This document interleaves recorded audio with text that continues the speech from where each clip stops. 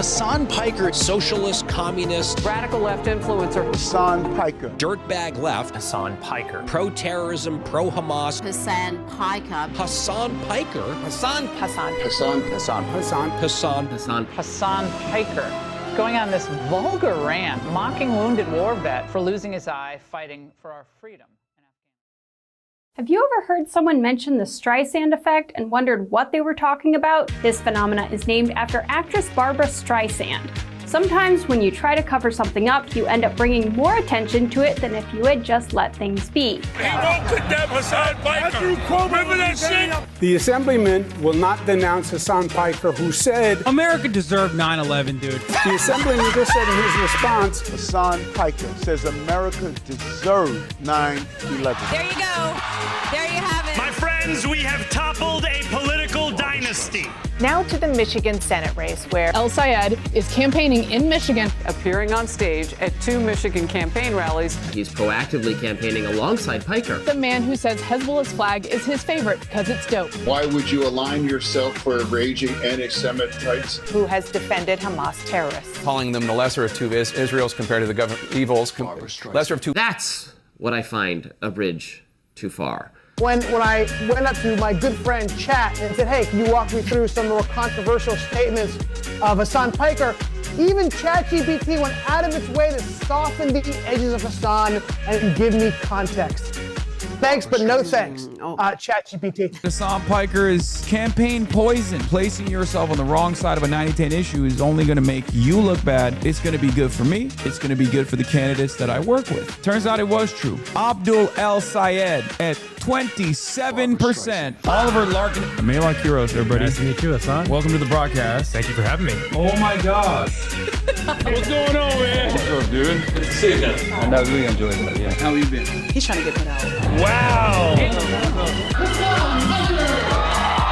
What's going on, everybody?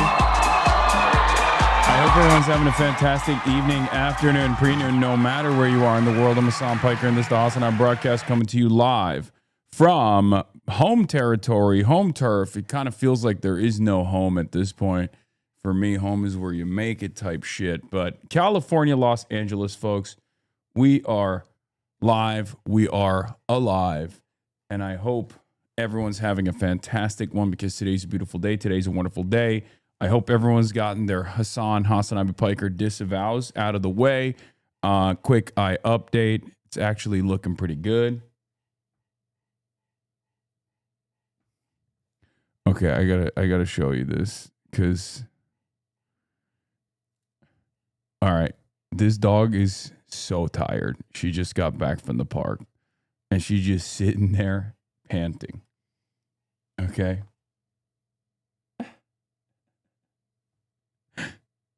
Oh my Lord. Okay. Anyway, we're live. iPuff is good. We're alive, and I hope everyone's having a fantastic one.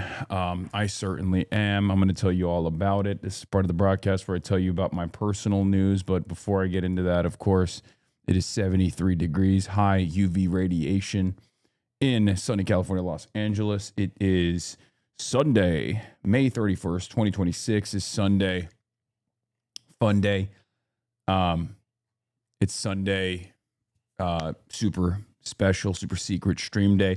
I wasn't supposed to stream today, but I decided why not, considering that we have some elections coming up. But yeah, this is a part of the broadcast where I tell you about my personal news. We're coming to you live from stolen Tongva territory. In any case, folks, say Nixon 5. I will not be saying such things. I will not be speaking out against the GOAT, the king. I'll be talking about that in a second, though. Yeah, so yesterday I ended the broadcast.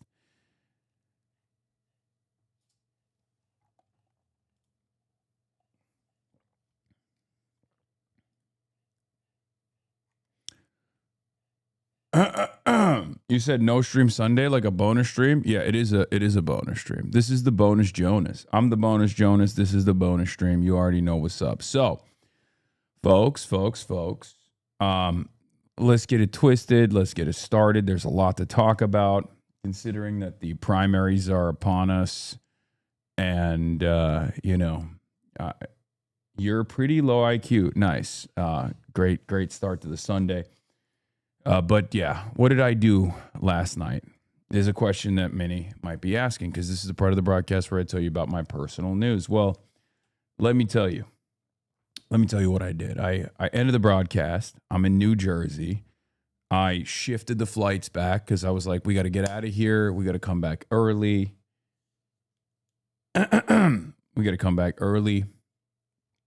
And so once I swapped the flights, I sat down. I got me some Wawa. And I sat down and I watched greatness happen. Now, a lot of you probably are familiar with this man. His name is Victor Wembanyama. But we know him as Wembanyama. That's right. I watched greatness take place last night.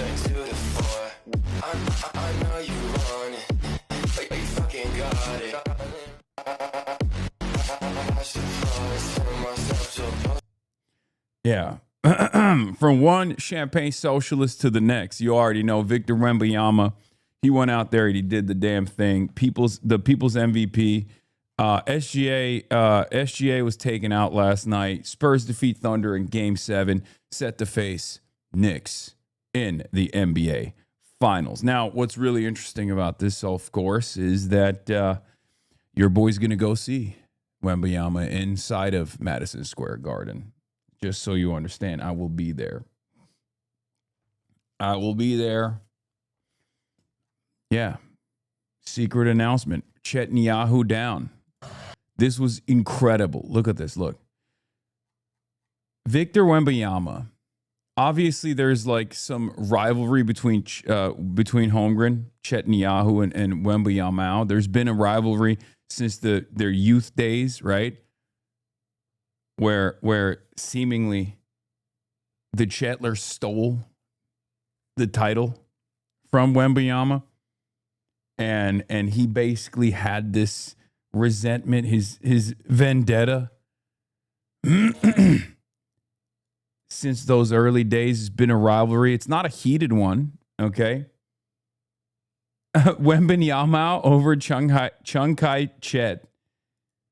Yeah. And we got to watch that last night. I didn't realize that Frenchmen can be so hateful. I'll be honest. Like, I think Wemby is genuinely redefining our understanding of France, the country, and French people in general. Because not only is he an alien, not only is he a fantastic player, but he's a little bit of a demonic entity. Okay? Because the way that he was operating up and down that court, I mean, god damn, dude. What the fuck? I mean, look. He very clearly got in Holmgren's head. Look at the way he was performing last night.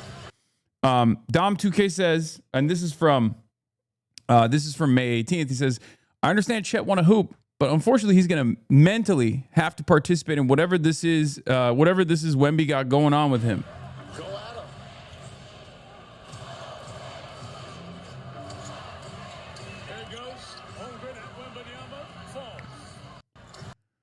And it's not even there. It's not even just that, but it's also the fact that I saw Chet Holmgren miss 2 back-to-back free throw shots. When you do that, there's something else going on, right? Because these guys are professional athletes, top of the game. Like, you got the yips. If you miss 2 back-to-back free throw shots, there is something going on inside of your brain. Okay? Look at him passing it off. He's like, no, don't give it to me. I don't want it. Let me reestablish. Oh no. Oh, god damn.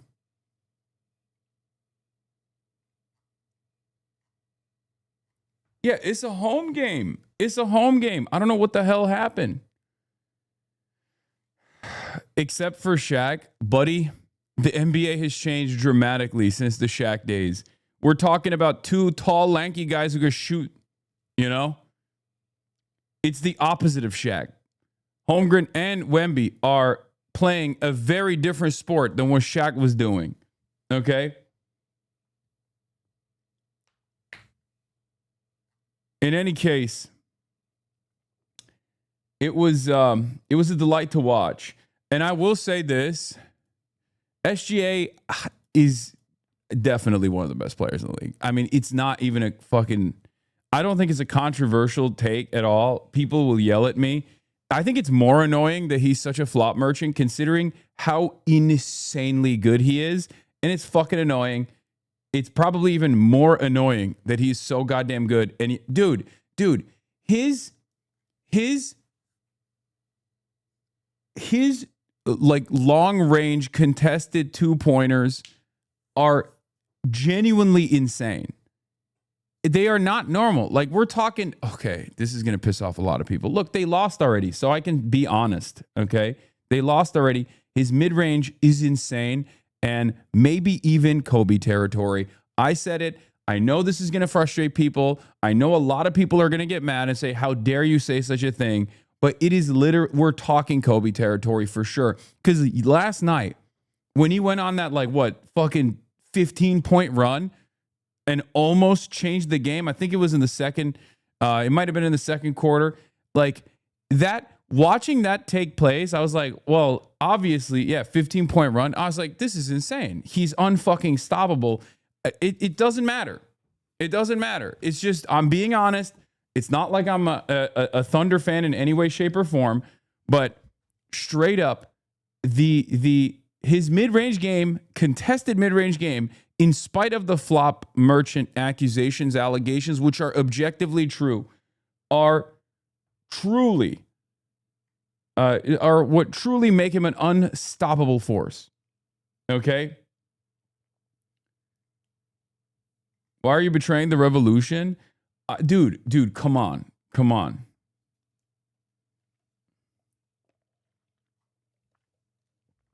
Aren't you a suit guy? Let's rock it. Man, it's a Sunday and I just traveled. Give me a fucking break. Sometimes it's going to be casual, okay? This is a secret special stream. But yeah, the reason why I'm saying Wemby is an alien but also a demonic entity is also partially because of this. Wemby to Carter Bryant, after he trucked SGA, I'm proud of you. This is beast mode. This is beast mode. Look at his lips. He basically spelled it out for him. He's like, no, I want you to hear this. Your quote tweet was crazy. Yeah. This dude, Wemby, got Reddit, Genshin, an anime fan, communist, K-pop Twitter, e-girl Twitter, and all of San Antonio behind him, bro. He finna have the greatest PR of all time. It's true. It's true. He does. He is so multifaceted. This also drew a lot of ire from like the politics Twitter guys who also are big sports guys. And it's one of the funniest things you can do when I saw a bunch of tweets being like, oh, Hasan, you don't fucking give a shit about basketball. Why are you even tweeting about this? Shut the fuck up. Get back to, tweeting about politics. And I was like, what are you trying to gatekeep the fucking NBA? Like what is, I'm sorry. Like, this is the thing. Like, this is the most, like, yeah, I'm a fucking LARPer. I have no team loyalty. I only like certain players, and I dick ride them into oblivion. Back in the day, it was LeBron. It still is LeBron, but also now is Wemby as well. I'm shameless about it. I am shameless about it. I'm sorry that I don't have a fucking altar for an individual team, and also, talk about how many failures I've sat through. You know what I mean? As though that like gives you any more legitimacy. I'm watching a sport and I like it. Okay. You can't gatekeep the NBA finals. Okay. I'm sorry. It's a thing you cannot gatekeep. This is not to be fair, you're a bandwagon fan. Yes. No, I admit it. That's the difference. I'm the guy who will always say it. I'm like, yeah, I don't give a shit.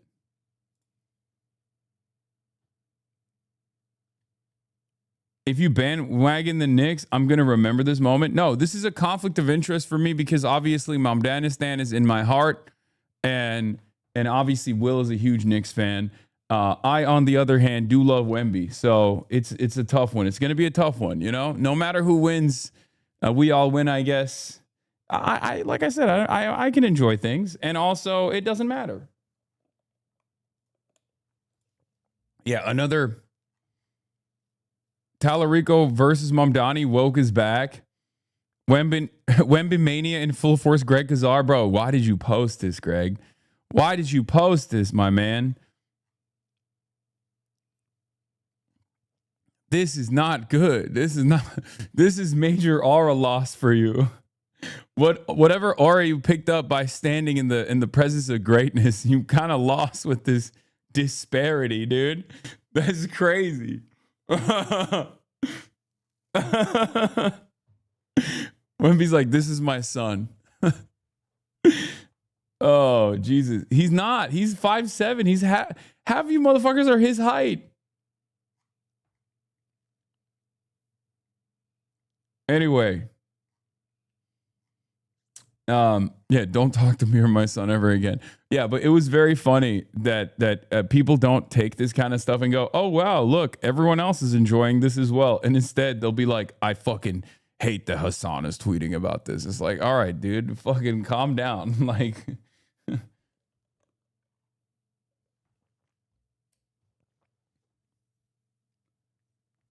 no more saying you're tired if you're not going to take days off. Why? I can do both. Get you a man who can do both. I can both say I'm tired and also simultaneously keep streaming and not take a break. Because, well, this is going to be a short stream today, regardless, because we have, I have the podcast.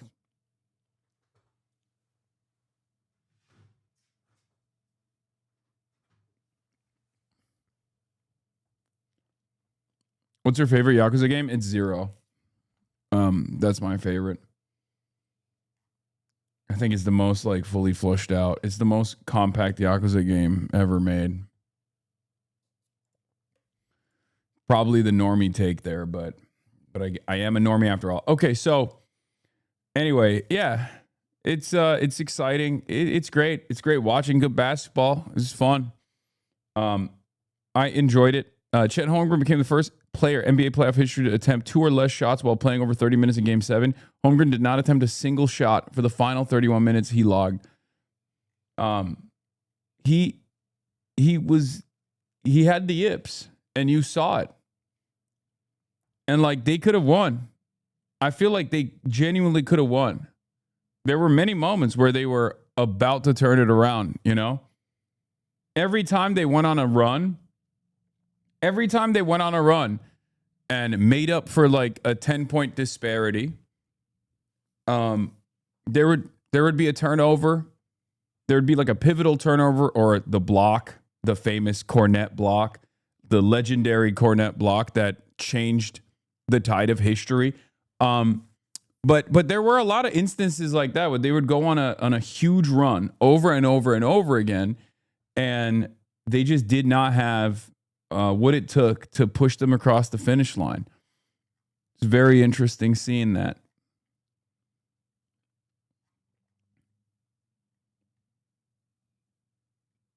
But yeah, that block was stupid. Anyway, let's watch this clip as well. Got one more thing to say.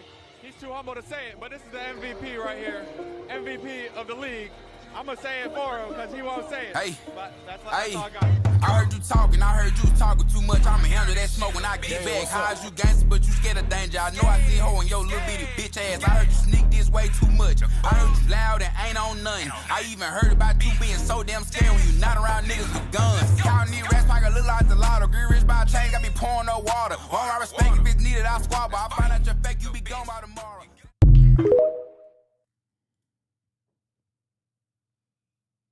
A loser for OKC is a win for basketball. I feel, okay, I need to be a little bit fair and balanced now that they lost. Because it's hard to be fair and balanced while they're winning. Because it's so disrespectful. You don't want the next meta for the youth to be flopping, okay? Like if Steph Curry changed basketball for the worse because of his 3-point shots, which I don't care. I feel like that's unk talk. SGA is going to change basketball for the youth to be constantly flopping. However, listen, Lou Dort was a war criminal compared to SGA. Cold take. Big Rago 2002. Thank you for the 10 gifted subs. Oklahoma City doesn't have much. Okay. Oklahoma City, as a matter of fact, has nothing. So letting them have something, anything, is good. What they have is a wonderful team. Yes, they sometimes play like basketball terrorists. Okay, straight up. Yes, sometimes very Israel style. They're playing to the referees. Okay. Yes, Oklahoma, tiny nation, size of New Jersey or size of Israel. It's true. But they got tornadoes and they got a fucking deep lineup, a deep bench of reliable talent. Except for when they become unreliable.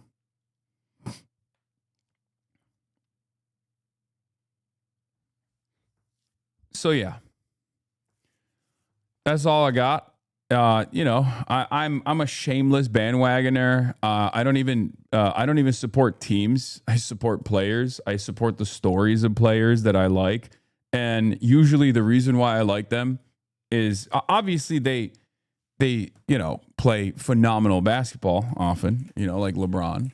But also what they do off the court is what I like. And their political takes and their worldview is something that I like. I mean, with LeBron, one of the things that always made me love LeBron was the fact that he funded a school. When given the opportunity to fund a charter school, he was like, no, I'm going to fund the public school. Like, that was huge for me. That's when I totally fell in love with LeBron. Aside from the fact that he was the GOAT and been the GOAT. And the same with Wemby. Did you see Dua Lipa got married? Okay, we're putting a blockade on news stories that upset me. Do we have a blast off meme?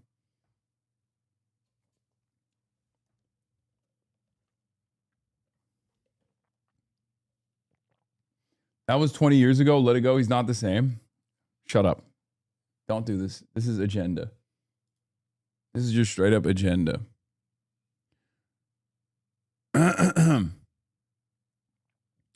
Yeah, I mean, this is literally, I'm sorry, this is what the IDF does, by the way. The fact that this was not a flagrant is also, once again, very Israel coded.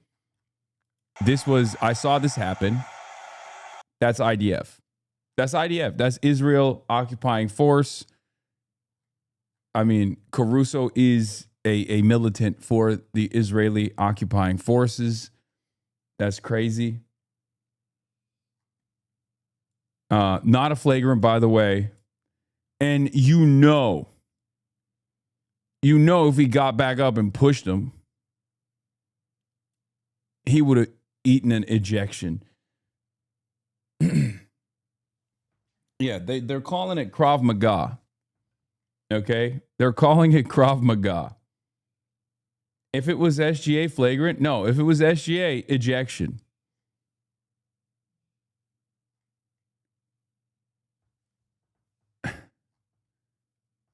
Yeah. Krav Maga, maybe, if you want to call it that. He's bracing for both of their fall. No. Are you kidding me? First of all, this is not how this started, okay? This is a wide open. He was literally wide open. Caruso comes up from behind him, catches up. Instead of even attempting a block, okay, he just straight up pulls him down. That's insane. It's the most obvious flagrant of all time. Yeah. He didn't just wrap his arm around him as he was attempting to go for the ball. He just straight up two-handed pulled him down, dude.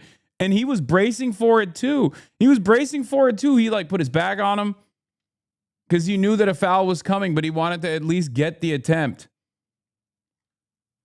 He wanted to make it a 3-point. situation.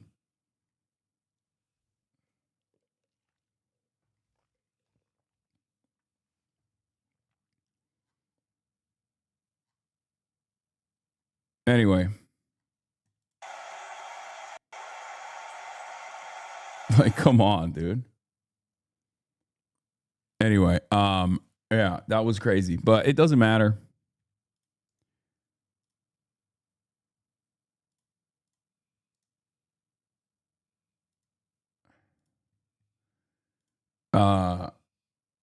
Analyze UCL soccer final fast. I have no what?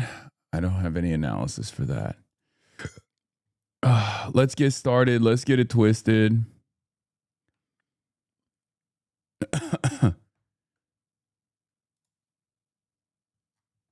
Watch the poster on. Oh, yeah. You got the poster on Chet? If you send it to me.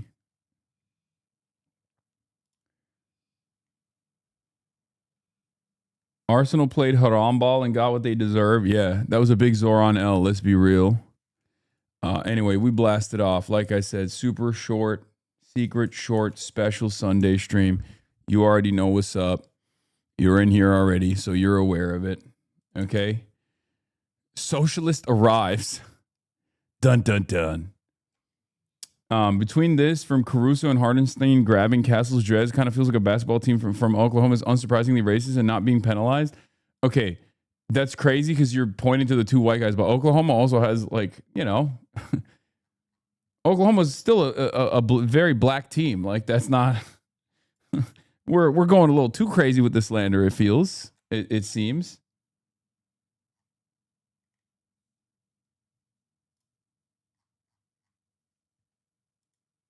Oh, he's hard. Oh.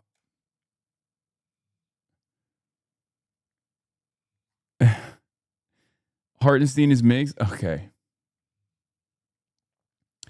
True. Forgot. My mistake. What is this? What did you send me? Well, Nithya whines about a TV hit from 20 years ago. Here she is hanging out a week ago with a pro-Hamas anti-Semite who believes we deserve 9/11. Do you agree with your pal, Hasan Piker? Did you celebrate 9/11 too, Nithya? Oh, God, I don't give a fuck about Spencer Pratt, bro. Why are you even giving this? Why are you giving this any attention whatsoever? Who gives a fuck? Anyway, all right, we're blasting off, folks. We're blasting off.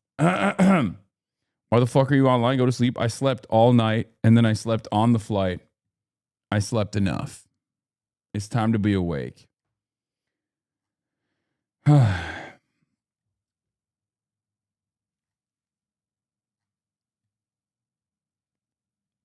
Okay, we'll do the Lego crime today because this story is unironically huge. Okay, it is unironically huge.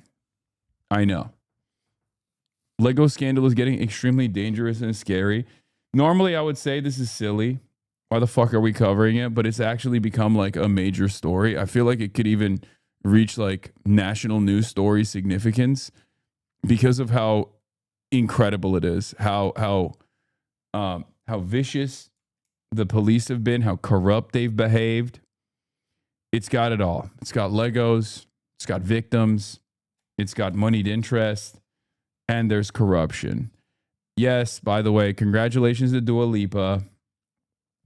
Congratulations to Dua Lipa. She got married today, officially. Okay. Rub it in. I'm just kidding.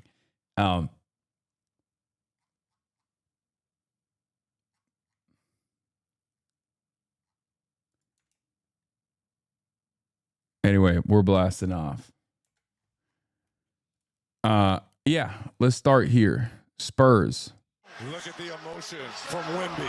This morning, the sound of victory. This is what you want to see. The reigning champion Oklahoma City Thunder are dethroned, and Victor Wembanyama. They were also clowning him for crying.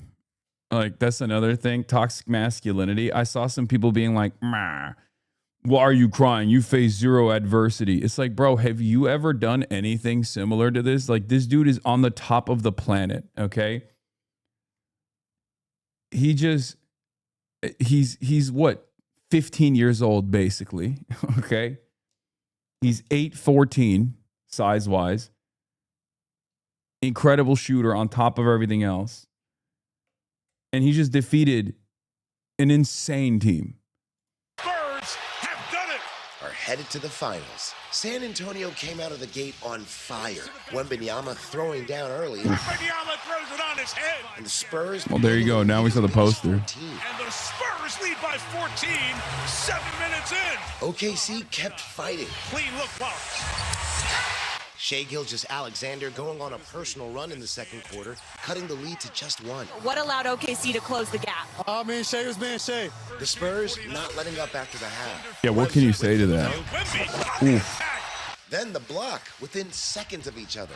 Wemby here, the last 2 plays. Julian Champagnie unstoppable, finishing with 20 points, 18 of them coming from beyond the arc. SGA doing everything to keep his team alive, ending off with a stunning 35 points, his highest of the series. He has done everything he can here. But it wasn't enough to keep the Thunder rolling. The Spurs are going to the NBA Final. The final, San Antonio Spurs 111, Oklahoma City Thunder 103. Victor Wembanyama, 22 points, 7 rebounds, named the Irvin Magic Johnson Trophy winner as the Western Conference Finals MVP. This feeling is, I can't explain it. It's so powerful. We want 4 more, we're not done. Go Spurs, go! All right, it's a 1999 rematch. Spurs and Knicks, San Antonio back for the first time since 2014. The Knicks, they are well rested, but this young Spurs squad, they're proving age is just a number. Game 1 of the NBA Finals will be Wednesday, June 3rd at 8:30 p.m. right here on ABC, guys. Yeah. Cannot wait. Cannot wait. Well rested for you up until Wednesday night. Yeah. Up until Wednesday night. I don't. Fox News and all the right wingers that were at DELANEY have been posting their clips. Apparently, this is one of the clips that they posted. Let's take a look at what they posted. Hasan Piker denies ties to Marxist millionaire after subpoena report.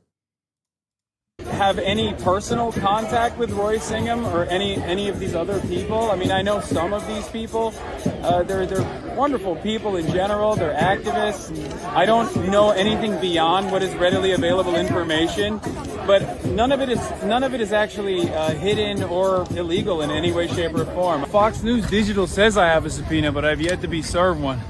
So I don't even know what's going on. Kind of feels like you guys have more insight into what the federal government's doing than I do, and I'm supposed to be subpoenaed. There were clashes again. Yeah. Bro, out of the whole interview, this is what they clipped.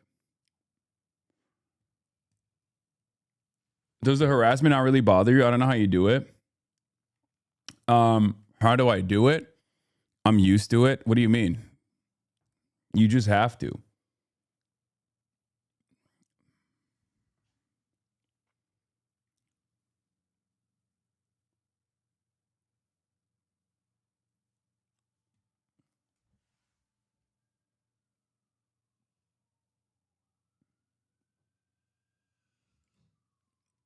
What is this?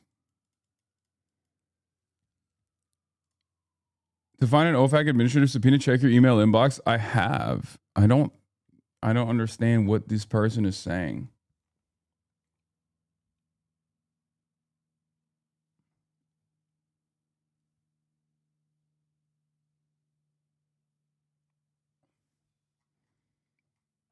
Why didn't you stream the rally, by the way? Miss seeing that? Because it was at 11 a.m. Eastern time.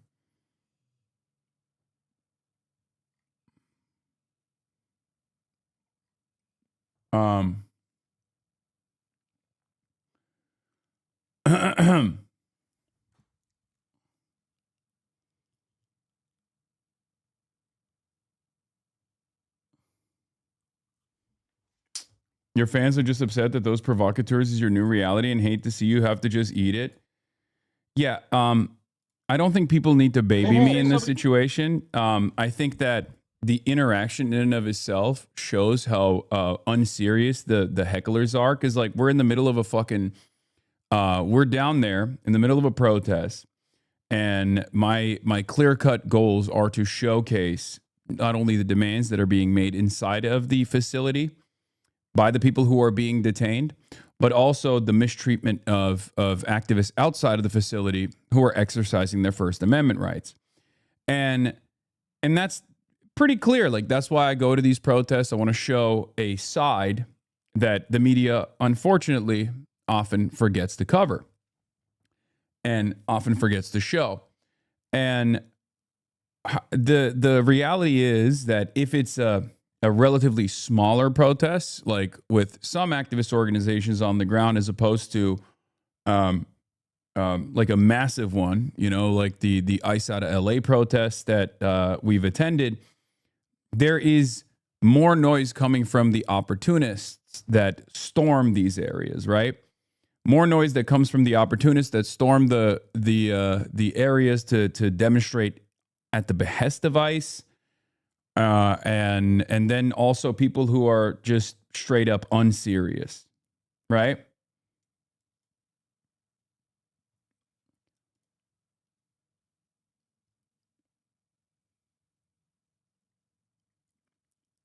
At the end of the day, I went there, no security. I mean, the people that were around us were like Adam Hamawi's a team.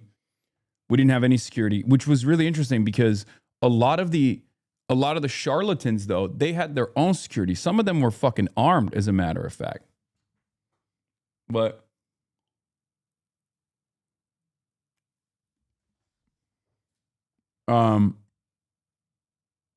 March was right about you saying frame one of your stream plans was kind of a dumb idea. No, those guys were there the whole day.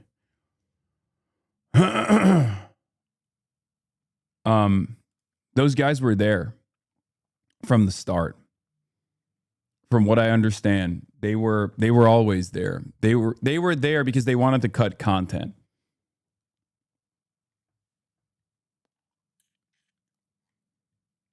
The Proud Boys were there too, but they had left by the time we got there.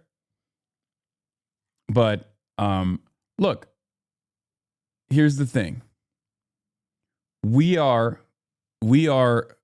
standing outside of a concentration camp where people inside of that concentration camp are on like day 8, now day 9 of a hunger strike, right? And people that have been trying to elevate their voices of those who are unjustly detained inside of the concentration camp are being tear gassed every night, being brutalized every night. If you go there with the express purpose of farming clout by saying you love Donald Trump or to support ICE, to support the Trump administration's processes, and you have no care or consideration for the people inside of that facility who are just human beings, right? If you don't see them as human beings, you're less than an animal. It's repugnant behavior. But there's I think a deeper layer of hell that is worthy for those who go there with no interest whatsoever. Like people who don't even go there to be pro-ICE, and people who don't even go there to to protest against ICE, but not even go there for some right-wing purpose, but exclusively to be a nuisance streamer. Genuinely the lowest of the low, true parasitic behavior. The person who said I'm IRLing at the concentration camp was unserious and discussing clip farmers. Basically, yeah. People who were like, fuck Dan Clancy. People who were like, you shock your dog, all this stuff. Like, these people are deranged. They're just deranged, objectively. And they look deranged. They don't look good in this interaction. It doesn't end up looking good for them when they do this kind of thing. So just simply saying like, which one of us looks normal in this process is usually fairly effective in denying a clip.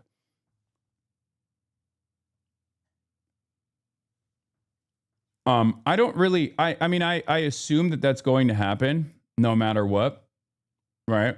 But what was shocking to me was like the actual people. What was shocking to me was the people who were like, you love the Democratic Party, you love the Zionist Democratic Party, fuck you, you love Israel's genocide. Like, dog, time and place, man.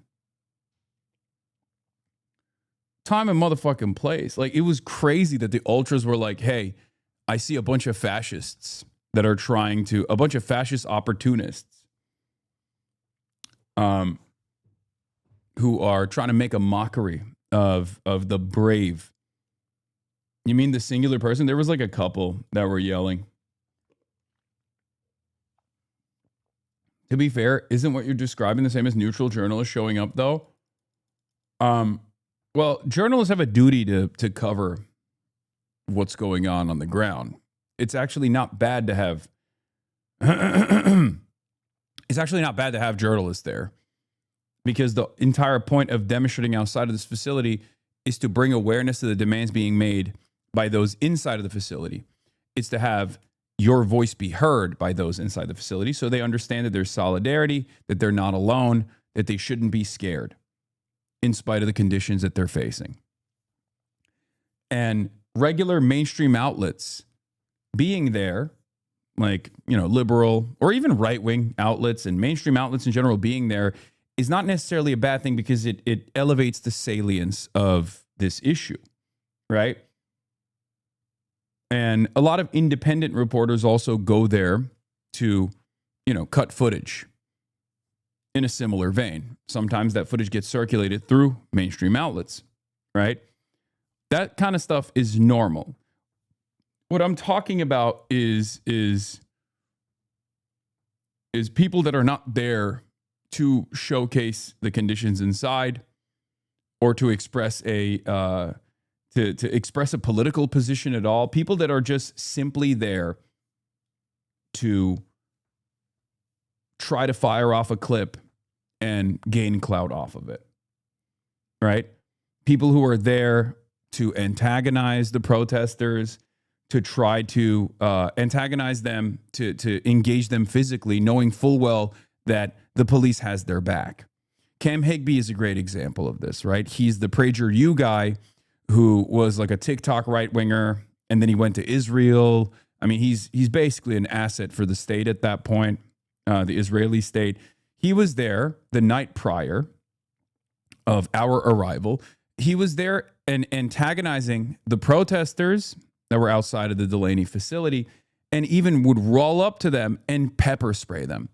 Like, he wasn't just antagonizing the protesters, he was also assaulting them. And he had an armed security person with him. An armed security person with him. What we assume is a, you know, civilian security officer, right? He had a security guard with a gun when he was doing that, when he was assaulting people. And then they ran into the facility. They ran into the ICE facility. So they're getting protection from the federal government to directly antagonize and even assault the good, kind, empathetic people who are out there trying to raise awareness and bring attention to the plight of their neighbors being unjustly detained inside of this for-profit prison facility, right? This for-profit immigrant detention facility.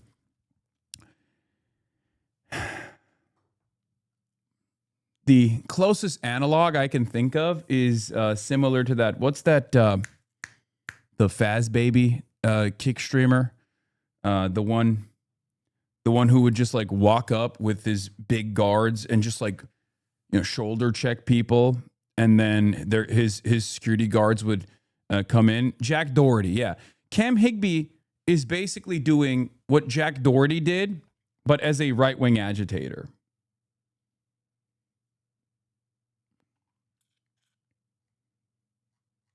Yeah.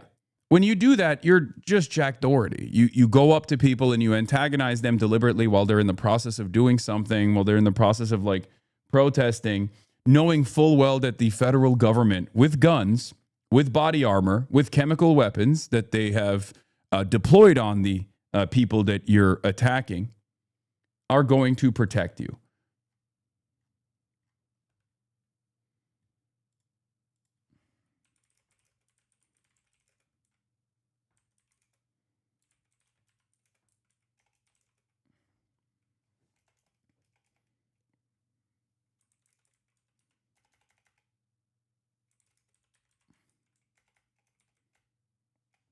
you know?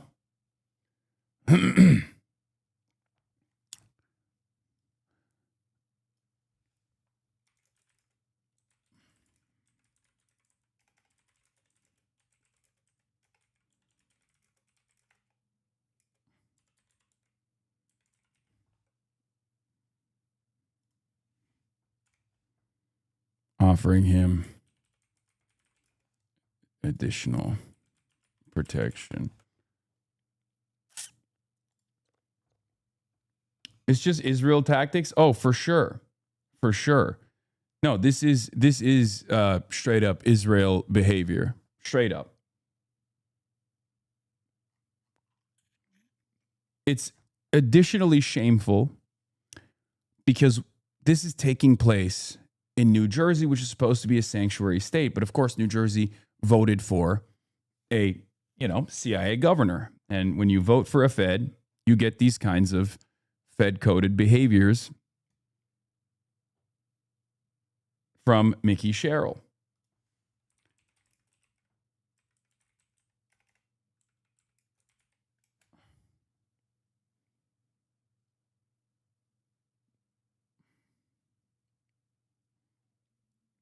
Mickey Sherrill herself is not CIA, but she's besties with Abigail Spanberger, who is. She was in the Navy.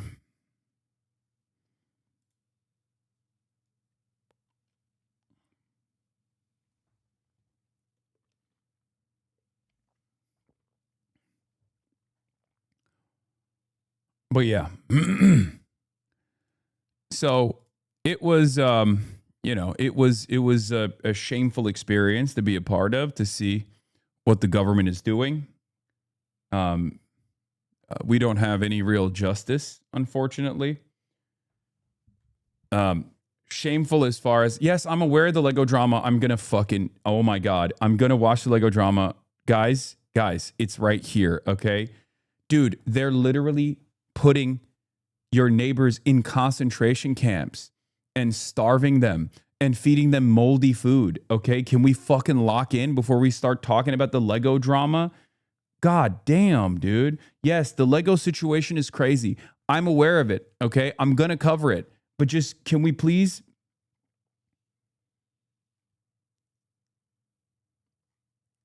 Oh my God. Why isn't there a single governor who would even consider using their resources to protect protesters? They lie and they claim that they're doing this to protect the protesters, but they're not.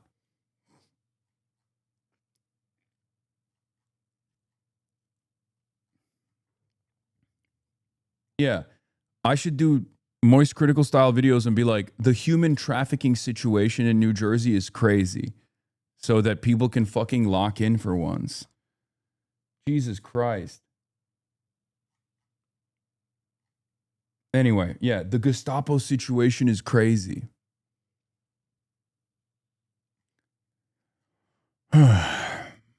Or better yet, we got to get Moist to cover the Gestapo situation being crazy, so people actually, so the coworkers actually fucking focus on it. Anyway, I know the Lego situation is crazy. We're going to cover it. I know. It's an interesting story. Let's start here, overnight though. Between protesters and law enforcement outside of an immigration detention center in Newark, New Jersey. NBC's Valerie Castro is on the scene with the latest. Valerie, good morning. Willie, good morning. We are now entering day 10 of these protests here outside Delaney Hall in New Jersey. And overnight, things heating up once again between protesters and law enforcement. The crowd last night was met by state police carrying riot shields and deploying tear gas after protesters attempted to push over metal barricades that had been set up to create protest zones. Beginning at midnight, Newark's mayor announced a curfew for the area that will be in effect from 9 p.m. to 6 a.m. going forward. DHS posting that the area was secured with the help of local law enforcement. This all comes after intense clashes Friday night, and earlier that day, New Jersey State Police stepped in at the direction of New Jersey Governor Mickey Sherrill to handle the situation while federal agents withdrew. The governor said she had hoped it would help avoid escalation, but things turned chaotic when police say protesters did not heed orders to disperse and tear gas was deployed. So far, at least a dozen people have been arrested as a result of these demonstrations. The protests were sparked by reports of a hunger strike inside inside the facility, detainees there complaining of inhumane living conditions and spoiled food. Governor Mikey Sherrill says she has requested access to the facility so she can see those conditions for herself, but she says she has been repeatedly denied. She's also calling for the facility to be shut down altogether. Willie? Valerie Castro in Newark, New Jersey this morning. Valerie, thank you. Hey, thanks for watching. And don't forget, you. Anyway, so the point of sending in the state police is to provide an incident where protesters are in clashes with local cops as a way to marginalize them away from the Democratic Party base. This is a direct attempt to aid Trump. Yeah.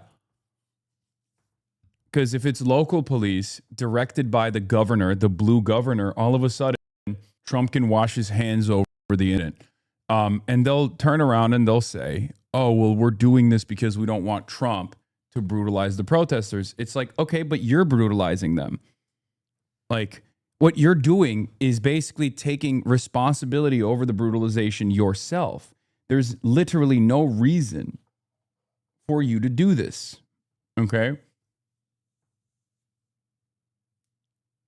There's no reason for you to do that. If you are the governor of a blue state, if you're actually the governor of a blue state, use your police force to protect, if you're going to deploy them, to protect the protesters.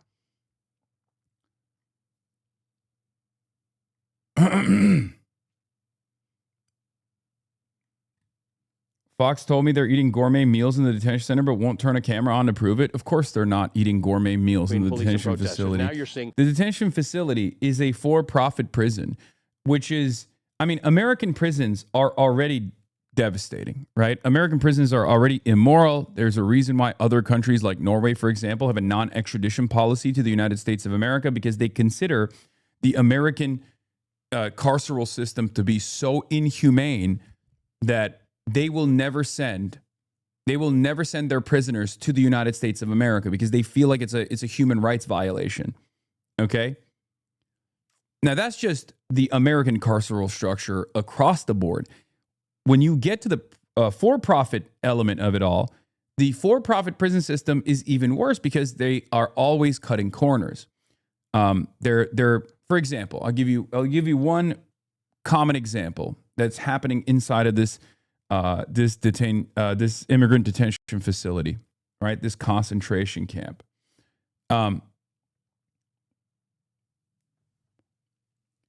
They have one doctor for the entire facility.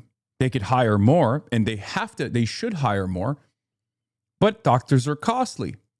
And if you don't actually treat the human beings that you are locking away as real human beings, then you don't need to offer them the necessary medical attention. Geo and CoreCivic are the two major for-profit prison companies, right? They are the ones who write the laws. They are the ones who literally write the laws to ensure that there are still mouths being fed, because there are beds that have to be filled inside of their facility. So they write the laws to make sure that there is a more draconian system in place so they can continue making money. Geo Group very famously had an investors call right after Donald Trump got elected.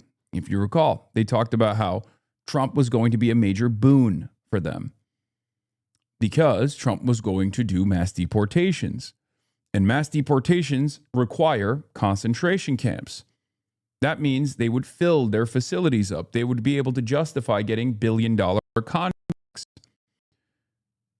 That facilities cost to the federal government, as Adam Hamawi, who's running for Congress right now, explained yesterday, is $10 million a day, $15 billion a year. Hiccups? I don't know what's going on. I'm not experiencing it. I'm not seeing it on my end.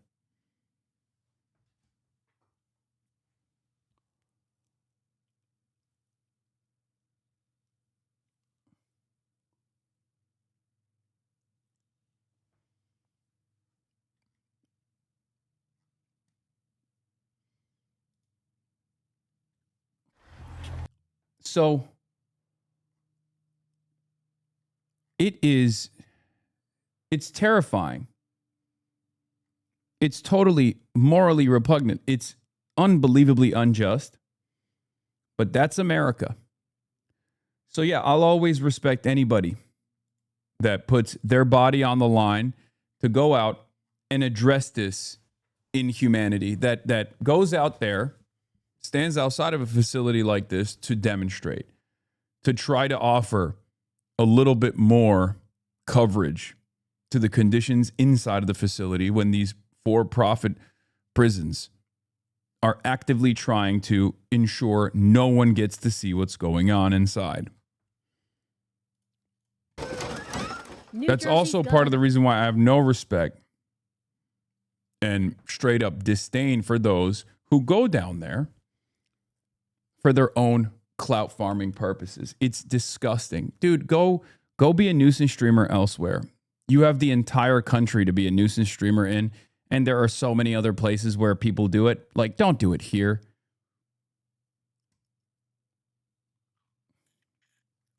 Don't fucking do it here, man. That's how is that even possible? Like, I just I actually don't understand it. Is calling for de-escalation after days of demonstrations outside Delaney Hall, an ICE detention center in Newark.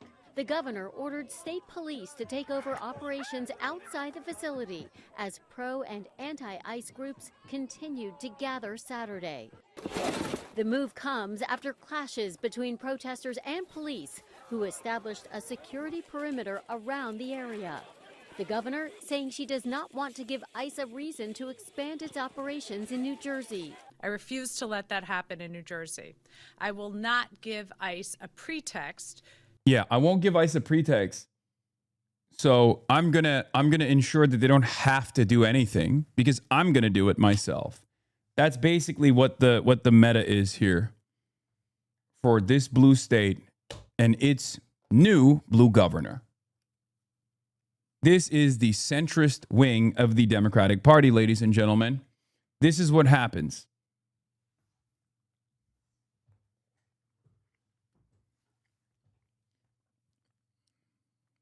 I didn't want you to fight me, so I just punched myself in the face, you know? It's great. To expand operations at Delaney Hall or across our state. I will not put lives at risk. The protests have been underway since May 22nd. Activists and Democratic leaders allege the roughly 300 people detained are living in poor conditions and aren't being properly fed. I support democracy and I support the freedom to speak, the freedom to gather, the freedom to live. And without having to worry that you're going to get kidnapped off the street by somebody in a mask and a uniform. On Saturday, police stood between opposing groups of demonstrators outside the detention center. The message here is that we love and we respect immigrants who come here and show love and patriotism towards the country. But if you want to immigrate here, there's a right way to do it. The Department of Homeland Security is pushing back on claims about conditions inside the facility and denying reports that detainees have launched a hunger strike. Yeah, except they're not, because Tom Homan did openly admit that they are, and he said that he would actually force feed them with tubes. So I don't know why ABC 7 Chicago is covering what the state is saying as though it's God's honest truth. And they even had that like classic agitator wearing a Persians for Trump shirt too. He went to the protest to be in support of ICE. And it's one of these things that like is one of those takes that is commonplace and is disgusting, honestly. When they're like, oh, why don't these guys come in the right way? First of all, they are. Okay? Half of the people that are detained by ICE are people actually seeking asylum. They have court dates. ICE actually knows where they are. They go to their homes to grab them, or they go to the court dates to grab them, as a matter of fact. These people are not illegal. They're even grabbing American citizens at times too, but I'm not even talking about that. I'm talking about like all of the non-citizens that ICE grabs. The overwhelming majority, well, first of all of them, every single one of them that is grabbed off the streets is not like a criminal in any way, shape, or form. They have a civil case with the federal government to get their paperwork. So they're waiting. They're in the process of waiting out their paperwork so they can, work. Many of them also have TPS, temporary protected status, that is revoked on a moment's notice like this in an effort for the administration to justify higher numbers of mass deportations.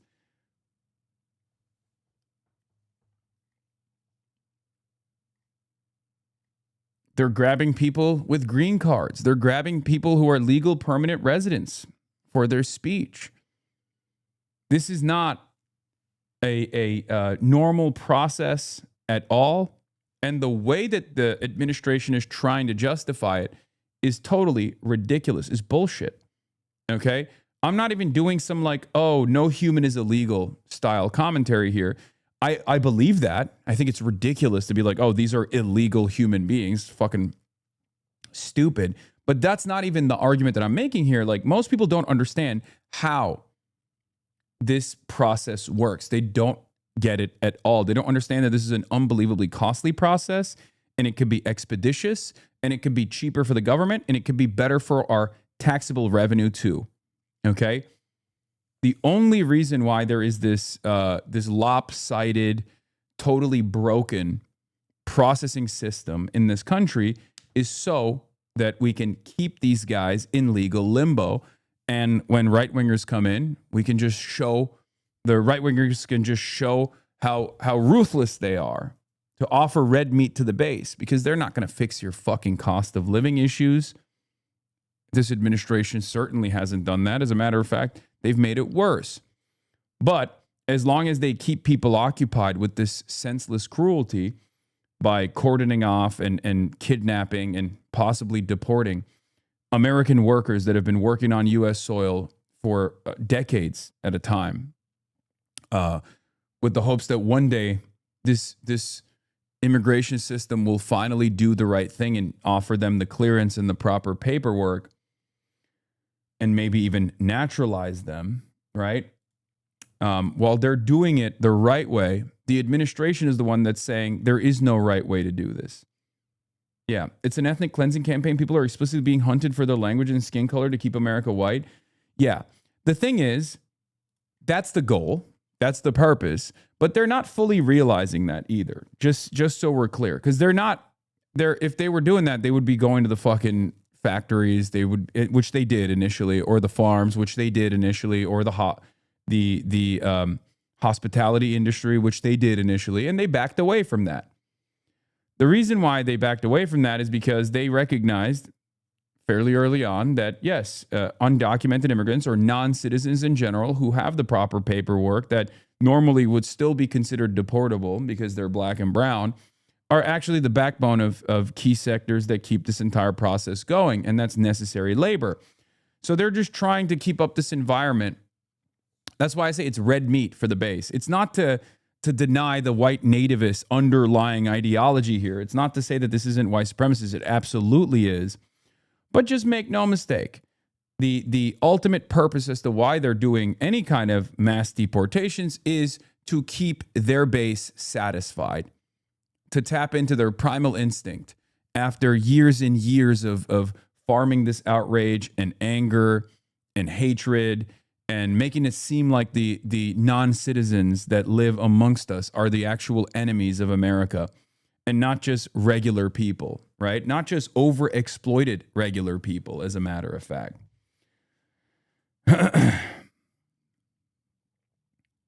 But yeah, it's incredibly cruel. And Democrats have absolutely participated in this process. They voted for the Lake and Riley Act. They voted to fund ICE further and further when they were in office, when they were in charge. And some of them even continue to do so while Trump is president, right? It's disgusting. And I want to change that. I want to change that system. And part of that, aside from demonstrations, aside from doing everything you can to change this dynamic, part of that also revolves around getting people elected who will make a big fuss. Because when you're a congressperson, you have a lot of power. You can go and look at these facilities, for example. When you're a congressperson, you can also demand, you can also caucus with other members of Congress and demand to reduce the expenditure to ICE, reduce the amount of money going to ICE, demand accountability for ICE. This is how you're supposed to do it. I know it sounds ridiculous. You're like, whoa, there's no guarantee. And the Democrats themselves are doing this as well, which is true. And that's what I'm trying to fucking change. All right? It's not a one-stop shop. It's not a silver bullet. You don't just vote for the right Democrats and magically everything is solved. That's not how this goes. Okay? But every bit helps. Of Homeland Security is pushing back on claims about conditions inside the facility. Anyway, here is the anti-ICE chaos erupts as governor points blame to national extremist groups. Welcome back. Anti-ICE protesters raging out of control. Tensions boiling over outside the New Jersey detention center. The story is not the far left activists continuing to rage at ICE in New Jersey. The story is the real story is the horrifying conditions inside of this facility. Okay. And the governor acting as though she's powerless to put a stop to it and using what power she does have to basically work alongside the MAGA movement, alongside the Trump administration, because these are state troopers in anti-riot gear on horseback. These are state troopers that are brutalizing New Jerseyans, okay? And also Associated Press reporters and numerous other people. I'm begging you, I'm in so much pain. Injured Associated Press photographer Angelina Katsanis yells at New Jersey State Police as they refuse to let her go to hospital for a knee injury she got covering anti-ICE protests. This attack on journalists went on for 4 minutes. They're doing Israel shit. They're doing Israeli occupying force shit, okay? It's disgusting. Democratic Governor Mikey Sherrill backs their cause and refuses to point blame. Watch. New Jersey law enforcement established a peaceful, protected protest zone in the area outside Delaney Hall. We know that people from outside the state have been interfering in the protests and escalating them. National extremist groups have become involved in the protests here today. To the people coming from out of state to create chaos and dangerous situations, you should not be here. You know, I don't recall seeing any violence from protesters. I'd have to look back. Our next guest served as the director of removals for ICE in New York State. Tom Feely joins us now. Tom, Governor Sherrill there is literally admitting the loud part out loud in saying that these outside groups are now coming, but they're coming because they're being paid in many cases to support the simply no deportations of any kind, not even for criminal illegal aliens. Do you think that this is all on her? Good morning. Thanks for having me, Griff. Yeah, somebody might want to get the governor a mirror because these elected officials want to go out there and stoke the flames about laws that have been on the books since 1996 and signed by President Clinton. And, you know, then when it gets out of control, which it always does, we've seen this playbook so many times, they want to point fingers at ICE. And, you know, somebody really needs to get her a mirror because her and the mayor up there are responsible for these actions.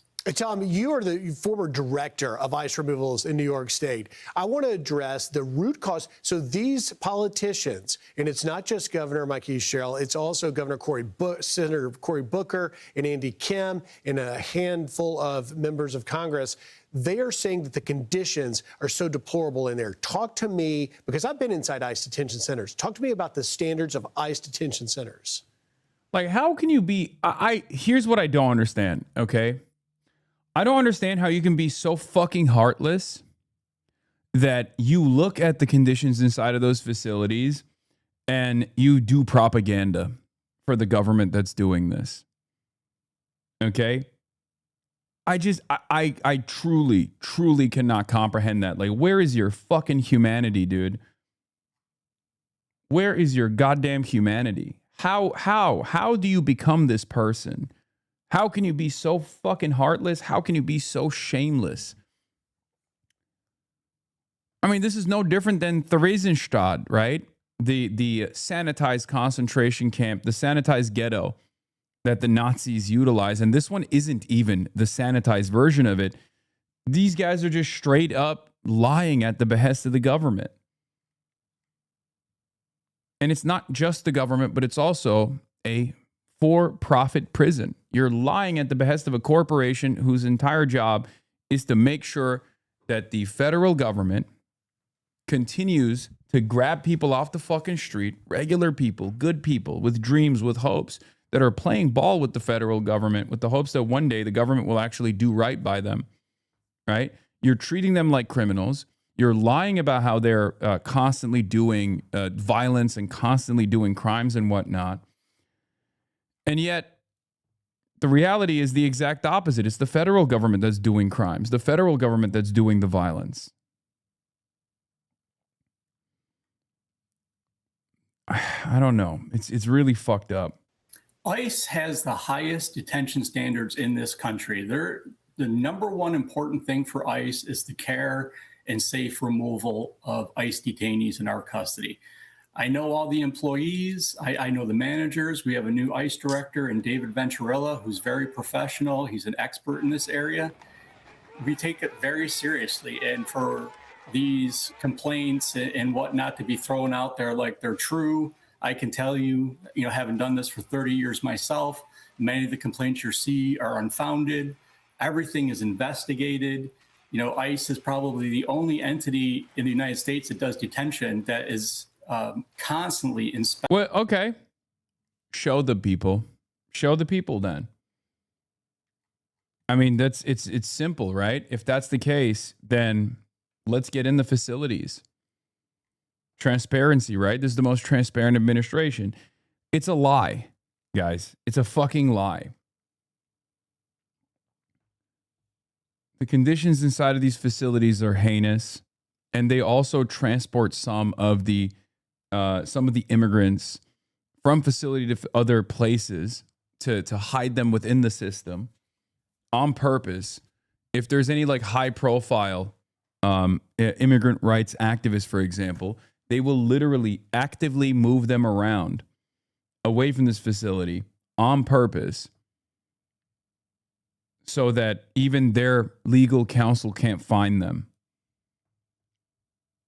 It's disgusting. They do it in secret. Guy says ICE is great and all the employees are perfect, then says we have a new ICE director. Wait, why did we need a new director if everything is perfect? Yeah. Acted by other government organizations, NGO groups. I mean, ICE really is, specifically ERO, they are the experts in detention. And I want to address one more claim that really, I think, is unfounded, and that is Senator Andy Kim was talking about these detainees are not getting due process. Others have said that, but yet when I talk to my ICE sources, they say every one of these individuals have gotten their day in immigration court, have gotten due process. What say you? No, they didn't, because immigration court is also a sham. A lot of people think immigration court is a totally separate entity. It's not. It's a part of the federal government. It's actually not. It's not the same as like the rest of the judiciary, which even then we have a lot of partisanship in all of the court systems because of court packing. Obviously, the Supreme Court being the example that everybody knows. But the immigration court is a part of the federal government, and therefore, all matter of immigration related incidents and the way that these judges actually look at, is a part of the executive branch. So if the executive branch changes, as it has in this situation with Donald Trump, they change their processing methods as well. Okay? So as a part of the administrative apparatus, when the administrative apparatus decides, no, we're not giving anyone approval, it's basically just a rubber stamp deportation order. People think it's a fair process. It's not.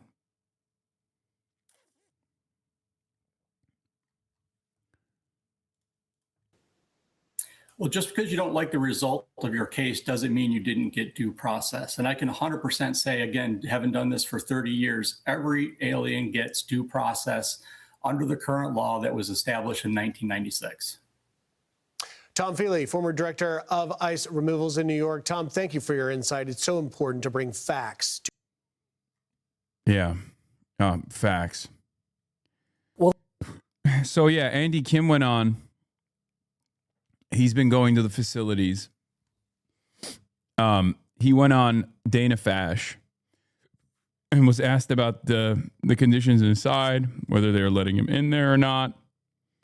And then also on top of that, they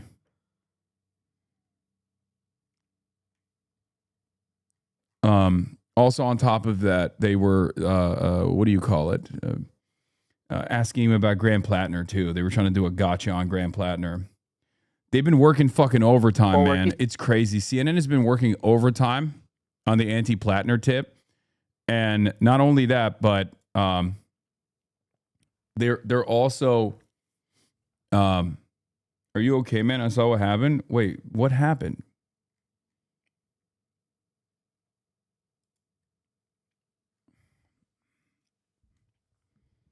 Yeah. Oh, Dua Lipa got married. Fucking asshole. No, I'm not okay.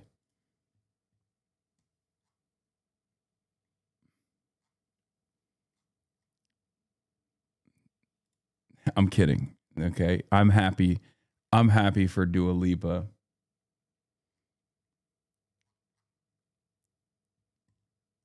When you did this interview with The Bulwark, you said this, quote, "No one who voted for the Laken-Riley Act should have any role in the future leadership of the Democratic Party in this country. It's disqualifying, just like the Iraq War vote." Now, some of the people that voted for the Laken-Riley Act, Ruben Gallego, Mark Kelly, John Ossoff, Raphael Warnock, Alyssa Slotkin, you think all of those leaders should be disqualified from being the presidential nominee of the Democratic Party on that basis? Well, they should have to explain at least why they voted for it. It was a terrible vote. And I didn't mean to personalize it, but the reality is that it allowed for deportation without due process. And when Trump came in, we had Democrats voting for Laken-Riley. And then you see ICE on the streets engaged in mass deportation, separating kids from their parents. I guess as a son of immigrants, this is very personal for me. I am tired of a Democratic Party that apologizes for immigrants. I'm tired of a Democratic Party that throws immigrants under the bus.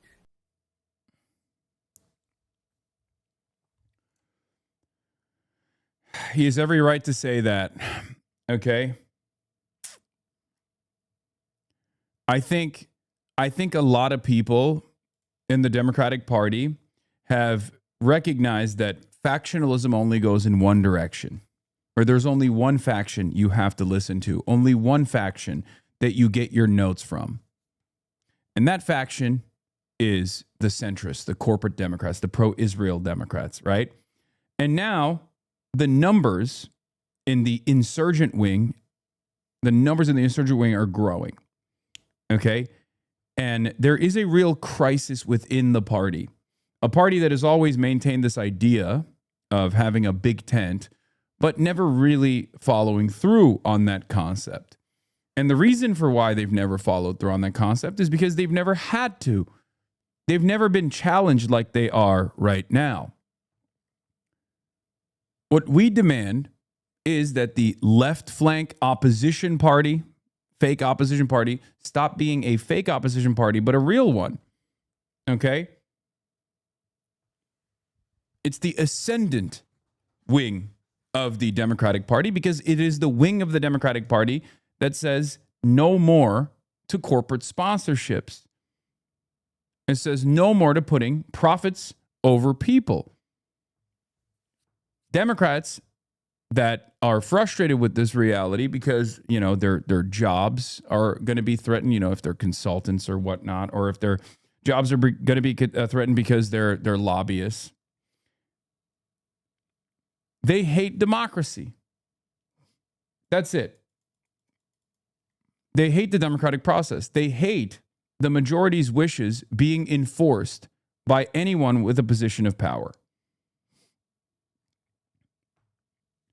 And that's why you hear them punch left all day, every day, at a time when the entire party should be united, when the entire, not just the party, but people outside of the party as well, those who oppose what this fascist administration is doing, those who understand that fascism is here and want to fight back against it should be united, fighting as a singular force, because we don't have time. We don't have time to engage in factional infighting. Do you oppose fascism or not? And the unfortunate reality is that many people in the center of the party's levers of power, the Democratic parties, they do not oppose fascism. They actually love it, sometimes secretly and sometimes openly. They would much rather protect their comfortable sinecure, their ivory towers, while the rest of the world falls apart.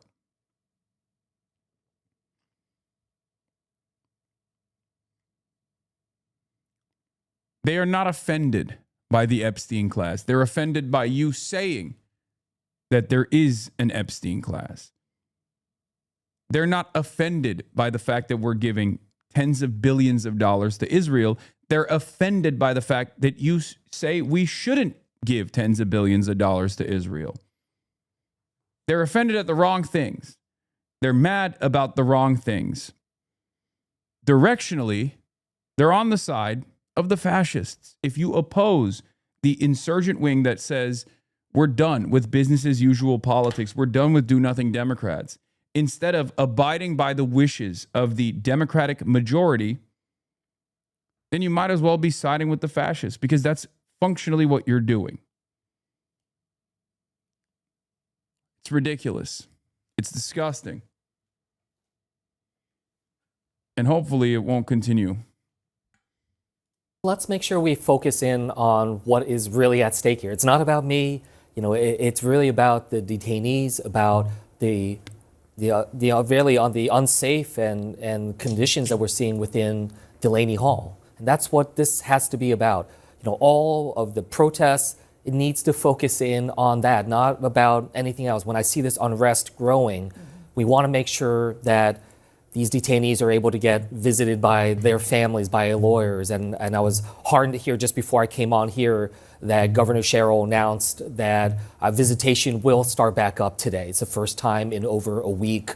And these families of these detainees have been just besides themselves that they haven't been able to see their loved ones. But being able to make sure that we're focusing on increasing the medical care.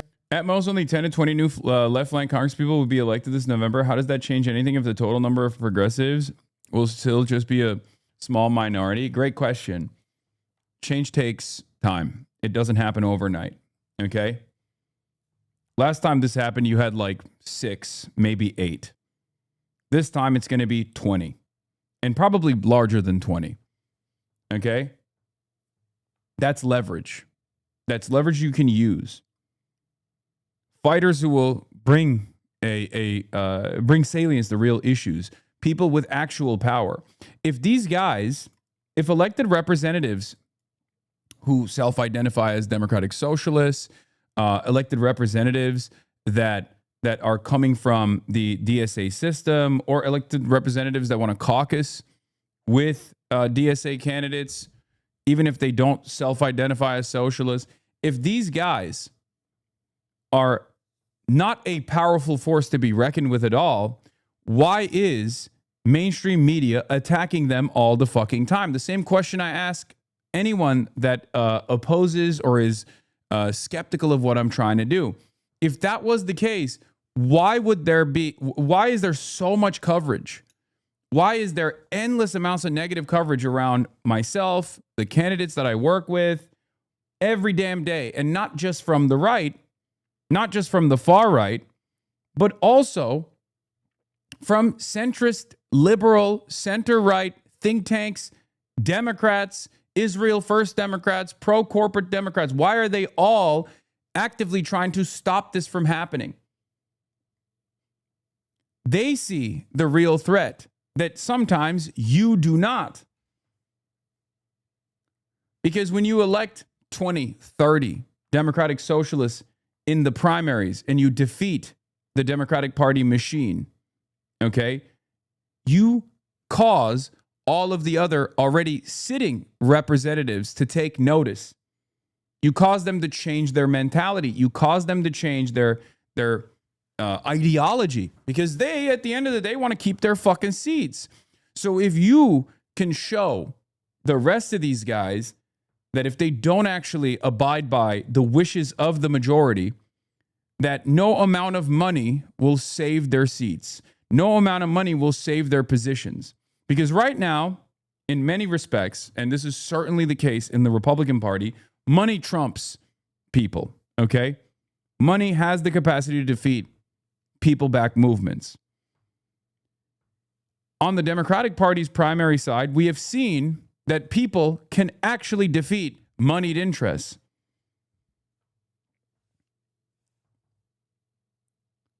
They understand, those in positions of power understand the genuine threat of a good alternative. That's why they oppose Zoran Mamdani nonstop, and they continue to take pot shots at him until it becomes impossible to do so without incurring some kind of political penalty. Zoran Mamdani is the method in many respects. Although I have my disagreements with him, with the way that he operates sometimes, I feel like sometimes he leads by fear, which he shouldn't, right? But for the rest of the population, they look to Zoran and go, why can't we have that? Why can't we have our own version of this? Why can't my congressperson be exactly like that? Right? And once people start demanding that, once people start demanding their representatives represent them, the ones who are already in comfortable seats will no longer feel so comfortable, will no longer entertain business as usual politics. We'll have to put up a stronger opposition. Okay? That's it. That's how movements grow. That's how you participate in mass politics.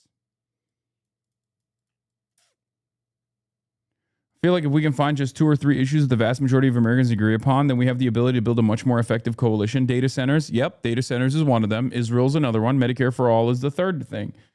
Yes. ICE is another one as well. Yeah. People are united on this stuff. The issue is we don't have a real democratic process. We don't actually run candidates all over the country because it's far too costly. Because as it stands currently, we don't have the organizational capacity. We don't have the logistics to combat the Democratic Party's turnout machine, for example, in the primaries. Housing, labor, yes, yes, yes. All of that.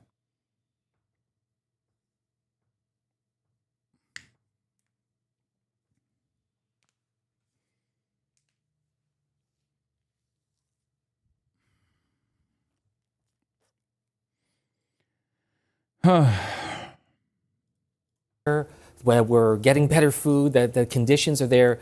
That's where we need to be focused on. It shouldn't be easier for ICE to deploy pepper spray and riot police than to be able to provide medical support as well as better food. You know, we're seeing these images.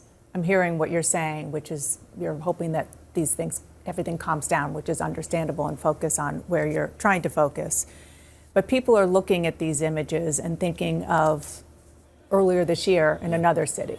Are you concerned about that? Oh, I'm hugely concerned. You know, absolutely. I've gotten so little sleep this past week. I mean, this has been, you know, one of the most difficult weeks of my entire life. And again, it's not about me. It's just I am so worried about my state. I've not seen my state with this level of precariousness during my entire time, you know, in elected office. So I'm worried about what comes next. It's uncertain. And I'm hopeful again. The reason why I keep going back to, you know, the detainees and their families is like that needs to be our North Star right now. Because I get it. I talked with a lot of people.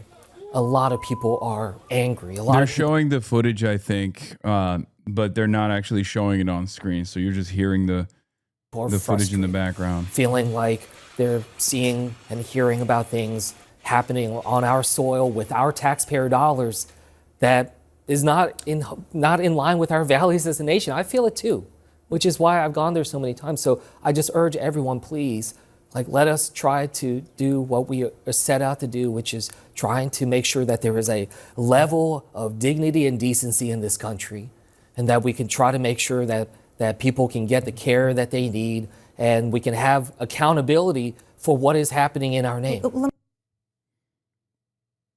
The final countdown to the primary elections. Anyway, closest tears I've ever seen a politician. Yeah. It's devastating. It's disgusting. This clown endorsed AIPAC stooge Grace Meng. When you endorsing Chuck, I don't have a dog in any of these fights. Vote for the leftmost candidate always, okay?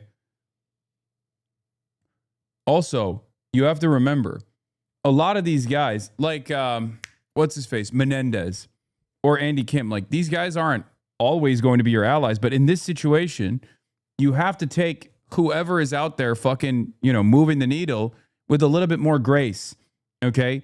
This is one of the most frustrating aspects that I hear from the left, that will literally go there and be like, well, this guy fucking sucks. Fuck this piece of shit. Yeah, I know. His biggest donor is J Street, Andy Kim's, okay? It's just like, what do you want me to do? Shit on him while he's literally out there at the fucking ICE facility? Yes, there are plenty of issues that I have vehement disagreements with, but in this moment, they're doing the right thing. I'm not going to fucking try to punish them, okay? If you can understand not constantly bringing up Thomas Massey's insane worldview because he's a important advocate for Palestinians and has done a lot of work, tackling the direct links that this administration has to the Epstein class, then you can understand cooperating with Democrats from time to fucking time.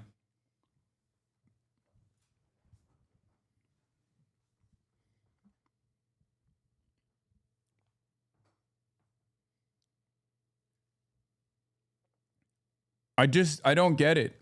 There's this weird inconsistency on some of the loudest voices on the fucking left, it seems, on the internet. And I see it maybe too much because it's in my algorithm and it ends up looking like I'm left bashing or whatever. But goddamn, dude, I expect a little bit more charity. I expect a little bit more charitability. I expect a little bit more, pragmatism. Use your fucking brain. If you're defending Tucker Carlson as a fucking loyal soldier in the cause, then you can make that same calculation in this circumstance as well. If someone is actually, if someone is actually fighting on this issue, straw manning, yeah, that's what it is. Can we be real for one moment? There are a lot of people who think opposing people like myself or opposing Democrats across the board, even when a Democrat that you don't like, and there's certainly many of them that I shit on with regular frequency, is doing the right thing, and they think that's the peak of activism. And we got to stop that, okay? Anyone that's participating in direct action, anyone that's actually moving the needle on an issue, recognizing the humanity of those who are detained inside of this fucking facility, is doing the right thing. And until they stop doing the right thing, like you can make that argument for Mikey Sherrill, right? Mikey Sherrill tried to go into the facility. Okay, great. And then what did she do? She turned around and sicked the state troopers on her own constituents that are protesting outside the facility. Up until the moment she did that, you give her grace. When she actually flips it around, you give her hell. That's how this works.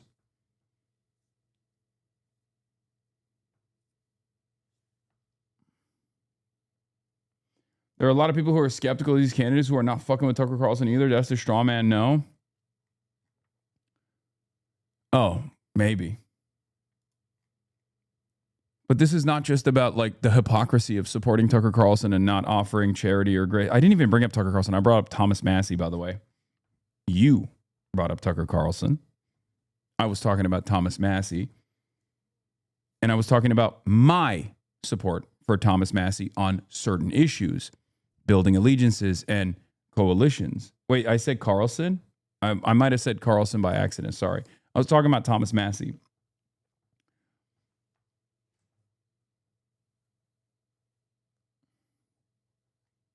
Apologies.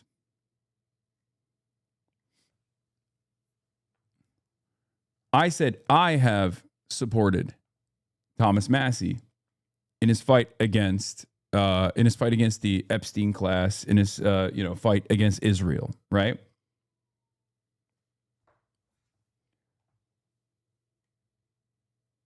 And as far as giving grace to people on certain issues because they're doing a decent job on those issues, like Tucker Carlson, okay? This time I'm using Tucker Carlson. It's the same. And if you don't give grace to either, even if you find yourself to be fucking consistent, you're stupid. Like, do you understand? Like, if you're like, well, I'm actually the most morally pure person. Okay, well, then you have you're behaving with no stakes. You're acting as though we have the numbers already to just like fucking cast aside people. You know what I mean?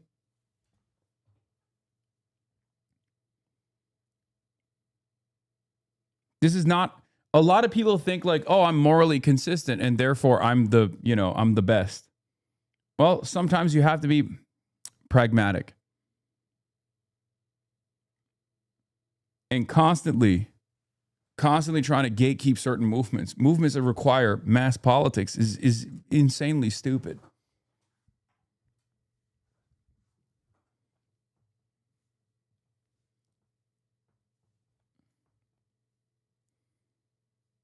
How does this not contradict with you saying vote for the leftmost candidate? What?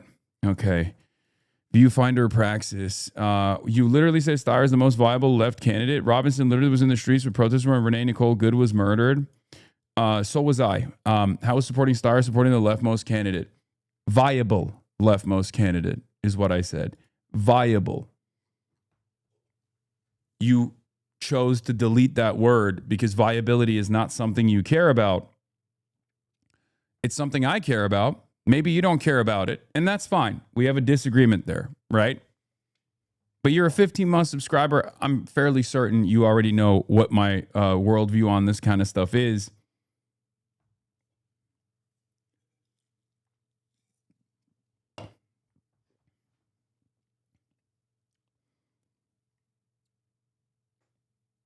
Glad I listened to the pragmatist for... Is it pragmatic for Charlie to keep trying to kick the football? The beatings will continue. Give them grace until Gaza's leveled. Did I say that? Give them grace until they pardon Trump. Did I say that? Did I say that? Did I say any of those things? When I say be pragmatic, I'm not saying, oh my God, vote blue no matter who. Oh my God, vote for Kamala Harris. That's what you're hearing. I'm saying that even if someone is doing that, even if someone is a fucking annoying centrist Democrat, if they're actually trying to get into that facility, I think in that moment, it's good, okay? They're doing the right thing, and they should actually be celebrated for doing the right thing in that moment. Why is it that many of you want to argue with the demons in your head instead of argue with the fucking argument that I'm representing? Give them grace, got it. Oh my God, I am in the dumbest timeline. I'm done. I can't do this. Dude, just be moral. Be the most moral person you can be, okay? Fuck it. Let's kill all the fucking people inside of these concentration camps, and you can just sit there and be moral about it, okay? My point about pragmatism and fucking organizing is literally the opposite point, okay? These are real crises taking place right now. Real crises like the genocide in Gaza. We don't have time and the opportunity to just be like, meh, I don't care. And many of you understand that when it comes to building allegiances with like the most radical right-wingers on this particular issue. But when it comes to annoying centrist Democrats who are also in support of Israel on this issue alone, on this issue, if they're going into the ICE facility, if they're demanding changes within the ICE facility, if they're demanding that the Delaney immigrant protesters' needs are met, then yeah, I'm going to fucking say that's a good thing. You're doing a good thing. Okay? Have some fucking nuance, please. Shove it in your brains.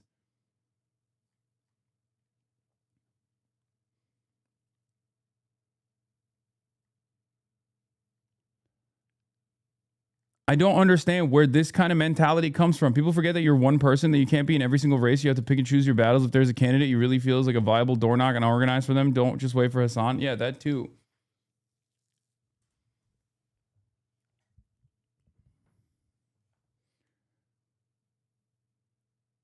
Oh. We have to be united, man. What's with longtime subs becoming extremely annoying and purity spiraling? It's normal. It happens all the time. It happens I mean, look, I think it comes from a place of recognizing how devastating the realities are, recognizing your sense of powerlessness. It's the one last bastion, one last gasp before you give it up entirely. It's a place of hopelessness where you go, you know what? I can't move the needle on anything serious, so I'm just going to fucking talk shit in a Twitch streamer's chat. I feel like it's happening a lot more lately. I know. What is actually kind of crazy to me is that this is a very interesting moment. It's a very interesting moment in terms of like opportunity, in terms of actually making some changes. And I do notice that people get far louder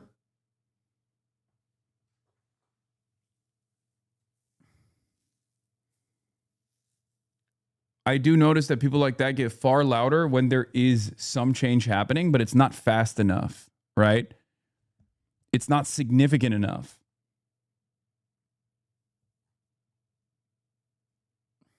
I don't understand how people can look at the current predicament, look at how devastating the reality actually is on the ground for so many of these people, what their everyday conditions look like, and say, fuck it, I'm giving up. I think that's all this is. I think it comes from a place of drowning in the indecency. Because if you're a kind person, if you're an empathetic person, and don't become bitter, man. I think there's valid criticism, and we can have a conversation as a community. Don't condemn old subbers. Also, that's why I don't subscribe to not heel turn. I'm not condemning old subscribers. I'm criticizing the old subscribers for behaving like petulant children. Instead of expressing solidarity when it's necessary, they turn the crosshairs on those who are closest to them, those who are ideologically closest to them, and decide that their ideological allies, people like myself, or even people who are closest to them that are running, are the actual immediate enemies. Instead of going out and bringing more people to the cause, they choose to fucking turn the crosshairs on people that are closest to them. It doesn't make any sense. I don't understand it, and I will never understand it. But I think the major difference that I have internally is that I always maintain hope. I look to gains, no matter how marginal, no matter how small, as a way to feel a sense of hope, to keep revolutionary optimism in the face of all of this devastation. Sometimes you got to suck it the fuck up, man. That's it.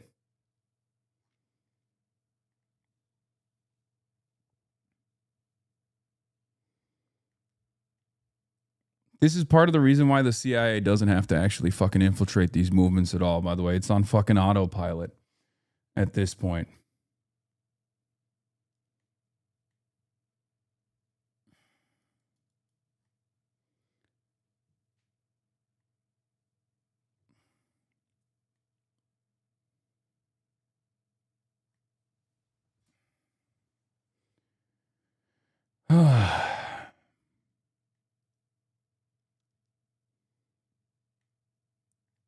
The only thing I can do is show you the fear that centrist Democrats have in their hearts, in their eyes, in their minds.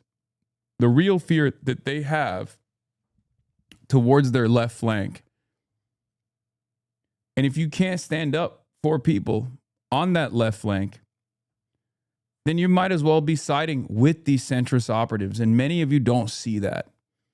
If these centrist center-right operatives that are still maintaining control over the opposition party and the opposition movement in its entirety are actively coalescing around Republican fascists. And that doesn't ring alarm bells in your mind. And you say, no, we got to hand it to them. They're right on this issue. They're right this time. Then you're basically an inadvertent servant of fascist collaborators.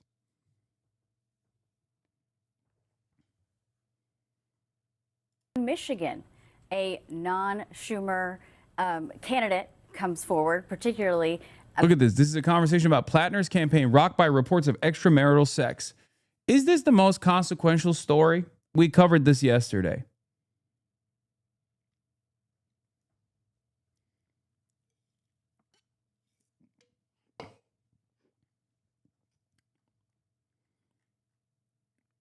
Extramarital sex, like sexting, sexual texts. They're doing round-the-clock coverage on this. Okay? They're doing round-the-clock coverage on this when you got a fucking concentration camp 50 miles away from the CNN studios in New York City, a concentration camp in Newark, New Jersey. And this is the maximum position that they're posting. They're constantly posting this. And here's one of these guys. Look. Like, is this near a tandem? Or is this a guy who used to have a hammer and sickle, who deleted the hammer and sickle from their profile posting this? The moment that you find yourself in this situation where you're literally championing Susan Collins is a moment where you should really reflect on what you're doing. Okay? I had some thoughts about this. You're doing this while Eric Swalwell was an open secret? Me doing what? Oh, you're saying the Democrats are. Yeah, the centrist Democrats. Or Andrew Cuomo. All of these guys supported Andrew Cuomo. Every single one of these centrist Democrats supported Andrew Cuomo. And he was doing a lot more than sexting, right? He was doing a lot more than just harassment. He was sexually harassing and assaulting people as the goddamn governor. And people saw Zohran Mamdani as an insurgent candidate in the mayoral race and decided Andrew Cuomo should actually try to destroy the chances of having Zohran Mamdani as the next mayor of New York. And the very same people who stood proudly by the side of Andrew Cuomo, the cop rapist, as I like to call him, are now talking about fucking Graham Plattner sending salacious text messages before he ran for Congress. And a private conversation that him, his wife, and their former campaign manager had, who then turned around, left the campaign, and leaked that shit to mainstream media.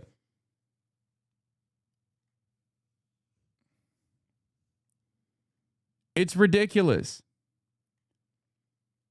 If you cannot find it in your heart to support these people because you have scrutiny, understandable skepticism over their record, because you feel like you've been burned in the past, then focus on your actual opponents. Okay? Look at what your enemies are doing. If the far right is your enemy, as you claim they are, and the fascism from the far right is what you oppose, and the collaborators within the Democratic Party are also your enemies, how the fuck do you find yourself in line with those people? You think he's cooked? No, I don't think he's cooked. A lot of people don't even understand why he's not cooked. And I wrote about it earlier. Hoosier leftist says, can we stop with the narrative that Plattner isn't a good candidate? Having a rough pass clearly didn't hurt his chances in defeating the sitting governor and the state party machine. He's been all over the state with packed town halls. Mainers clearly like something about him, to which I responded with, centrist libs and right wing cannot comprehend that people like his platform. People want to abolish ICE, hold Israel accountable for genocide, end our expensive wars, and spend that money on Medicare for all and schools instead. The optics of being a rugged white veteran doesn't hurt, but it's mostly the policies and his earnest way of communicating them that have made Mainers trust him. He was an unknown entity not even a year ago. He came out of fucking nowhere. What's the real reason? You think Democrats haven't run, white rugged veterans before? They have. Why do those guys fail? Democrats run vets all the time. They love masturbating to the idea of having like a CIA agent who is going to support establishment, neoliberal, centrist, pro-corporate policies. They fucking constantly put those guys up and they constantly lose. So why is this guy, an unknown guy, out of nowhere, capable of defeating the Democratic Party machine and the Democratic Party's own governor in the state of Maine in the primaries, in spite of all odds? How is that possible? Is it because he's fucking, is it because he's a dog? Is that what you think it is? Before anybody knew anything about him? Is it because he's just like, oh, he's so rugged? He has a grovelly voice. Is that what it is? No, that's not the reason. Okay? I said I have my own doubts about his service in mercenary work, but I'm not silly enough to assume that Maine voters would see that as a negative. The desperate manufactured outrage around his personal issues don't matter when voters see him as a vehicle to push for changes they want to see in the Senate. I'll give you an example that you can comprehend. Trump. Like him, hate him, doesn't matter. Donald Trump created a campaign where there was a lot of buy-in from people.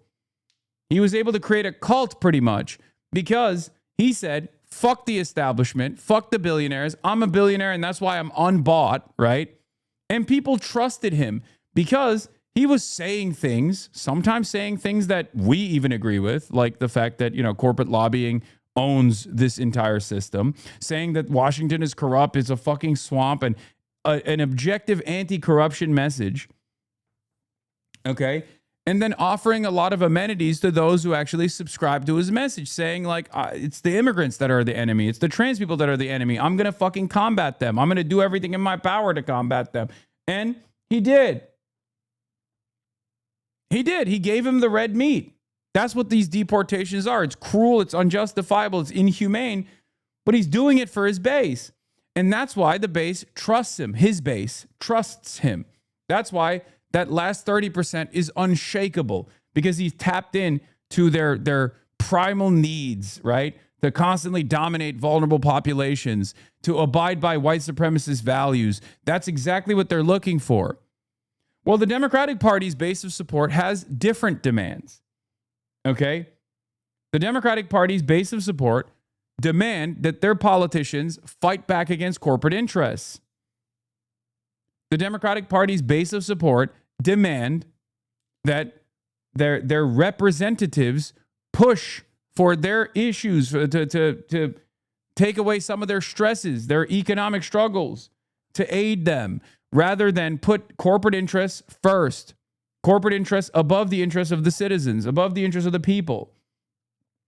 So when a politician comes out and is capable of saying those words and also capable of establishing credibility in this space, no matter how lesser known they are, as a matter of fact, in this circumstance, being an unknown entity is probably more beneficial because most people look at that and go, oh, he's not corrupted by the machine. Okay? And that's why they like him. This is not my analysis not my personal opinion. This is my analysis over how people are reading Graham Plattner and why there's this major disconnect between Mainers and all of these people that fucking pack town halls everywhere he goes versus Twitter posters versus establishment media, the way that they attack him. And when it doesn't work, they turn around and go, why is it not working? Why can't people see what we're seeing? This is a bad guy.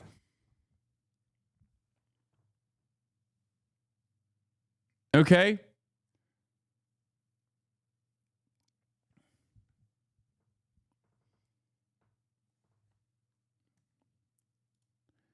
The other thing I said, off of what Elijah Manley said, many of the same people virtue signaling about Graham Plattner supported confirmed rapist Andrew Cuomo. I said, if Graham Plattner was pro-Israel and against Medicare for all, the same blue no matter who Dems working alongside the Republicans to deny their own party a majority in the Senate would be presenting him as the second coming of Jesus Christ, which is also true. They don't give a fuck that he has a totem cloth tattoo. Are you kidding me? None of these guys do. None of them ever cared about that. And they love that he was they would love that he's a grunt. Are you kidding me? They would love that he's a fucking machine gunner for the Marine Corps who's like demanding more reasonable politics, you know? Oh, we got to subsidize the Affordable Care Act. Like, they would be like, oh, I'm nutting the fattest ropes of all time.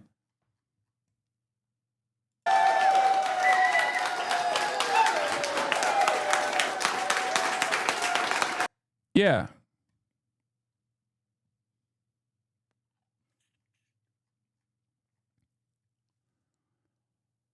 That's the reality, okay? Understand that.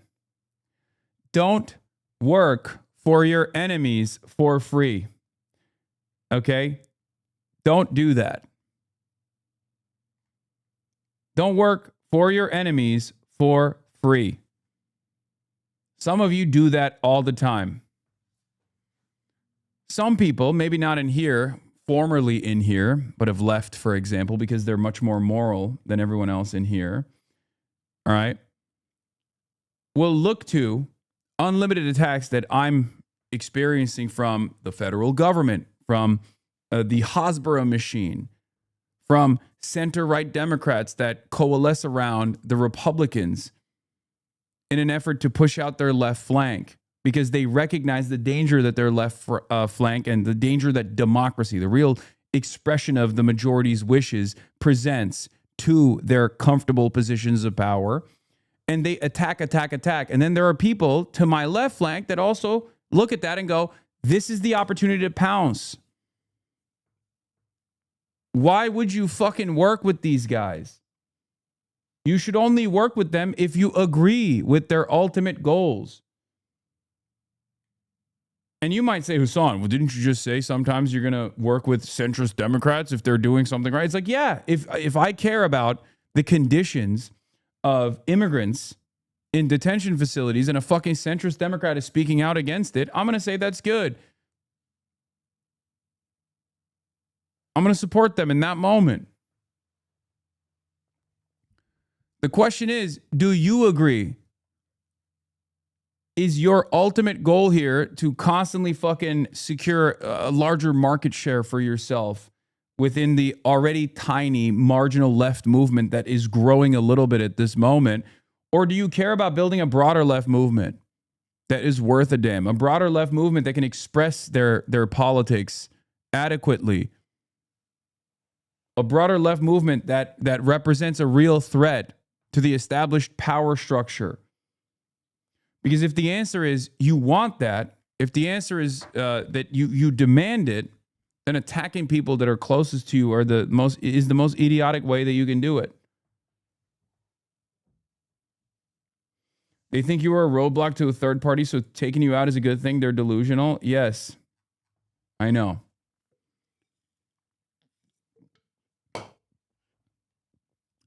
I know. Sectarianism is poison. Factionalism amongst the left is always poison. Shannon Wass is trying to defame Katz from Bangor Daily News. Plattner's campaign manager Morris Katz tried to stop Genevieve McDonald from sharing information about Plattner's infidelities, which he had since the beginning of the campaign with threats of defaming her. Just to be clear on where we are right now, Katz wrote in the message that McDonald shared exclusively with BDN. If the story goes in its current iteration, we'll communicate directly on the record and by name that Genevieve violated the personal trust of Amy and Graham and shared explicit falsehoods to sabotage the campaign. Wait, that's true.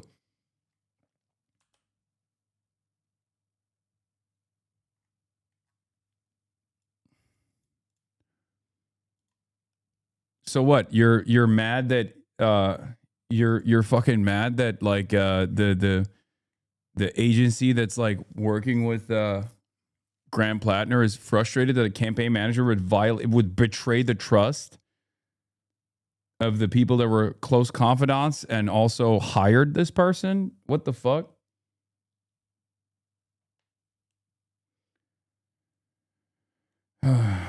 I love you all. I love that you all now get to know how shit of a person Genevieve is. She used to be my rep. The Plattner team massively fucked up in hiring her in the first place. She's always been like this.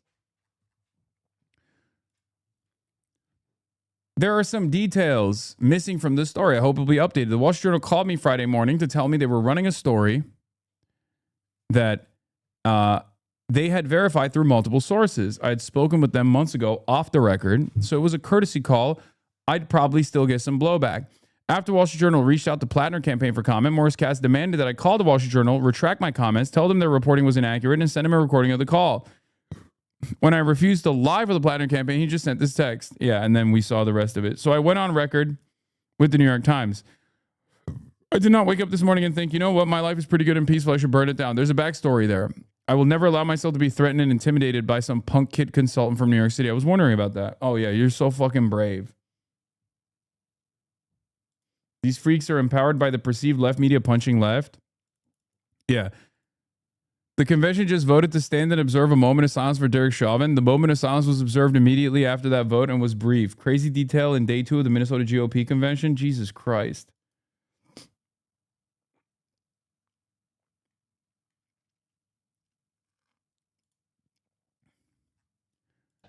Look at the media literally going after every single Democrat that goes on the Sunday shows and being like, well, do you have a comment on Graham Plattner? Will you attack Graham Plattner?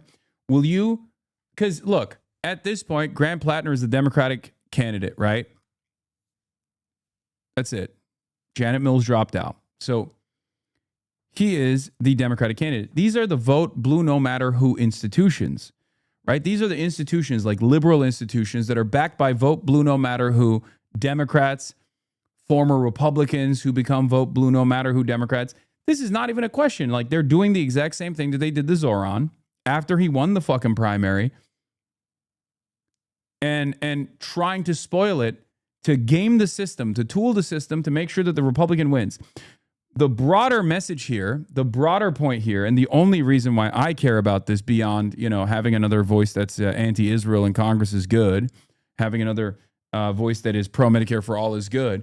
But the broader reason why I care about this is because if Graham Plattner wins against Susan Collins, which currently, as the polls show, he has a really comfortable margin of victory, but that doesn't mean people should get confident or comfortable, is that it destroys one of the major arguments of electability, that left flank candidates are not electable. As a matter of fact, left flank candidates are so electable that even if they have a litany of controversies, people still want to vote for them in fucking purple states to unseat Republicans.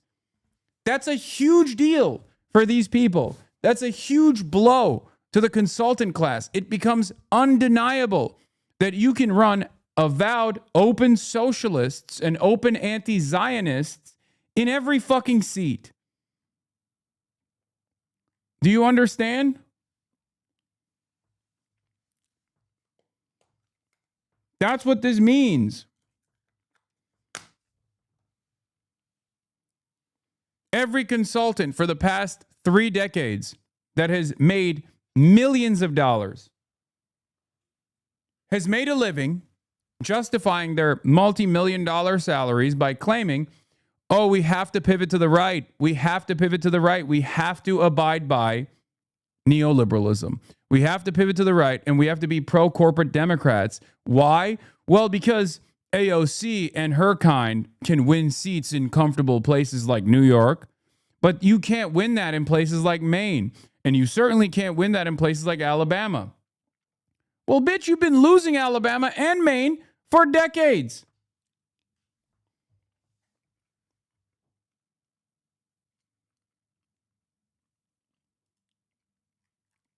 Yeah, Kyle Blomquist is right. What terrifies people the most isn't that someone like Abdul might lose, is that someone with Abdul's politics will win exactly where they've told people Abdul's politics can't win for decades. And once that spell is broken, their time is up. That is precisely the point. Okay? That is what they fear. They do not fear a defeat. If they feared a defeat to the Republicans, they would shut the fuck up about Graham Plattner's sexts or Abdul El-Sayed not being an electable candidate or attacking Abdul El-Sayed from the right. Do you understand? If they feared a Republican winning, they would not have positioned Andrew Cuomo as a spoiler in the race against Zohran Mamdani. They know how damaging it is to the center of power. Because donors, some of these donors do buy in to the idea that, like, do-nothing Democrats are actually trying to unseat Republicans. Some of these donors do care about unseating Republicans, right? Some of them obviously want the Democratic Party to be a pro-corporate party. But there are plenty of big donors that these guys care about that actually do want to unseat Republicans. Maybe they have investments in one sector, but don't give a shit about others, right? Maybe they are, maybe they're a big donor from the big tech side who, you know, who's agnostic about Gaza, right? They don't care enough about Israel. So when they see an anti-Zionist, they're like, yeah, if that wins a race, great, fine. Maybe there are big donors that do care about having an anti-Zionist candidate, but don't care about tech. So when they see someone attack big tech, they go, great, I don't care.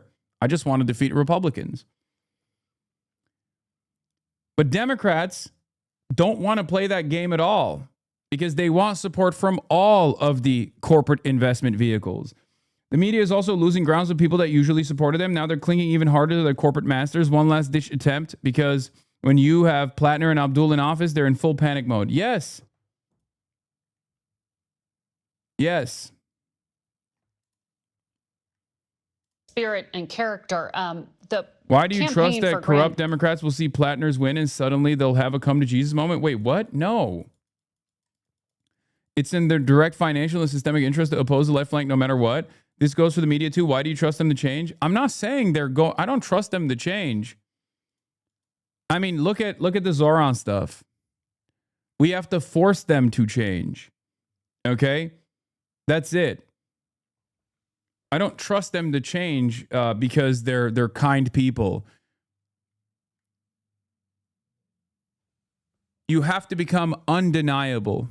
You have to be unbowed, unbossed, unbroken, and at the end of the day, you have to be undeniable. Okay? That's the goal. You have to show every single person that there are replacements, that there is an alternative way to do politics in this fucking country. And the only way to show that, the most viable way to show that, is through the electoral system. It is the purest expression, the closest expression to the democratic process. It's not very democratic. That's why there are billions of dollars of moneyed interests being funneled into these races to subvert democracy, right? But when you fucking put numbers on the board, these guys have to come to that recognition. They can just say, oh, there's people like Graham Plattner because he's gross, because he was engaging in potentially like light adultery or whatever. And that's the reason why they voted for him. Ew, gross. But at the end of the day,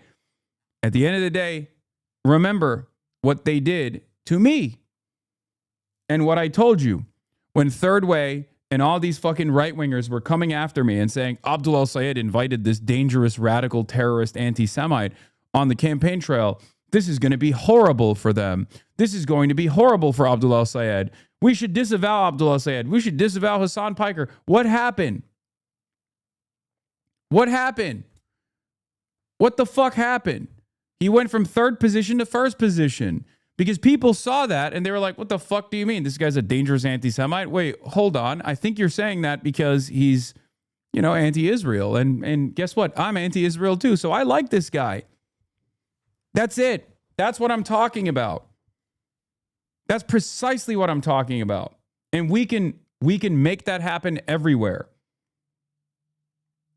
So yeah, there are, candidates that I don't fully identify with. There are candidates who are ideologically close to me on key issues, but not necessarily, self-identifying socials. Abdul al-Sayed is one of them, right?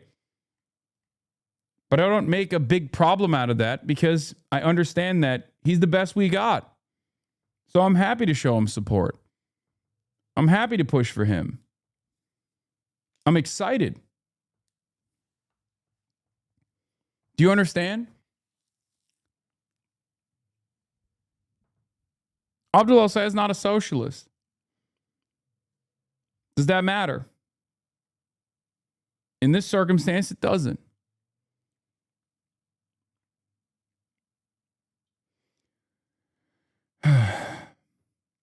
if their potential electoral victories did not create an environment of fear or did not threaten the calcified institutionalists both within the Democratic Party and certainly on the fascist reactionary right, they wouldn't be attacking these people so aggressively. That's it. So just look to what your enemies are doing and oppose them. Okay? Plattner confirmed If you're going to combat liberalism, combat the right kinds of liberalism. to CBS on Saturday that the Maine Senate candidate had sent sexually explicit texts to women other than his wife. This is in addition to other past controversies. Does he pass the character test? Yeah, I mean, I have not followed this story as closely as others have, but I mean, Grant Plattner is somebody that served our country. He served his community. He's also made mistakes, and he has admitted that. Character also involves standing up to people who are bankrupting and corrupting this country. And this race is going to be a contrast between somebody that has put his life on the line for this country against somebody that is literally empowering the moral hollowing out of our nation from the White House. So he certainly admitted that he has made mistakes, but I think this is going to be a pretty clear contrast in Maine between somebody who has spent his life protecting us versus somebody who seems to be protecting Donald Trump's corruption. That point about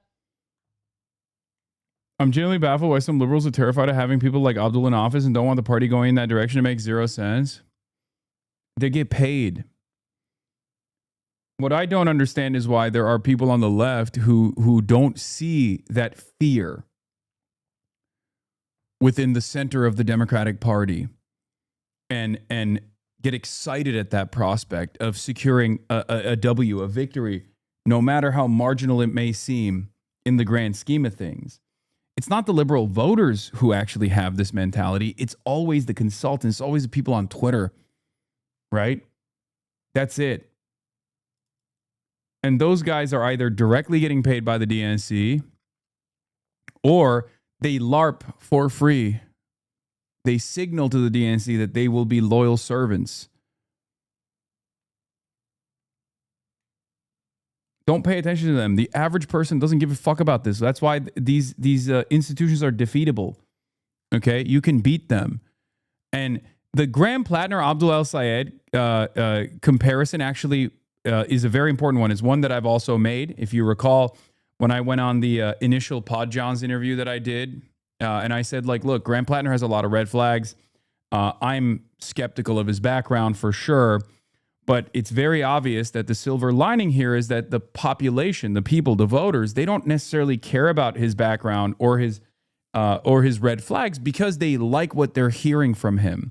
And what they're hearing from him is a left populist message that is being communicated to them with honesty, right? At least he's capable of presenting himself as an earnest fighter, right? And the real test here to see whether or not voters actually care about Graham Plattner because of his background, the fact that he's a machine gunner for the Marine Corps and did Blackwater, and has a fucking Totenkopf tattoo on his chest, and that's what they think is like the most electable candidate, will be the comparison between Abdul El-Sayed and Graham Plattner, because Abdul El-Sayed has no red flags. He is a fucking stud through and through. I would go so far as to say the same thing about Adam Hamawi, right? These guys are studs. They're such studs that people are trying to invent reasons as to why they're bad. And most of that revolves around them being Muslim, okay? Their only red flag is that they're fucking Muslim. That's it. Now, liberals still haven't reached the point where they openly say the quiet part out loud. They try to find justifications to create a permission to say, oh, he's not really electable because he's got, scary affiliations. He affiliates with Hasan Piker. He said this or that. We'll bastardize the way he's talked about the initial attack against Iran. We'll try to make all of his very normal majority approved positions into positions that are actually weird and scary. They're Islamically arguing against Israel, right? They're not actually arguing against our weird loyalty and allegiance to the nation state of Israel as is participating in a genocide in the same way that the fucking majority is. They're doing it Muslim style. That's weird and scary. So they do that. They do that, right?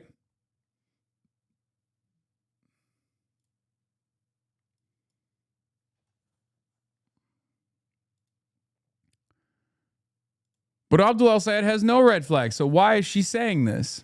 CNN is not only trashing Graham Plattner, but also Abdul El-Sayed.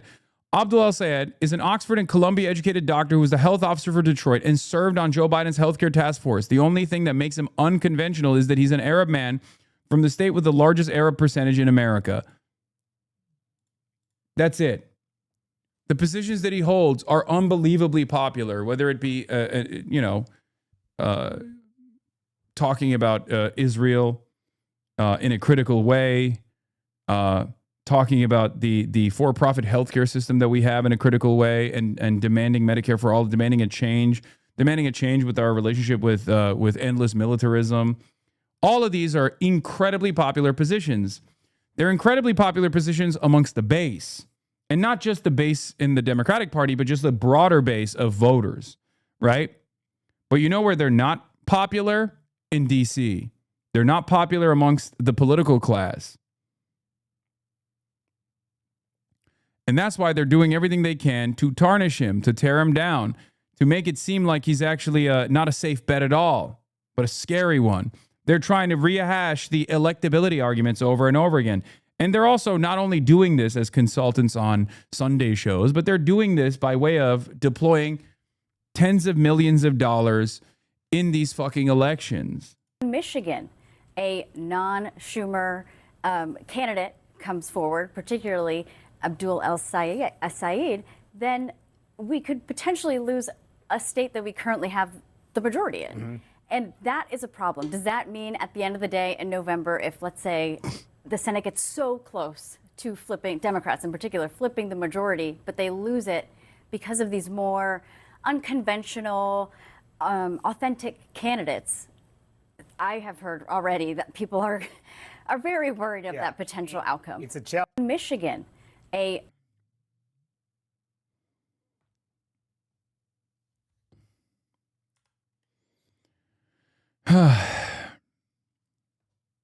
The difference between Fox and CNN makes the same bad faith critiques and lies, but uses the brown person to do it. Yeah.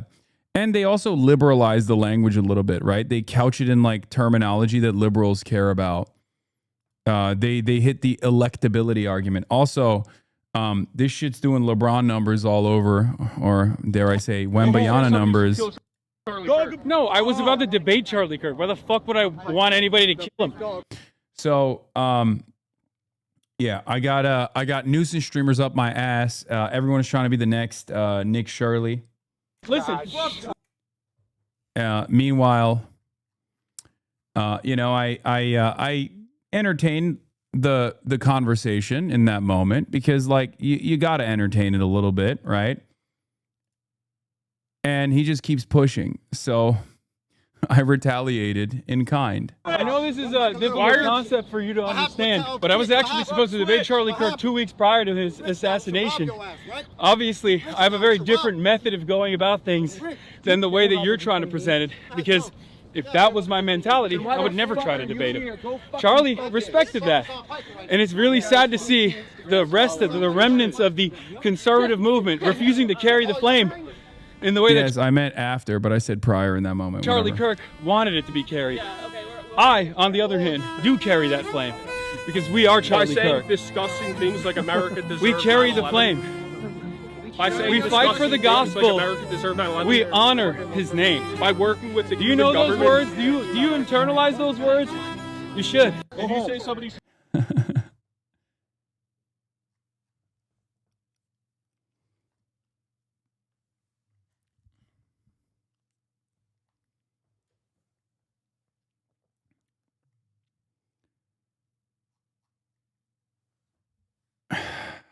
You know what I'll do? If we had a fucking hype train, if we hit a hype train, you know what I'll play. You want the soundboard back? You want the soundboard back? I'll give it to you. He's mad. You got cracked and he didn't.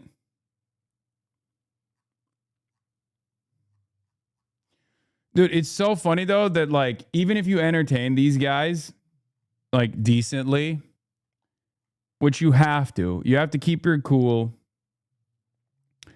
You have to keep your cool, and you know, and you always have to put your best foot forward.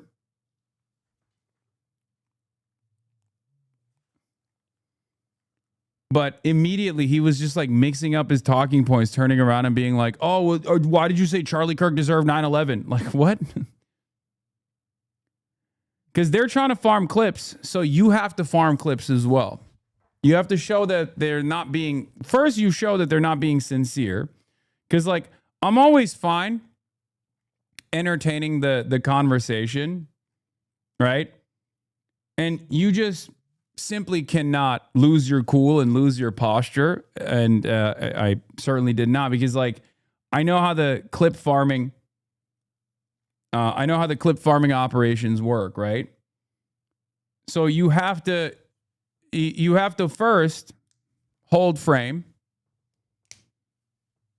as Charlie Kirk would have intended for all of us to do as carriers of the flame, right? Yeah, the TikTok you posted has got 2.5 million views and the comments are on your side. I know. Did you say somebody's... I know. Shit went bananas. Quoting the song was honestly the way to go, lol. The song isn't edited in. Hasan can just make it play out of thin air. He's so fucking funny sometimes. The way Hasan always mentions that he's going to debate him is giving, I was supposed to be in the music video. Hasan, no one can make me hate you. I'm not going to lie. I don't like Hasan much at all, but this is a good clip.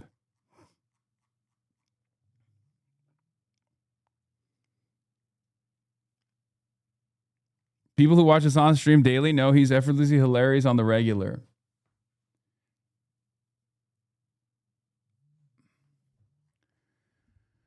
So, the thing you're supposed to do is one, take him seriously at first to show that like you're willing, you're willing to entertain a conversation. But if they don't, and they just start yelling and they're being weird and silly, the thing you can't do in that moment is like give in, right? You can't break frame. You can't get hysterical, because when you're not hysterical, when you're normal, calm, cool, and collected, they look hysterical, right? I'm not seeing enough movement in the subscriptions, by the way. Condescending Walrus, Resinosity, thank you for the 5 gifted. And Komal Crest, thank you for the 5 gifted. And Antwant, the artist, thank you for the 10 gifted. I'm not seeing enough movement at all on the sub side. Okay, what are we doing here? You're not worthy of carrying the flame. Okay, straight up. Bruh.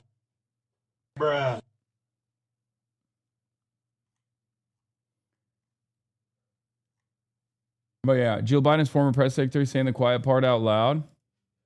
Yeah, oh, I was going to show that too. I know. Doc Wormulon, the Joe Kuja, thank you for the 10. Splooging Unicorn, thank you for the 5 gifted.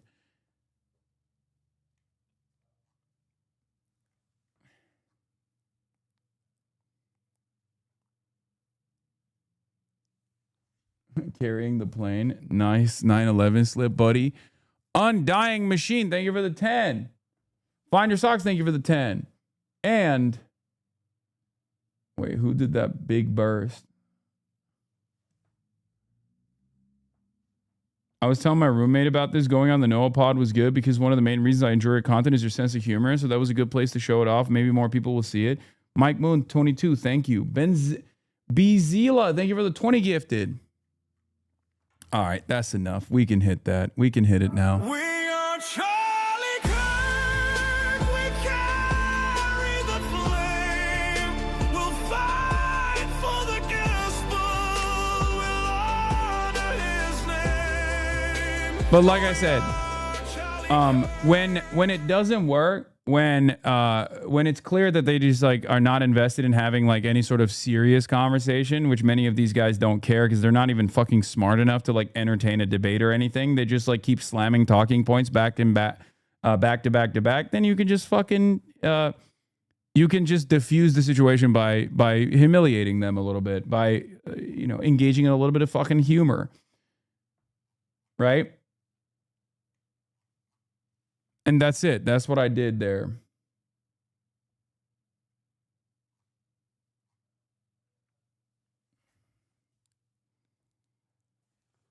Because it was obvious to me that there was not going to be any sincere conversation to be had in that moment, but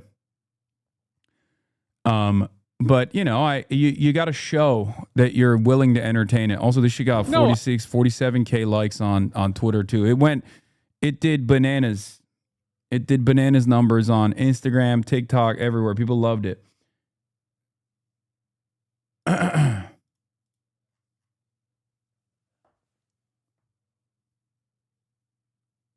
did you not pop off on the other guys though? Well, there's a degree of pop off that you can do. You can't like, if there's a fucking kick streamer who's just like literally belligerent, like, brother, you also have to pick and choose, okay? You can't fight a fucking homeless crackhead. What do you want me to do? If someone is there fucking yelling about, if you put a phone camera in the hands of a homeless crackhead kick streamer who's there screaming about Dan Clancy and Twitch outside of a fucking concentration camp, what the fuck am I supposed to do? Become a crackhead? The other guy is more like there's varying degrees. You got Fox News, which is like the most professional, okay? The most professional fascists are obviously at Fox News. And then underneath that, you have like the Nick Shirley style, Nick Shirley style clip farmers that are, trying to get a PragerU job, so they have to maintain a level of professionalism while they're bird dogging you. And then you have like straight up unaffiliated psychos who will, basically behave like, what's the guy? Chud the Builder.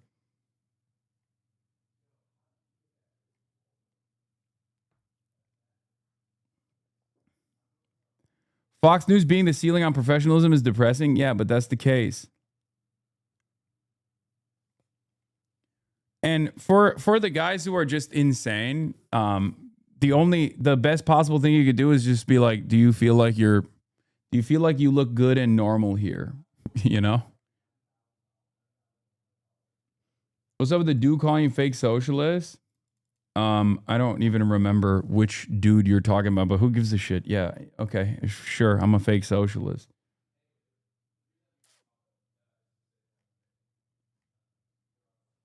Yeah. Always deny the clip. Always deny the clip. Because people will take it on the internet and portray it in whichever way they want to portray it. But the best thing you can do in that situation is just like jujitsu your way out of it by just denying them the clip.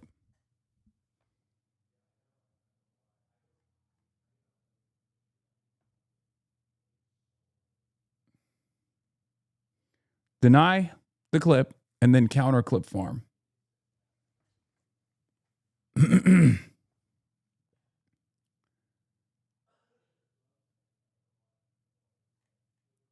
I'm a numbers guy.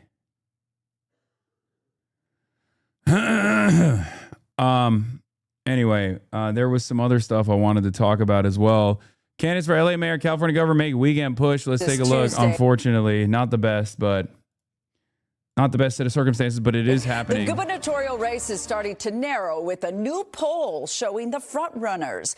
NBC4's Annette Arriola outside a vote center in Pasadena. Annette, good morning. We've seen 3 polls in as many days. Who's leading the latest one this morning? Michelle, right now there are 3 front runners. 2 of them are Democrats. According to the latest Emerson College poll, it is Javier Becerra that is leading the field right now with 28%, followed by Tom Steyer with 22%, and coming in third. By the way, this is literally the best option. There is straight up, if you're worried about voting for a fucking billionaire, you don't want to do it on its own. I'm not going to tell you to do so, especially because like there are certain, like I think I'm gonna be honest. Tom Steyer, his platform is the leftmost platform that is viable, right? Straight up, that's the case. Also, Katie Porter at 5%, brilliant work. Good job, Katie Porter. So my union is pressing us to vote for Javier. Don't do it. Here's why. Well, one, Javier Becerra is fucking evil, is a creature of the Democratic Party machine. But I'm going to tell you something here, okay? Javier Becerra, between Tom Steyer and Javier Becerra, one is a billionaire, the other one is a servant of billionaires. One is a billionaire, the other one has all of the other billionaires spending against him. Tom Steyer is the billionaire that all the billionaires and all the corporate entities in this state that have fucking ruined our lives are actively trying to make sure it doesn't reach the gubernatorial seat, right? But there's another alternative here. There's another interesting scenario where it's a dual Democrat at the top of this ticket. If by the time the midterms come around, if Javier Becerra is matching up against Tom Steyer, it's over for him. Okay, Javier Becerra will lose. The Democratic Party machine will lose. Tom Steyer will 100% win. That's number one. Number two is if you ice out the Republicans from this race, okay, if you ice out the Republicans from this race and it's a Becerra-Tom Steyer matchup, that has down ballot consequences. Tremendous down ballot consequences, because no fucking Republican now cares about even voting for a Republican, so they don't go out and vote in the midterms. So even if you're not going to vote on lesser evil or you know, the most viable leftmost position or any of those things, you should vote to ice out Steve Hilton and Chad Bianco, who doesn't have a shot really. Because then in the jungle primaries that works, because we have an open primary system, a jungle primary system where the top 2 make it to the general. If the top 2 make it to the general and both of them are Democrats, one is Tom Steyer, the other is Javier Becerra, there's no Republican on the ticket. When there's no Republican on the top of the ticket, Republicans are not going to go out and vote on these down ballot races. And there are a lot of down ballot races that do fucking matter, where there are a lot of important Democratic Socialists of America candidates that are running. Hasan, you know Becerra is so much worse than Steyer. I don't know why you're not pushing him. How are you so confident that Steyer tops in the general? Because Javier Becerra has the Democratic Party machine. Tom Steyer needs to do certain things to oppose that. He can't just pay his way to the top. One of those things is to take a stronger stance against Israel. If he takes a stronger stance against Israel, the race will be about Israel. And if the race is about Israel, he will absolutely win the broad, door-knocking, popular base of support despite his billionaire status. Because as a billionaire, I'm looking at the situation, okay? Analyzing the situation that's in front of us. As a billionaire, and Shoykot has a level of this stink associated with him as a centimillionaire. And we'll talk about that race in a second, because AIPAC has been pumping Connie Chen as well, and we'll get to that. But my analysis is this. Tom Steyer, being a billionaire, hurts him. Right now, it looks like you're an outsider who has a personal vanity project, and you're not sincere, and you're not serious, and you're just trying to buy a seat. This kind of shit works on the Republican Party side. They love it because they're fucking cattle. Democrats hate it. So right now, Tom Steyer's biggest problem is the fact that he's a billionaire. How do you show people you're a real one? How do you show people you're a genuine one? You take positions that the majority takes that the rest of the party never would. What's the one singular position that automatically captures the attention of not only 90% of the Democratic Party's base of support in a fucking blue-ass state like California, but independents? Israel. And so far, Israel has not been a problem in the California governor's race at all for any of these candidates, because the most critical of Israel candidate, Tom Steyer, is still not calling it straight up a fucking genocide, or even saying, I'm not going to invest in Israeli bonds as the governor. If he were to do that, if he were to take a strong position like that, that would automatically eliminate the bill in a way that even the billionaire's tax has not been able to do. That would automatically eliminate any skepticism that remains.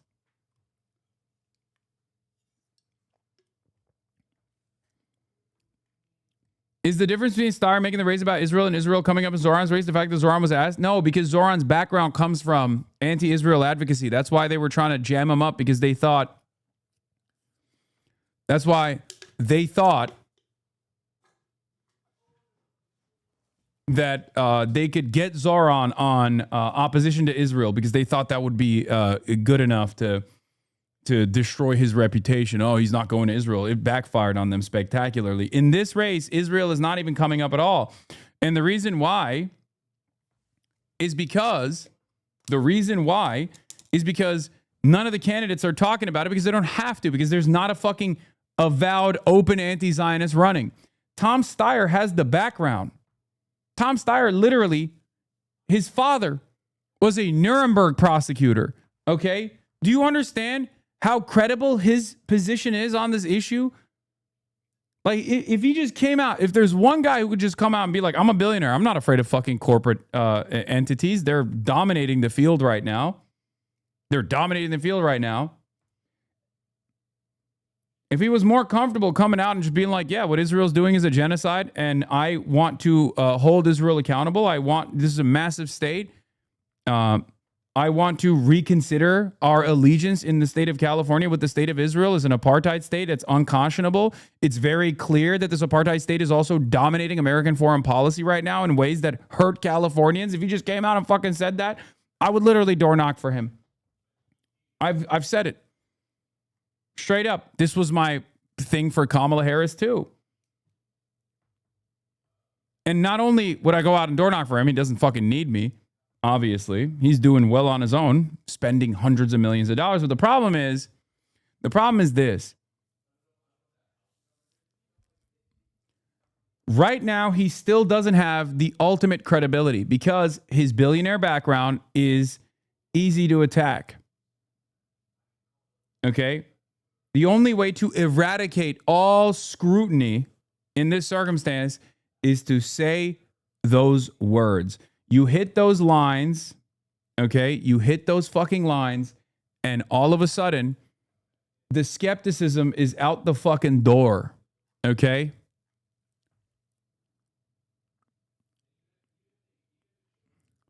Yeah, here is the ultras and the right in agreement. How the left became violent, terrorists. Hasan Piker is a Fed. You shouldn't trust him. Yeah. The beauty of it all, of course, is that both of those guys are trying to do the same thing. Market share. Okay? Both of those guys, both the fucking far-right fascist content creators and the ultras, are just trying to do the same thing. Their goals are the same. Market share. Hit the algo in a way that boosts their content.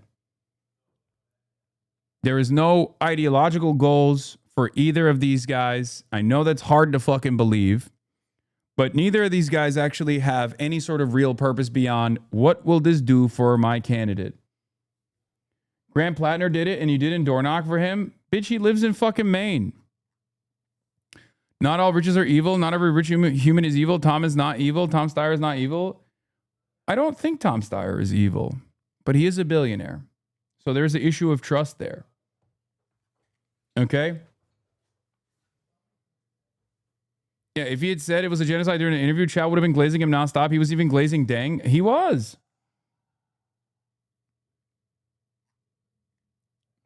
He was. I've said it. It's my only setback. And people say he called it a genocide in his Walter Masterson interview, but I feel like he didn't. I didn't see it. He just said it's undeniable what Israel is doing is terrible or something like that. But for the record, even in spite of all that, if you want to make that choice, you can make that choice. I'm giving you plenty of reasons as to why you could make that choice and vote for Tom Steyer in the primary, because he is the most Israel critical out of all of the readily available candidates that are viable. Okay. But what he lacks credibility right now, he is going to make up, he's going to need in the general. And if he's going to get that credibility in the general, he has to take a strong stance and turn this issue on its fucking face for Javier Becerra, who will never be critical of Israel. You understand?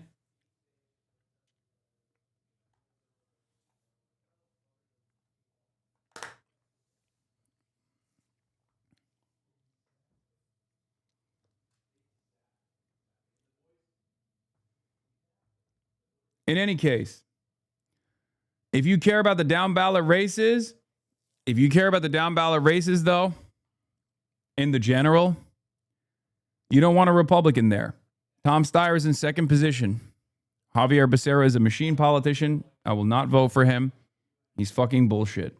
He has been getting tens of millions of dollars, hundreds of millions of dollars, gearing up for an opposition to Tom Steyer or Steve Hilton even, from every single corporation. People will be like, oh, Tom Steyer made his money off this. Tom Steyer made his money off that. Bitch, all of those companies are spending tens of millions of dollars against Tom Steyer right now. What the fuck are you talking about?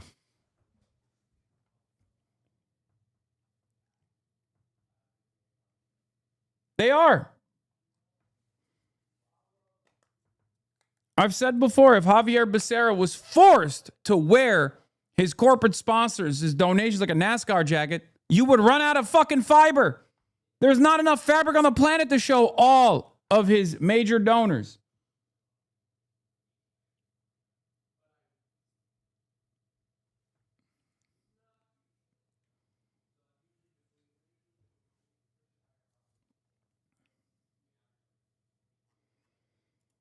Steve Hilton at 21%. Now trailing with 12% is Chad Bianco, and in single digits right now is Katie Porter at 5%. Now experts say this poll shows that voters are making up their minds on the final days of the campaign. Take a listen.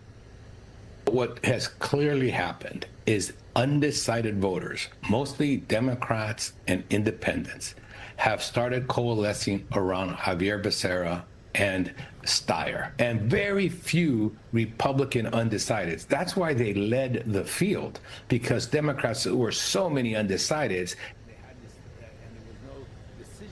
And this, by the way, is the last weekend for early voting. Several polling places have been up and running since May 23rd. People have the option of voting in person, dropping off their ballot, voting by mail, or turning it into a safe ballot drop box. Now, if you haven't voted just yet, but would like to do so prior to Election Day, which is Tuesday, June 2nd, you can log on to the lavote.gov website, type in your address, and you'll get an entire list of early voting centers near you, most of them opening at 10 a.m., going all the way through 7 p.m. That's the very latest. Reporting live this morning from Pasadena, I'm at Arriola 4 today in L.A. Michelle will send it back to you. Annette, thank you so much. Now to the race for L.A. mayor, the top candidate. Dude, yeah.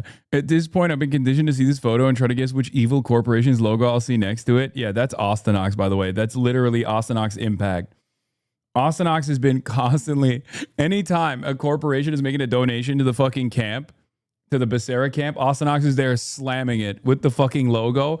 The corporate logos are virtually impossible to, at this point, to figure out. Like every single company, every single one. Javier Becerra is truly just a trench coat full of corporations. Yeah, Javier Becerra is a man of the people. They call him 007, zero accomplishments, zero progressive policies. Excuse me, he actually did one post office naming. Dude is getting money from lobbies that hardly even exist anymore. Tobacco giant Philip Morris is the latest special interest backing. What the fuck? Philip Morris?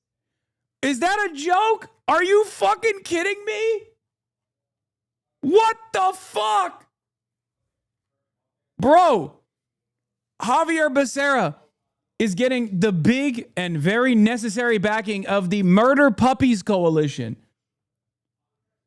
And Californians are like, but that's my uncle. That's Uncle Javier Becerra. That's how easy it is to dupe the fucking voters, dude. Literally, the Democratic Party machine is so goddamn powerful in this fucking state. I can't stand it. They're powerful everywhere, especially in blue enclaves, right? But we've been able to put a dent in the power of that machine in Philadelphia and in New York as well. California is the last bastion of machine Democrats, and they are doing everything they fucking can. And yes, the unions also always coalesce around the worst establishment shithead. But it's crazy. It's like every day they're like, big asbestos is in the pocket of Javier Becerra. Philip Morris.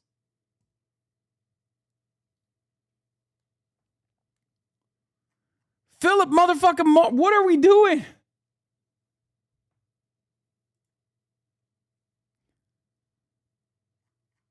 It feels like it may mean a lot to Latinos that make up 40% of California to have the first Latino governor. Nira is opposing the Jewish candidate for California governor. I can only assume because she hates Jewish people. Yes.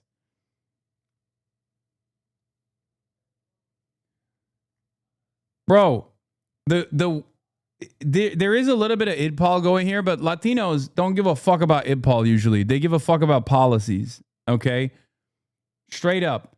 This is unbelievably consistent across the board with the exception of Florida. We're not talking about Florida. Florida Latinos are a different breed, okay? The Cuban, Venezuelan population, the diaspora is very, very reactionary. Texas Latinos go either way as well for different reasons. Because, you know, they're the border cross me Latinos. So they sometimes identify as white or like a specific category of white, and they certainly vote that way. But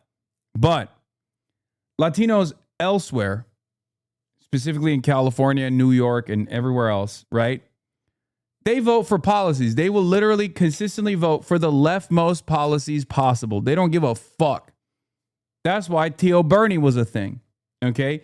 And they only left the party in droves because the Democrats actively pushed them away. They were like, fuck off. We don't care. Number one, we love the border. We're going to build a border wall. Fuck you. And number two, if you even care remotely about Medicare for all or like big government initiatives, fuck you. You're not getting it. Latinos are the only voting bloc in this country. And I say this all the time. Latinos not only are the only voting bloc that I have the highest favorability ratings in, okay? Shout out to La Raza. But Latinos are the only voting bloc in this country that no matter how old they get, still actually are in favor of big government initiatives. That's the most negative framing that you can associate with Medicare for all, Social Security, things of that nature. And Latino voters, even 65 plus, say they want an expansion on social safety nets, okay? They are the only voting bloc in this country. They're the only demographic in this country that demands it, okay? But I guess in this circumstance, Javier Becerra has been able to tackle that by way of the Democratic Party's turnout machine a little bit. And also with a little bit of idpol, except Cubans. Guys, no, we're not talking about Cubans when I'm talking about that, okay? Machine Democrats is when Democrats that I don't like are in power. The more I like them, the less of a machine it is. I love Grant Plattner, Mao Zedong. I hate when Mao Zedong had to forcibly align himself with the KMT and even coalesce around the KMT forces, both at first to fight against, because the USSR forced them to do so, And then also on top of that, coalesce around the KMT force because they were the only standing military to fight against Japanese fascism. Yeah. Did he ally with more or do the other thing to them more? He allied with them more before he did the other thing. He did. And thank God he did, right? Thank God he did. When the Communist Party of China would tell him to fuck off and stop focusing on the peasant movement, it was actually the KMT that gave him an opportunity to build the peasant coalition in China that actually beefed up the ranks of the Communist Party and was the base, the popular base of the Communist Party. So shut the fuck up. People make pragmatic decisions, and then we look back at said pragmatic decisions and we do away with those pragmatic decisions to talk about how, well, he spent his life combating liberalism afterwards.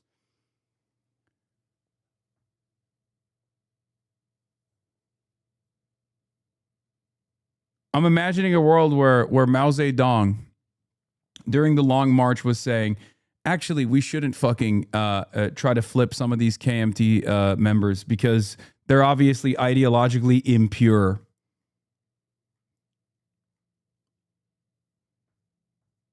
Blood thinks he's Mao Zedong. No, I don't. That person brought it up. And I'm giving him a little bit of a history lesson. This is a silly way to fucking operate. I never said that.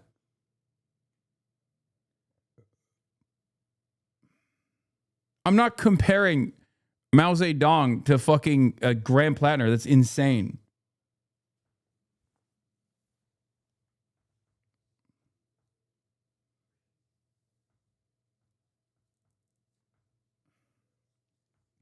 There's never been a successful socialist revolution that hasn't actually flipped former reactionaries that fought tooth and nail against it. Nationalist forces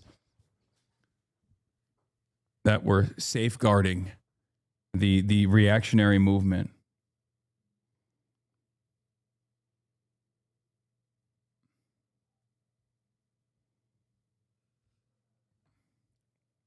They were unbelievably pragmatic.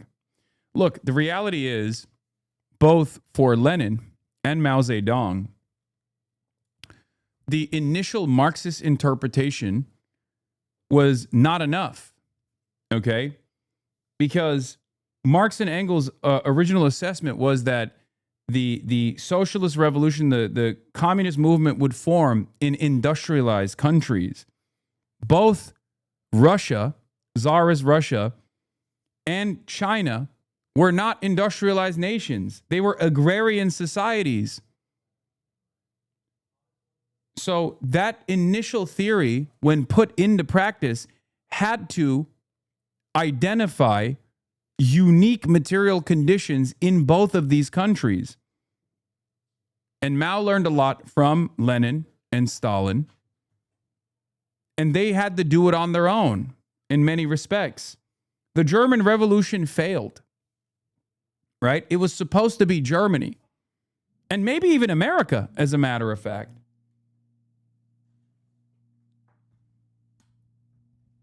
And it failed. Liberalism and liberal forces were far too powerful. Their bitches were too bad. Their lobster too buttery. Their steak too juicy. And they fought hard.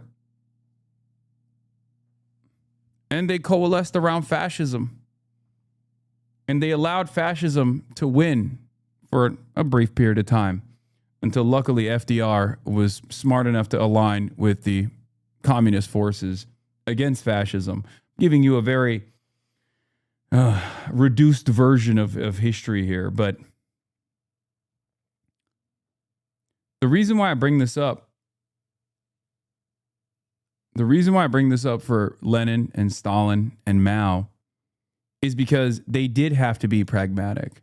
There were a lot of moments where they had to not only take Das Kapital or Marxism as scripture and move in this dogmatic fashion, but instead be pragmatic, interpret their material realities, and adjust the theory Okay? There is no one size fits all when it comes to fighting these battles. You have to exist in the real world. If you want to do mass politics, which is what socialism is, you have to be where the masses are. You have to speak to the masses and their needs. And you have to understand the shortcomings of the masses as well.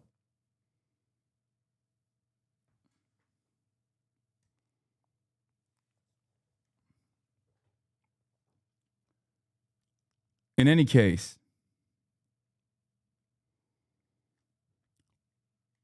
none of this has anything to do with, fucking Tom Steyer, obviously. But although the KMT's major funders were the petite bourgeois and the bourgeois class initially as well, there were, and even Mao himself said the national business owners. It was necessary for advancing socialism, advancing industry to keep up with the rest of the world.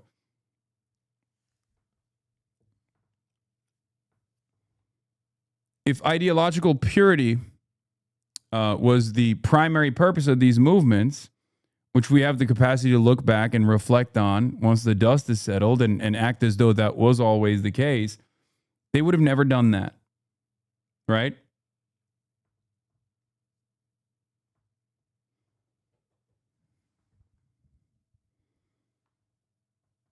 This guy not only radicalized and activated the peasant class, okay, in China, but he also was, his movement, his revolution also factored in the national bourgeois class as well. There was a separate designation for the imperialist business owners and the national business owners.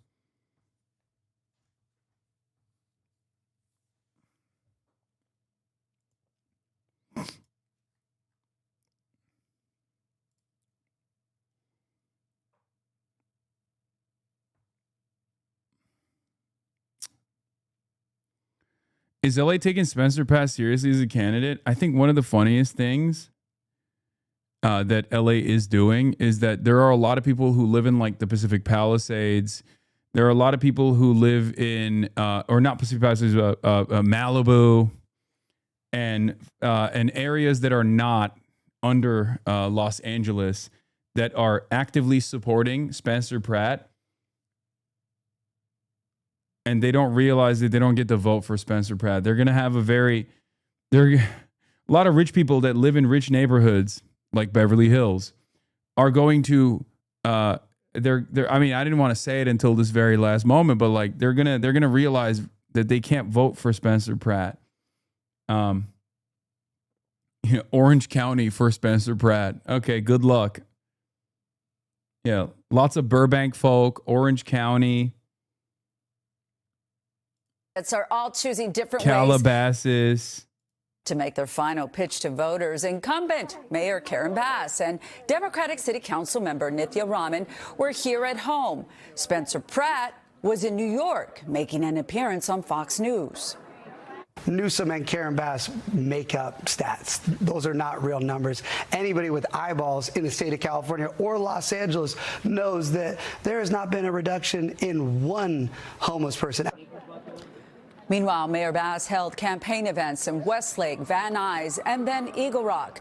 Raman started her day speaking with voters downtown and made other stops along Sunset Boulevard last night. Both candidates were focused on housing and homelessness. But there are more than 120 fewer encampments on our street now than were there 3 years ago. I think one of the most important issues facing Los Angeles right now is how expensive it is to live here. The cost of housing is enormous. And I have a lot of plans for how we can address that. The latest UC Berkeley LA Times poll shows a very tight race with Mayor Bass at 26%, Nithya Raman with 25%, Spencer Pratt in third with 22%. Even if you aren't registered to vote, there are same-day registration centers across the state. And our website has your complete voting guide, from breaking down the candidates or those propositions and the early vote. I meant this with no disrespect, but why does Pratt look so chopped, buddy? That's what reactionary politics does to your soul and your physical presence, okay? what's on the inside, if what's on the inside is rotting, your outside starts rotting too. Voting events near you. For all of that, go to NBCLA.com and the NBCLA app. So much help out there. Another controversy giving Democrats major heartburn in dogging Graham. All right, I talked about this already enough. This was All right, one. let's bring in New Jersey Democratic Senator Oh, Cory Cory Booker. Again, I never want to coalesce around Cory Booker, especially because Cory Booker is doing this because, Graham Plattner is anti-Israel. If Cory Booker is out there supporting the people protesting outside of the facility, then yeah, great. I'll give him credit for it. But Cory Booker is attacking Graham Plattner alongside many of these other Democratic Party consultants that are supposed to be vote blue no matter who, by the way, because they see Graham Plattner as a serious threat. I'm shocked at some of the people, some of the Democrats who I consider friends, being so all or nothing about this guy. And I don't really understand why. He is not really representative of the values I would expect in a Democratic candidate, even by today's standards. I'm a little surprised at the number of people who are circling the wagons just to beat Susan Collins. I mean, I get it. Like, I want the Senate seat. I want Democrats to win. I want Chuck Schumer to be the majority leader. But I'm not willing to take anybody off the street and run them just because they, arouse some vibes in a few, portions of the Democratic Party. Like, that's just not for me. And, I'm good. I don't need to support a Democrat who has Nazi tattoos. It's not my thing. I'm not going to. So, do I want Susan Collins to win? Not necessarily, but she's much more my style than somebody like who I consider kind of a performative economic populist like Graham Plattner, who went to Hotchkiss and another high school that I couldn't afford. These guys, this is the real salt of the earth, dude. Uniparty, baby. Uniparty, uniparty, uniparty, uniparty. Think before you ink. Think before you speak. Yeah, Michael LaRosa is literally a registered corporate lobbyist and a partner of the most Trump-connected lobbying firm in Washington. Fox News disclosed that when they had him on and listed him as a voice for Democrats. That's all I'm saying. Look. You might have your resentment. Maybe you want to have a "I told you so" moment, and that's fine. I have my skepticisms, but I keep it to myself. Sometimes you have to operate with the notion, with the understanding that not everything needs a reaction. Sometimes you can just kick back and watch. I'm not a Maine voter. I'm not. But when I kick back, the skepticism or the scrutiny that I have over Plattner's track record, did he know he had a totem cloth tattoo? Did he not? All of that falls by the wayside when I see some of the biggest fucking villains in American society, both on the far right, the regular right, and the center right, which are the Democrats, lose their fucking shit over this guy. I say to myself, it's tough. It's tough. It's tough for me to just, participate in the pile-on. You know what I say? Vote blue no matter who, guys. I'm a harm reduction voter. I love voting blue. I love voting Democrat. I love the DNC. I wear it on my sleeve. This is my favorite thing to do. I mean, what are you going to do? What are you going to do? I love the Democratic Party and I love voting I love voting for the Democrats. You know, clip it and ship it, boys. Let the fucking, let the Hasan as a sheepdog people fly their fucking freak flags. As a Mainer born and raised in my first year voting, I can tell you a large chunk of his support is because more and more of us are rapidly becoming impoverished, as is most of the country, but still, and it's happened under the same words we always hear from Mill, Collins, and King alike. And they all say the same shit in different manners, and Plattner speaks in a language we can understand, if that makes sense. No, I totally understand it. This video is a perfect encapsulation of what we're up against. La Rosa says, if we elect Plattner, we're no better than the Republicans, but also if we primary Fetterman, we're no better than the Republicans. There are a lot of guys like this staffing the Democratic Party. Yeah, these guys are fucking snakes in the grass, okay? Straight up. It's not really hard to see that. Another private prep school that my family certainly couldn't afford. So it's kind of odd to I would much rather just kick back and enjoy the ride, enjoy the show, than align with these fucking demons.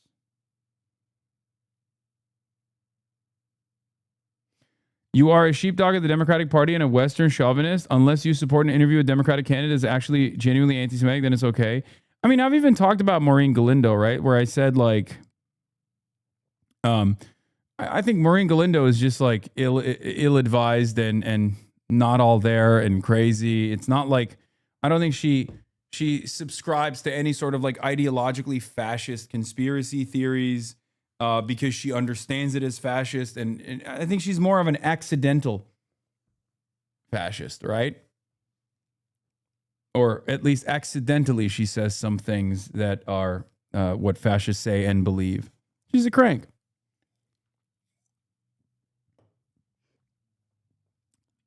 Or was a crank. Well, I guess she still is, but yeah. hear him talk about the elite when he was educated by the most elite of New England prep schools. And that shouldn't disqualify him either. It's his own behavior that disqualifies him. It's his own history of rhetoric, of advocating for political violence, of mocking wounded U.S. soldiers shot by the Taliban. Yeah, I don't fucking care about this shit. All right, whatever. Suck my dick. All right, and here's the other guy who should also suck one. Let's start right there with these rulings against the president. What is your belief of the significance here? And Sarah's point there that it's Congress that should be providing the oversight on this, but Congress hasn't been doing that. Yeah, I agree with her. The Republican-controlled Congress keeps laying down for this president. Let's take this slush fund, for example. It's not a $2 billion slush fund. It is a $1.776 billion slush fund. And what that means is he's hearkening back to our founding. Now, we fought a revolution to stop exactly this, a ruler from taking public funds and doing whatever they want with no checks and balances. This president is giving us a master's class in our own democracy by tearing it down. This is ridiculous that a president should be able to appropriate money to himself, Congress's job, and then give it out to people who beat police officers on January 6th. So I'm going to be doing what I've been doing the last couple of weeks, which is reaching out to my Republican colleagues. I'm in good conversations right now about doing things in a bipartisan way. We've had a Republican Congress that has laid down, bent over for this president for too long. And as he hearkens and tries to drag up the memories of 250 years ago, this is the very reason why every American should be wrapped. Not enough people are talking about how washed the 250 anniversary is because everyone kind of understands that America is dying on a downward spiral in general, accelerated certainly by Donald Trump. It is very interesting. Like, the 250 is supposed to be a huge deal, dude. We love America, right? Like, think about how little you have thought about the fact that this July 4th is the 250th anniversary of the nation. One of the most L birthdays of all time.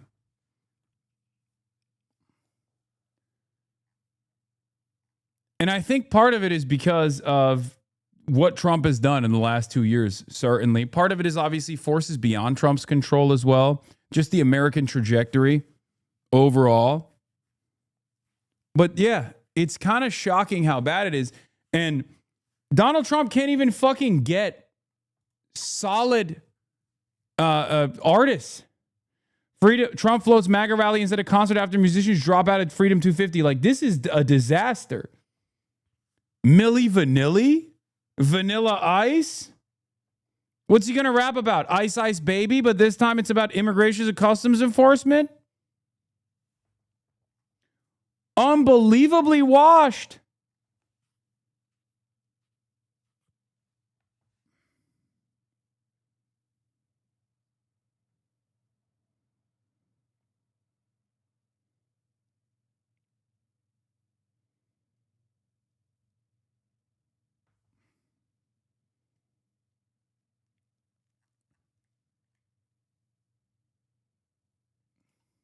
What is this? Yeah, featured performers. Laura Trump, Laura Trump, Laura Trump, Laura Trump, Laura Trump, Laura Trump. Now, a lot of you think this is a joke.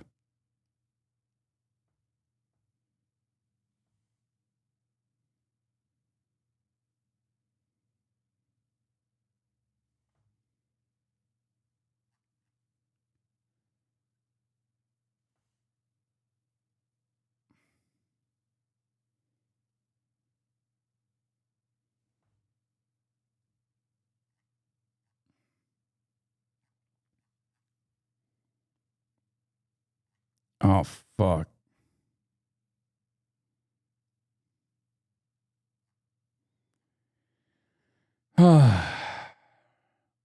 Your type of concert is on white women or exotic piker? Oh, God. Erica Kirk and Candace Owens go into the UFC Thunderdome? That'd be funny.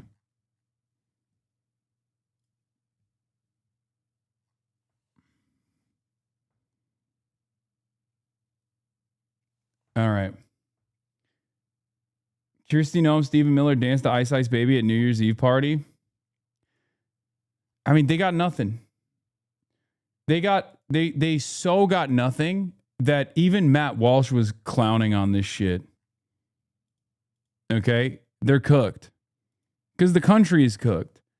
And it's tough to find anything redeemable or salvageable about the current situation. There's two stories I want to cover before I have to leave because I have the podcast. But one of them is obviously Connie Chan, California 11 candidate, has received $475,000 from AIPAC shell corporations for her super PAC.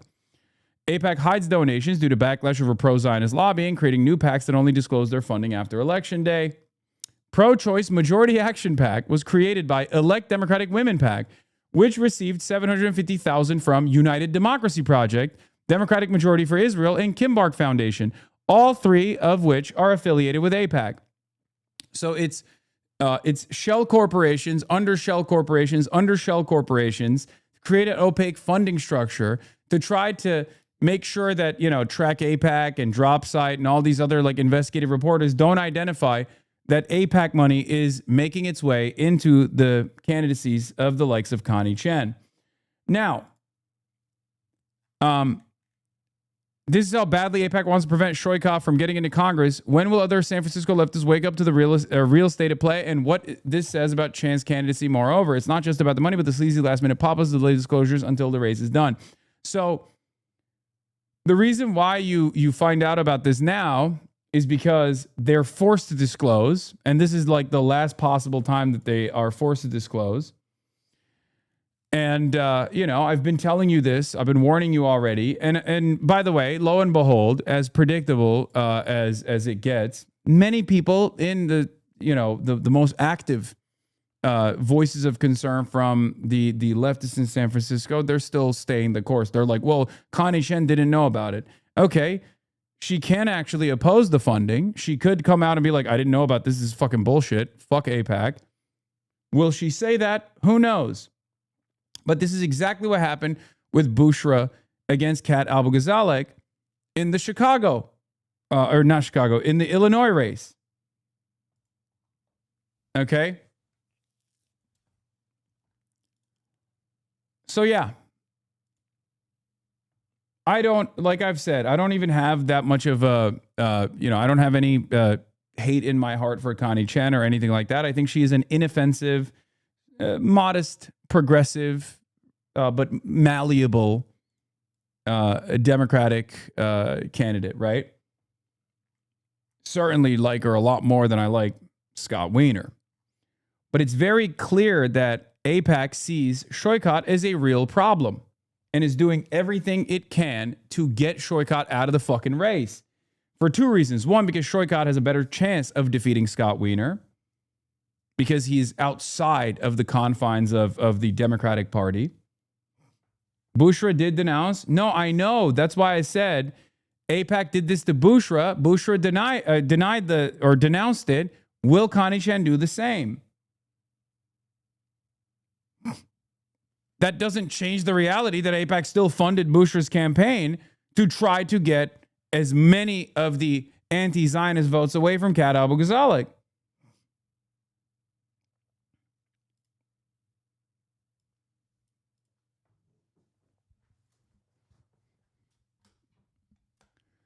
Don't say fuck San Francisco DSA. Shut up. Shut up.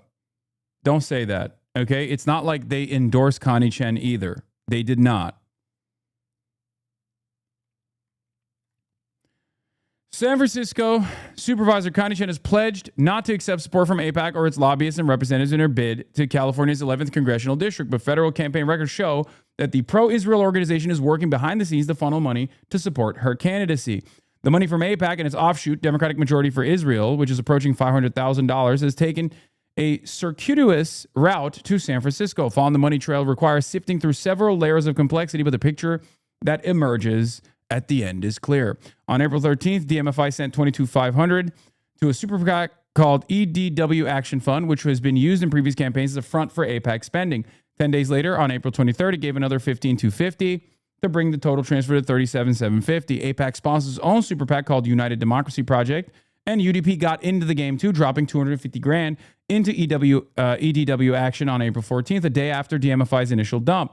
EDW Action thus far has received $287,750 from AIPAC-affiliated super PACs that month, but EDW Action has previously been exposed by Dropside and others as a known AIPAC pass-through. Okay? Half the chatters are saying she didn't denounce it, and Connie Chen supporters are saying she did. We are ready to bring the working people's agenda from San Francisco to Washington, where we will fight for Medicare for all, fully funded public education, ensuring San Francisco remains a sanctuary city for all, making billionaires, The notion that Connie Chen, who supported the Block the Bombs Act and the end of military aid to Israel, condemnation of the Gaza genocide, and advocacy for Palestinians are public record, would somehow be carrying water for AIPAC is absurd and laughable. Connie has been clear from day one that she would not accept a dime from AIPAC, and she has stayed true to this throughout. PACs act independently. Oh. So she isn't denouncing it. PACs act independently of our campaign, and we urge any organization supporting Connie to respect her values. This is clearly a desperate attempt from our opponent to undermine our campaign. It's not your opponent. It's a desperate attempt from AIPAC to push you through the finish line.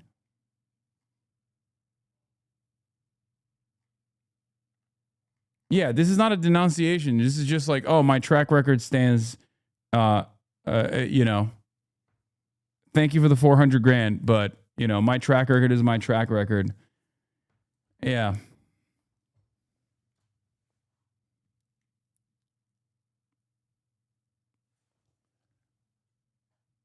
It does seem like a strategic buy to dilute Shoykot votes for Wiener. No, what they're doing is they don't want Shoykot against Wiener, because Shoykot against Wiener turns into an Israel matchup.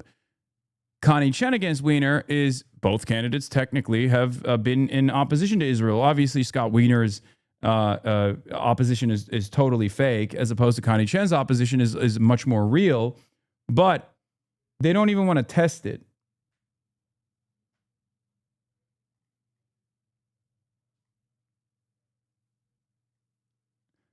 And it's not just Israel either. There's obviously more. I think AIPAC's primary goal is to ensure that Shoykot doesn't make it into the runoff between the top two. So if AIPAC is funneling money to super PACs backing Connie, the goal wouldn't necessarily to be to get her elected. Yes. I don't think AIPAC is like, oh, Connie Chen is our gal. I think AIPAC is saying anybody but Shoykot.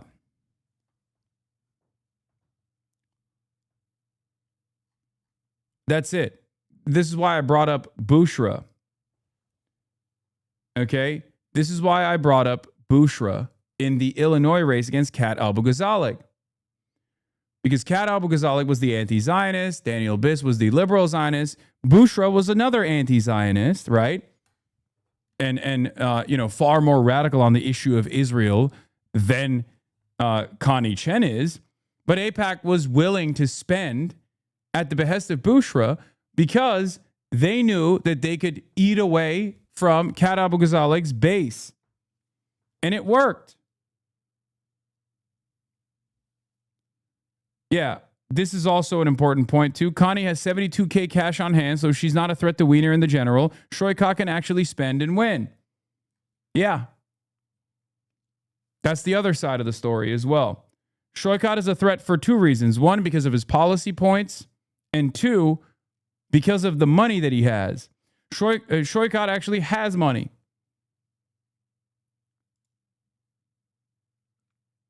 Calling the J Street candidate anti-Zionist is kind of crazy. Wait, what? Are you talking about Kat Abu-Ghazaleh?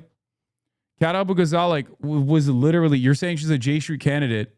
She also was literally far before AOC or J Street ever came on board with this message, turned around and said no defensive or offensive weapons to Israel. Calling the oh, you mean Daniel Biss? No, I said Daniel Biss is a liberal Zionist. I didn't say Daniel Biss is an anti-Zionist. I said Daniel Biss is a liberal Zionist. Did you not hear me? I said Bushra was an anti-Zionist, and so was Kat. And AIPAC was willing to give. AIPAC was willing to give money to Bushra because AIPAC knows that Bushra had no shot at winning.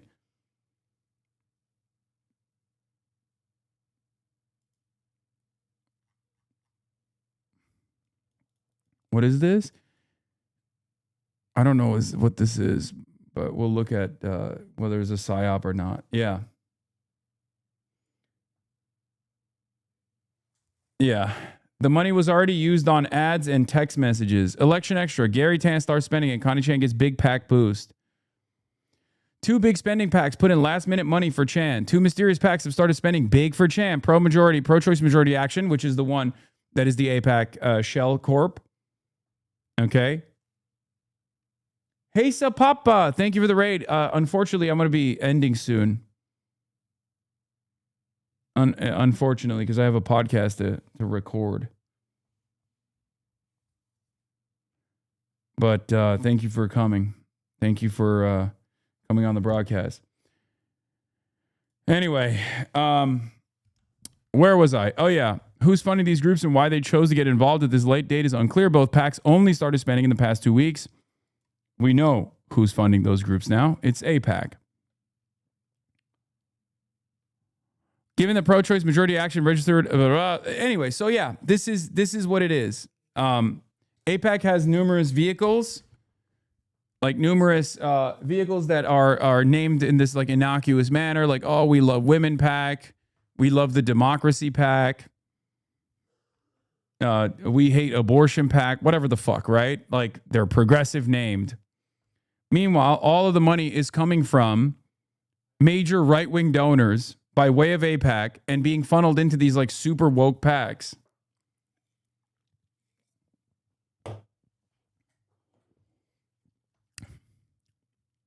And yeah.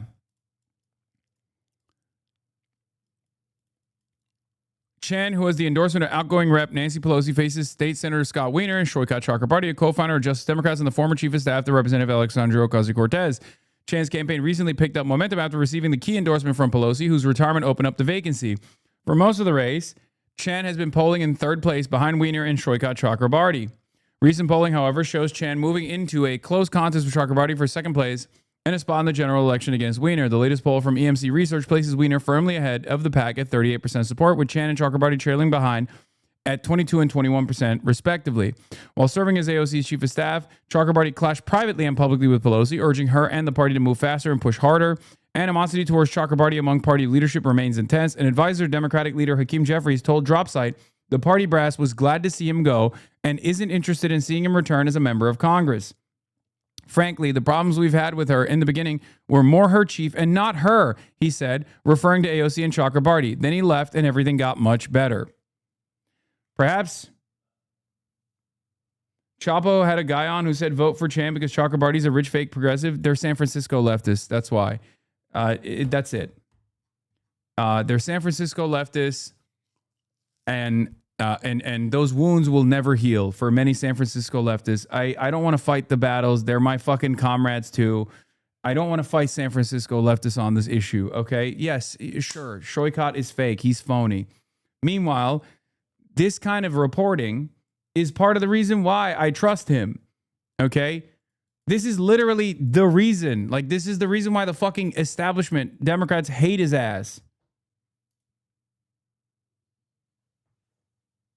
Your opinion doesn't count unless you're broke. No. Shoykot being rich is totally a valid reason to be skeptical of him. What the fuck? But I was personally skeptical of him, right? But I matched that up with his track record around the country. I matched that up with his track record with the Justice Democrats. That's it. He's put a lot of fucking work at the beginning of this movement and has continuously put a lot of fucking work throughout this movement.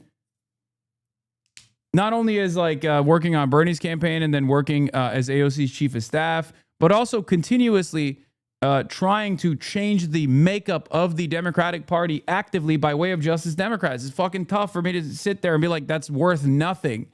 Okay? I'm looking at this with sober eyes because I don't have the same emotional connection that many San Francisco leftists do to what has happened to San Francisco local politics because of guys exactly like Shoykot Chakrabarty with the same background as Shoykot Chakrabarty and the same amount of money as Shoykot Chakrabarty, who have eviscerated the left movement in San Francisco. They've destroyed it. So for a lot of those guys that lived through that process, that saw marginal victories at first, they're just never going to let it go. They're never going to let it go. So you should let it go and just work to move others. Okay? That's it. If you can't win those guys over, who cares? There is no use crying over spilled milk. I want those guys to entertain Shoykot, right? They've been calling me a rat fucker, carpetbagger, piece of shit, nonstop on the timeline, implying that I'm getting paid by this dude, right? Which is laughable for a million different reasons, because on the one hand, they're saying I'm getting paid by this guy. And on the other hand, they're saying I'm also fucking unbelievably wealthy. And that's why I'm supporting another wealthy guy. Which is it? Am I rich and defending the interests of the rich? Or do I just trust him because I've seen what he's done? I've seen what he's done for Justice Democrats. And I think it's important to look at the accomplishments across the board and make an assessment off of that.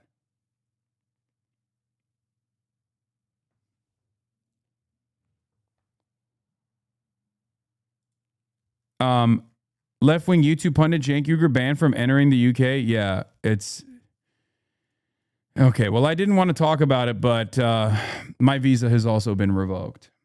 We just found out. So yes, I will not be going as it stands currently. I don't believe that I'll be able to go to the United Kingdom this upcoming week. I don't know who to reach out for this. I was supposed to do something with Yanis Varoufakis, do something with Zach Polanski, do something with Jeremy Corbyn, do something at the Oxford Union. And now the Labour government has revoked our visas. Go to Ireland. Okay, guys, it's not about fucking being in the vicinity of the UK. I was supposed to do shit in the UK.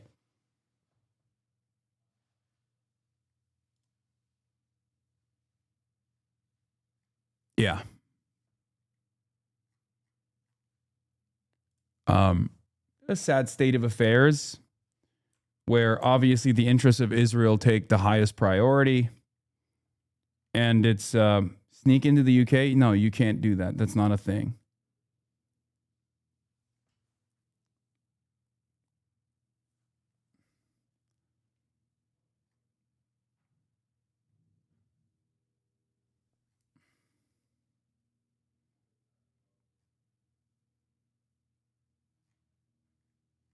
But yeah, they've revoked my visa as well.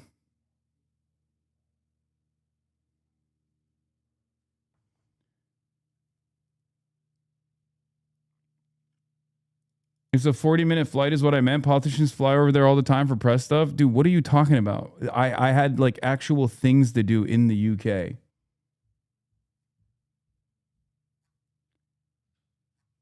It's so funny. You guys are like, dude, just swim across the canal.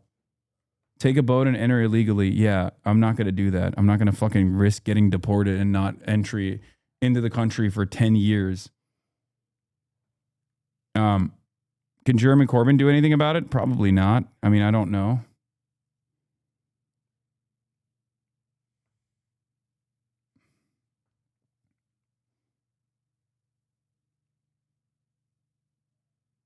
Yeah. Dear Hasan Dawn Piker, your UK ETA has been cancelled.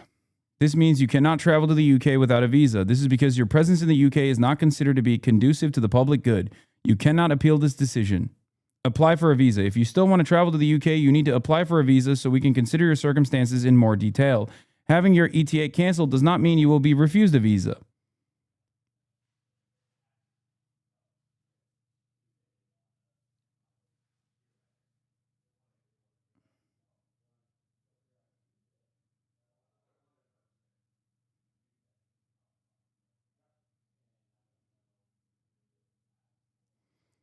Yep. Nick Shirley can go, though, of course, because Nick Shirley is a dog for the fascist state.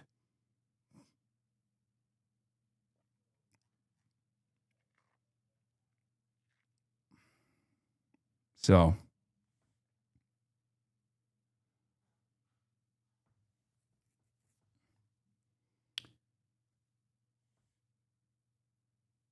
yeah. It's sad, man. What are you going to do?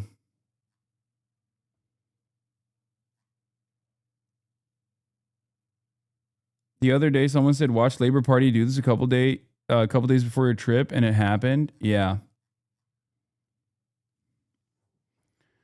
I genuinely, listen, I'm going to say something.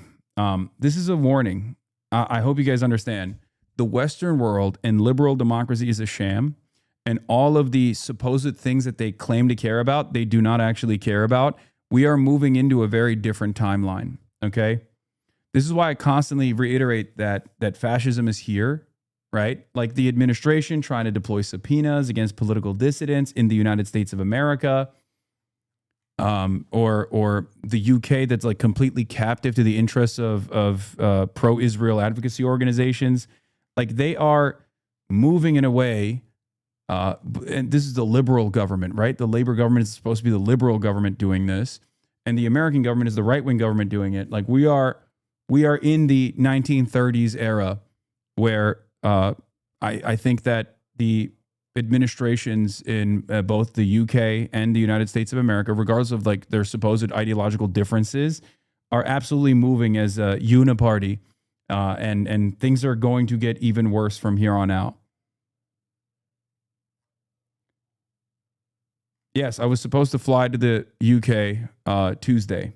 I was supposed to fly to the United Kingdom on Tuesday. I was supposed to speak at the Oxford Union alongside Cenk. I was supposed to speak at South by Southwest and also do another interview with Yanis Varoufakis. But Jewish groups call on UK to bar dangerous Hasan Piker amid anti-Semitic attacks. And they did. Because Israel advocacy organizations have unbelievable amounts of power over what even the United Kingdom has to say and do. Yeah, if you're an avowed anti-Zionist, your travel will be restricted.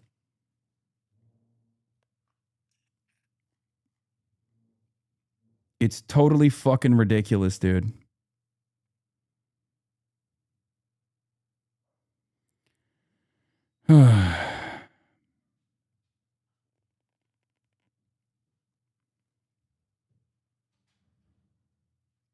And no, this is not an opportunity for you guys to say go to France or go to other countries, okay? It's very, very shitty.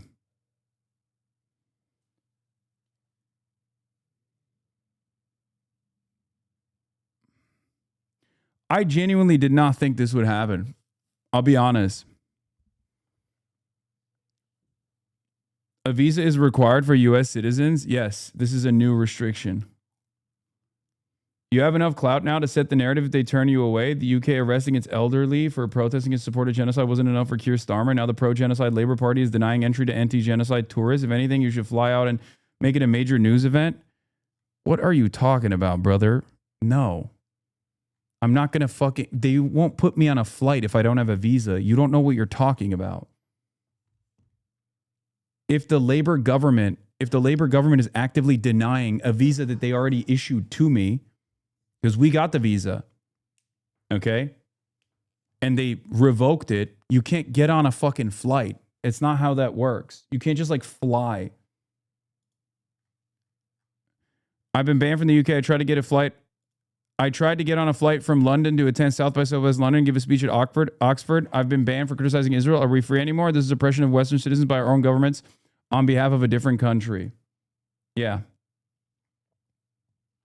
That's when I found out as well. They wouldn't let Cenk on the flight. At least they didn't fucking let him fly into the country and then deport him.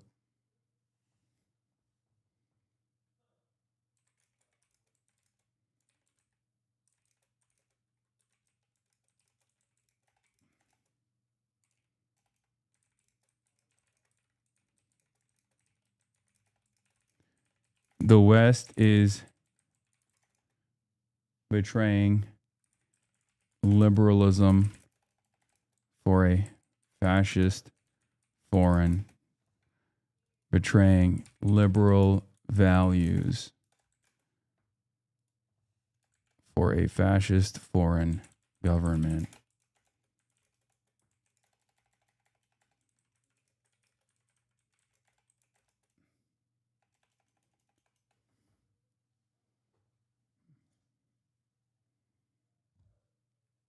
For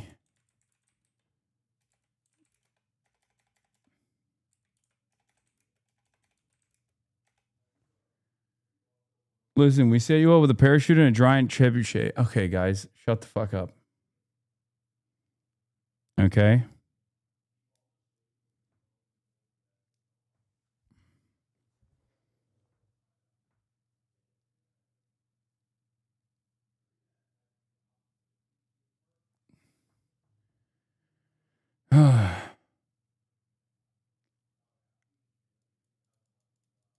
What is this? Did you say you got an ETA? That's not a visa, by the way. And they likely would have let you on the plane, but would likely not allow you entry when you got there. Source, American who was in a denied entry into the UK.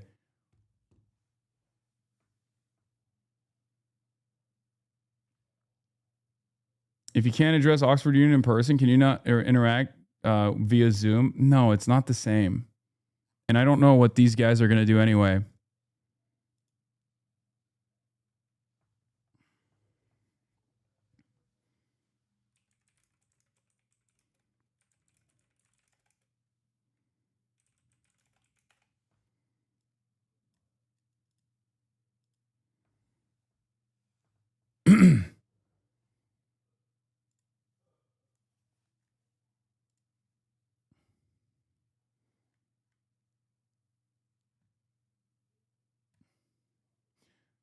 Rima Hassan was refused a visa to Canada 2 months ago. Yeah, well, Canada is different because I'm an American citizen. I'm not French. So, I mean, they might do this now that the Commonwealth has established the precedent. This could potentially also limit. This could also potentially limit my travels to Australia, which I was planning to go to. But weren't you let in already once under Starmer? Yes.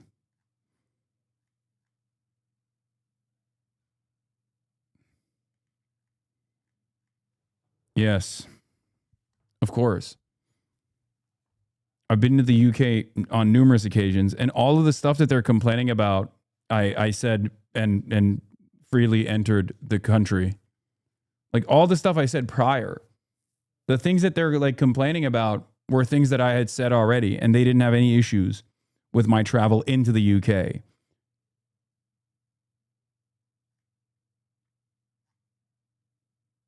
So yeah.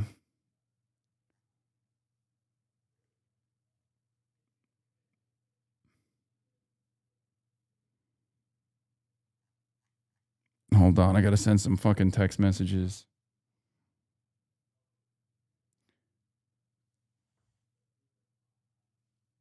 I'm an Australian. They're already doing the same things in Australia as well, especially in Sydney. So I wouldn't be surprised if it happened. Yeah.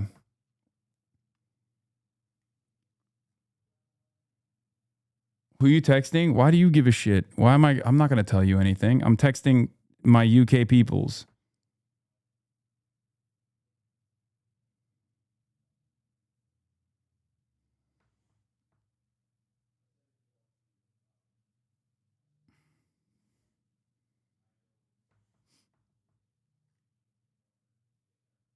We've had warnings. It's just time now. Everything else has been 0 to 100. This is what we've learned. We cannot be shocked when history has been playing in front of us in lockstep. As a nation, we have been quiet and idle, which allows it. Yeah. This is straight up fucking fascism. That's it. That's it. Israel is a fascist country, and it gets to enforce its bidding upon other countries. And in an effort to abide by the wishes of a foreign country like Israel, the Western liberal democracies that are supposed to protect and preserve speech, even if they don't have a First Amendment like we do here in the United States of America, they're supposed to have reason, like good reason. This is not one of them, right? This is not one of them. Being critical of Israel while effectively combating anti-Semitism is not a good enough reason to bar someone entry into the country. Ironically enough, one of my famous speeches that I delivered was at Oxford Union, which is what I was supposed to attend once again, where I warned the Western governments and I warned those who were worried about anti-Semitism that this dangerous association between anti-Semitism and anti-Zionism, this conflation between Judaism and Zionism, was going to create an environment where anti-Semitism would manifest. We've already been living in that universe, and it is very clear to me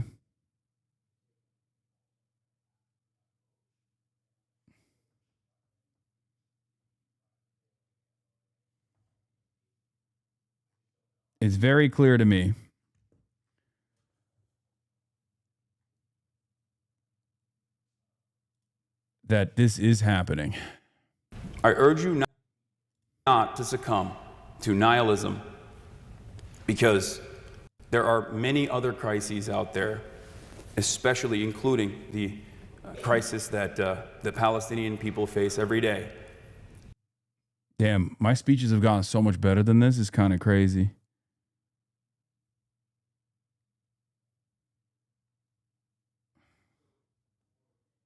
Okay.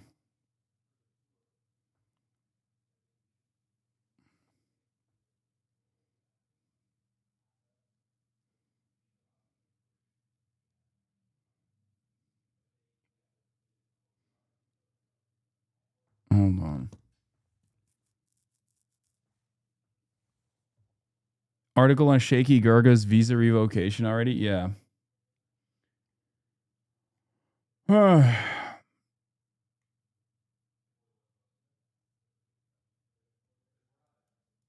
If a person's ETA application is refused, they cannot appeal and instead need to apply for a visa if they still wish to seek permission to come to the UK. Sounds like you can still potentially apply for a standard visa and talk to an actual caseworker. Yeah, we'll try, but I don't think that it's going to happen if they've already denied the ETA.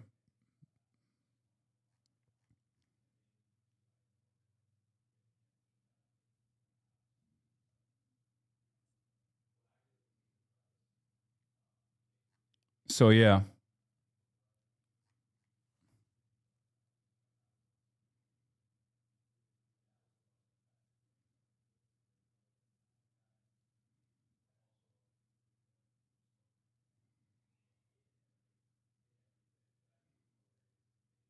Hold on.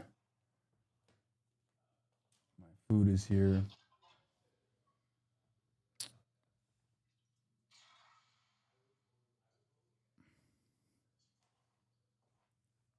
He was denied onto his flight.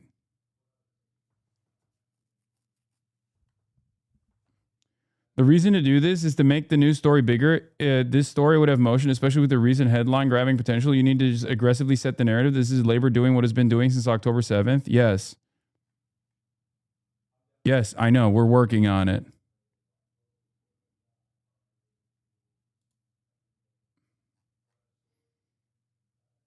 I was supposed to see you at the Varoufakis event. I'm so pissed. Well, yeah, I'm pissed too. I really was excited to go to the UK. Like I said, I was linking up with Zach Polanski, Jeremy Corbyn, Giannis Varoufakis. I was doing something at South by Southwest. I was going to be there for fucking almost 7 days, dude. We had a week's worth of events and things to do lined up.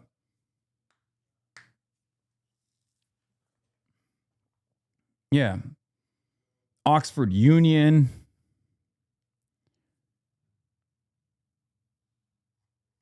Tell them you changed your mind and you love Israel now. It's true.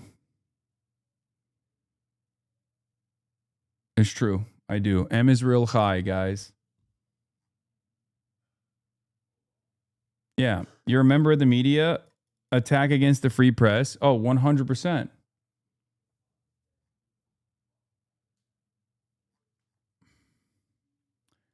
%.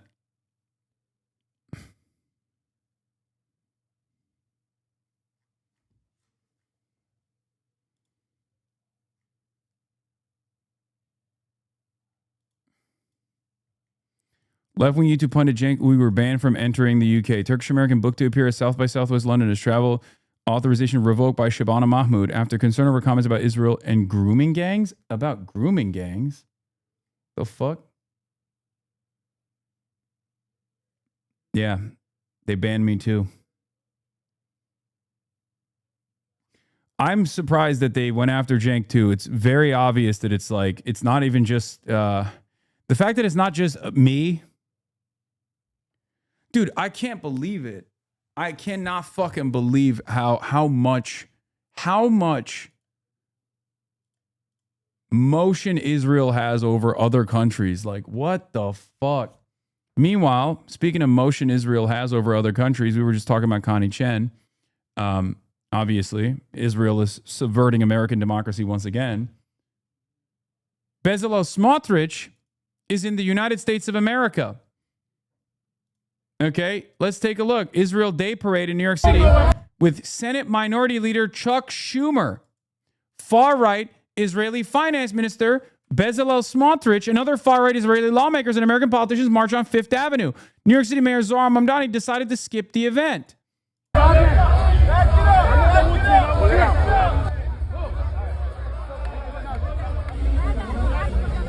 Look at this. They're fucking flexing on us.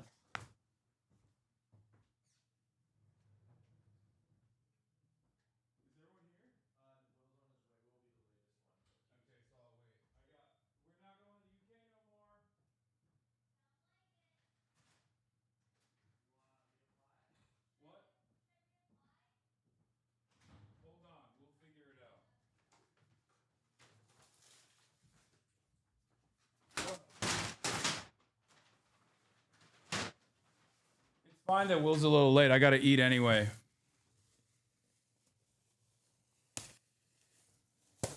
He's literally, he doesn't even need to get the soda from here. He can get it from the regular fridge. He just wants to show off his, he wants to show off his little outfits. Okay, that's literally what it is. He just wants to show off his little gay little outfits. Okay, he's like, look at me. Look at me. Don't I look like a hot piece of ass? Wait, okay, dude. Yeah, okay. No, there's no Zin in there. It's just trash. Yeah. Here. You actually want a Zin? No, everyone is just coming in just to... Hello. Everyone's just coming in just to fucking show their little fits off. Get their fucking fits off, dude. Fuck. I gotta chow this down ASAP. Okay.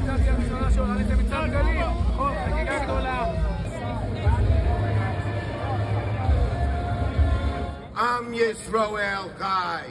The people Israel live.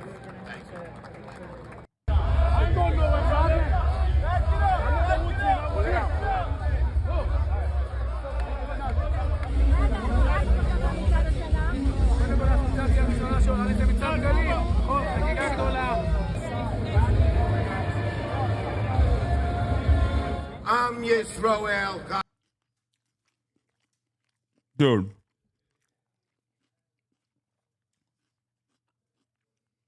It's totally insane.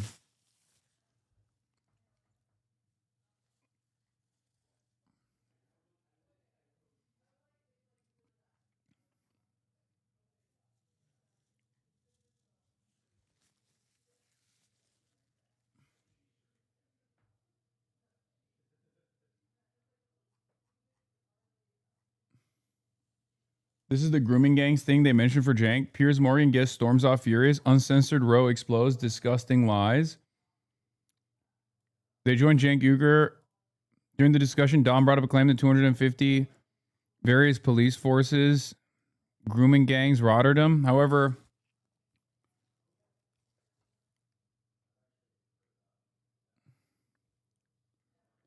what does this have to do with Cenk?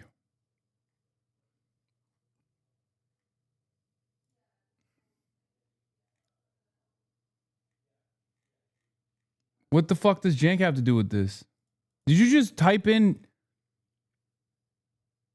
Here, let's look at Schumer's speech. For me, little piece of shit. we have this great parade, which I always attend, and it's my granddaughter's 4th birthday. The two are related. We must fight for her, my little grandchild, to grow up in a world that's safe for Jewish people. And I worry deeply about the future they're going to inherit. The Holocaust showed the world what Jews have known for millennia, that our security and our safety is never safe as long as we lack a place of refuge, a homeland. To quote the great Irish writer Conor Cruz O'Brien, anti-Semitism is a light sleeper. And now we are seeing an ugly resurgence of anti-Semitism across the world, driven by the same lies and libels that have tormented the Jewish people for generations, except now they're transmitted at the speed. I don't think these guys are going to give up. By the way, Letitia James is there too. Nadler, Menon. Basically, everybody but Zoran is there. And that's why it was a big deal, because he wouldn't kiss the fucking ring.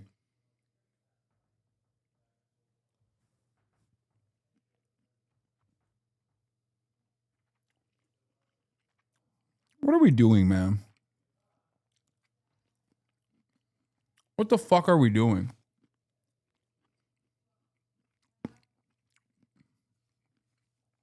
This is why I say people don't understand. Like, people don't hate Israel enough yet. We're not there.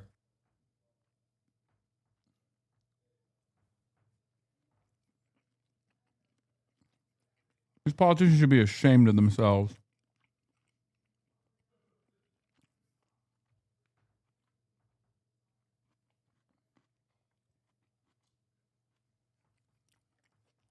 Of a fiber optic internet connection in 30 seconds. Lies are on your pocket phone. That's why a Jewish state is more important than ever. Anti-Semitism isn't going away. It always lingers, stalks in the shadows, waiting for the right conditions. For millennia, let them hear that loud and clear. The Jewish people have yearned for a state of Israel, whilst experiencing the constant anxiety of knowing the place where they live could violate. No, they should have it then. No, they should be as violent as they want them. My bad. My mistake, guys. I didn't realize that this was something that they wanted.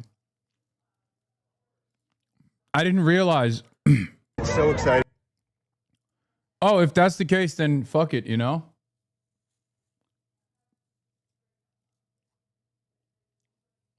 Smotrich doesn't have a warrant out for his arrest, if I'm not mistaken. Just former Defense Minister Yoav Gallant. But Smotrich is a war criminal just the same.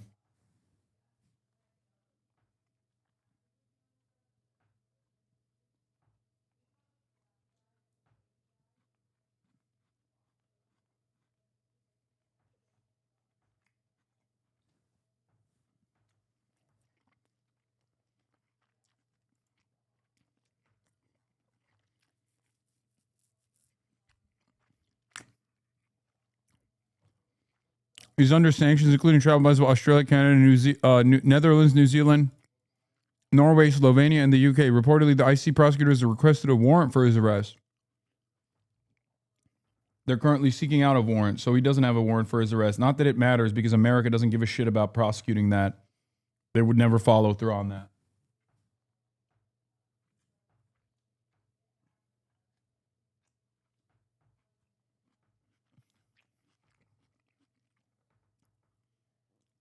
Let's be real, bro. If fucking Bezalel Smotrich wanted to go to the UK, he would.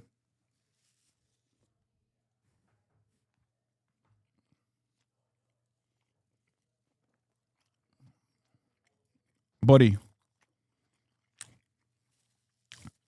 I love you, but right now, probably not the time for an alderman race in Chicago, right? We're covering some other stuff.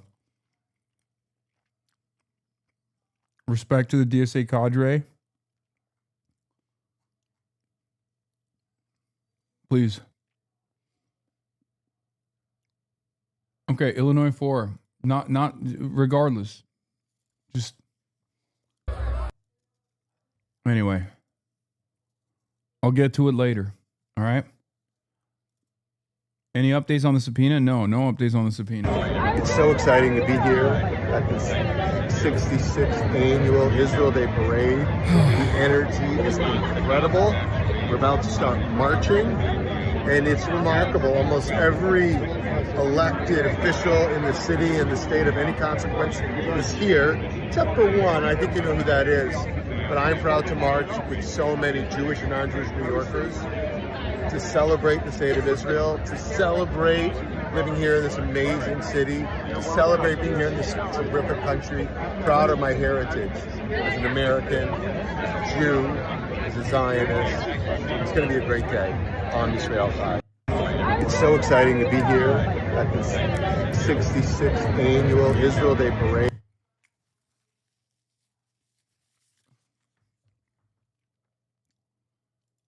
Bro, I already got barred.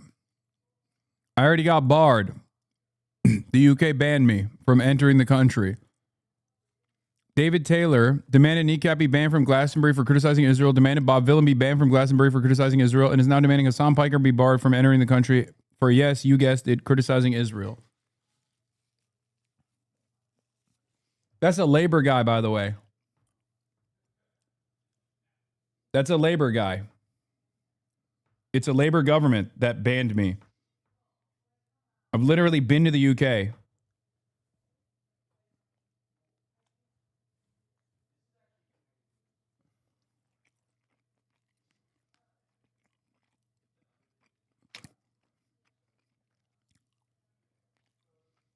So ridiculous.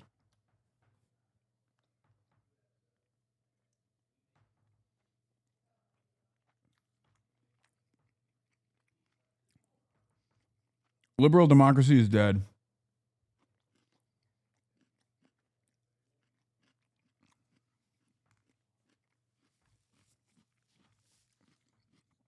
It was already dying due to how aggressive the contradictions were becoming, how apparent they were becoming. But Israel killed it. Israel is the final blow, straight up. Violently expel them at any moment, as happened again and again. We cannot, we must not go back to that era. I believe in the state of Israel. I support the state of Israel. If there had been a state of Israel in 1941, dozens of my ancestors would have been able to flee Nazi persecution. So, ladies and gentlemen, whether it's in Israel or in America or around the world, Am Yisrael Chai. The people Israel live. Thank you.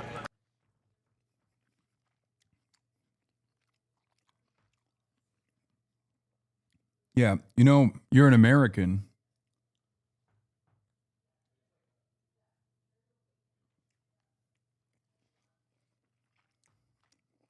The country that denied entry to Jews escaping the Holocaust.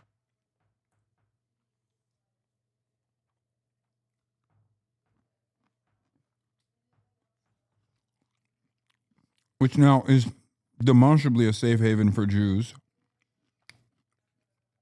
Since as an American politician, you live here, you've lived here your whole life, you've become the Senate minority leader in this country. It's not because Israel exists. It's because America is also a safe haven for Jews.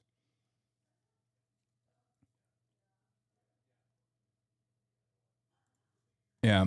Mom Donnie done broke these people's brains for real. Ready to go to the parade?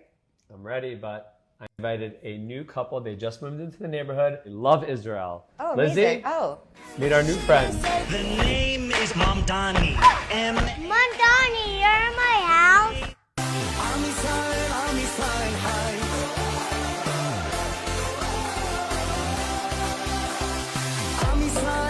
Come and say hello to us on 5th Avenue today at the parade. Make sure you come and grab a picture with your mayor and his private citizen wife.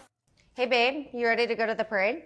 I'm ready, but I invited a new couple. They just moved into the neighborhood. They love Israel. Oh, amazing. Lizzie, Oh.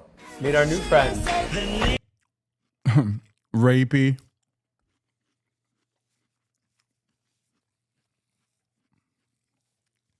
Personally humiliating.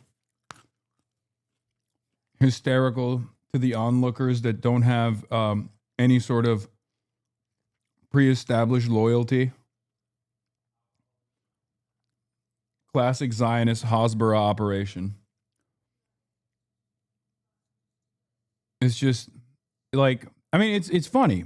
It's funny. The reason why it's funny is because this is yet another one of those instances where like you did this thing where you thought, oh, this is going to pop. And everyone in the out group, which is the overwhelming majority of the population, are going to look at you like you're a fucking insane weirdo.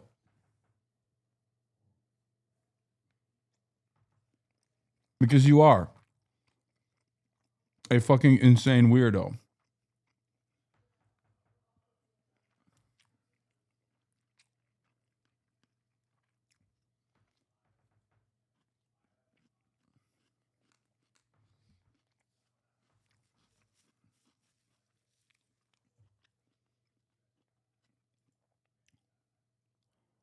I appreciate sponsors comparing the parade to Jerusalem Day Flag March. The two are interconnected after all. One is an annual Kristallnacht knock for Palestinians. The other exists to support that effort. Yep.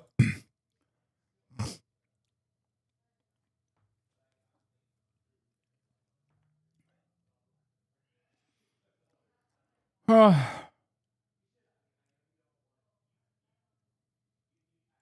cutout of Zoran made it to the parade. Yeah. Dude, I'm telling you, they're insane. They have unbelievable rapist vibes too.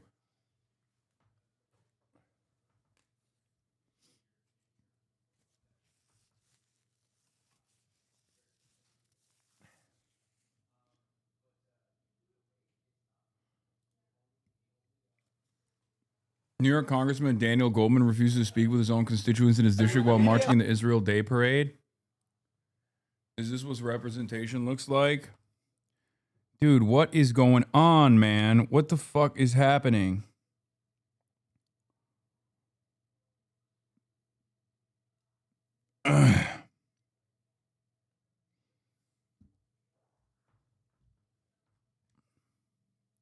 I'm a constituent. I'm not talking to any. I'm not talking on. Do you have any message for the Jewish people today? I have. I'm not doing any interviews, sir. Okay. Do you have any comment about the? Respect, I'm not doing any interviews. I mean, Israel's committing genocide and military occupation in the West Bank. Sir, right? I'm not doing any interviews. Can you please respect that? I can't because you keep voting to send funds to Israel and genocide. Can, how are you?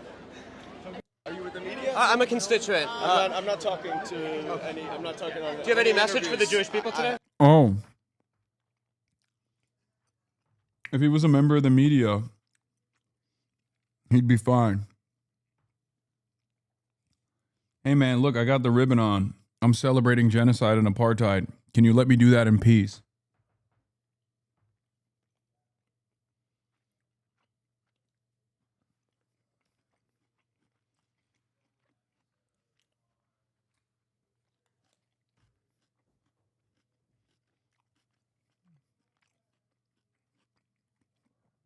It's anti-Semitic, not the march for these far-right officials of a foreign government. Yeah.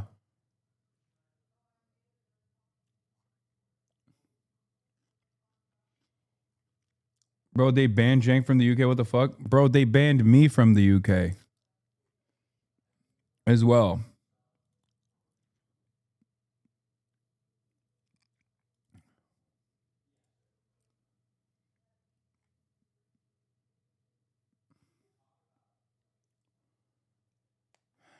That's hard, though. I don't think it's hard at all. I think it's fucking bullshit.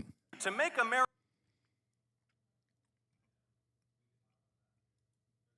Yeah, Eric Adams was there too, of course. Apparently, they were chanting 4 more years for Eric Adams. Good luck with that.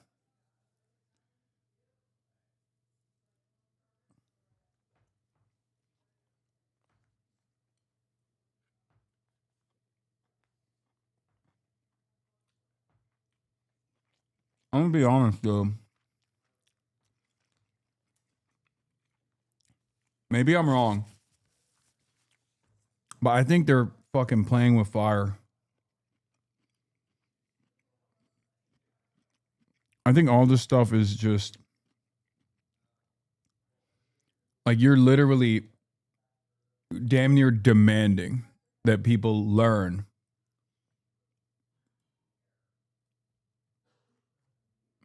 Thanks for your support, chatter, and sending me your own tweet.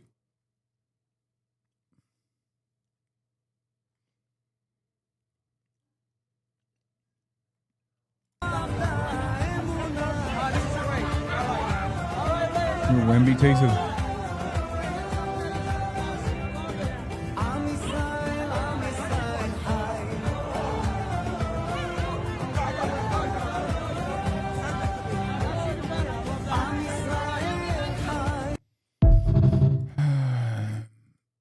It's... the fuck? Mom, why does Hasan Piper love Wembley so much? Hell yeah. Because I know ball.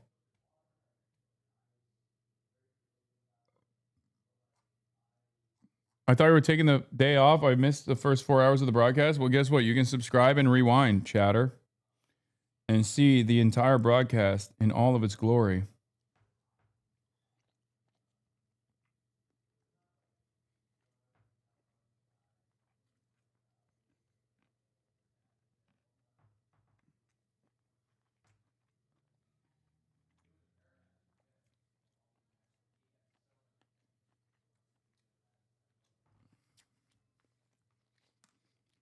No, no Lego.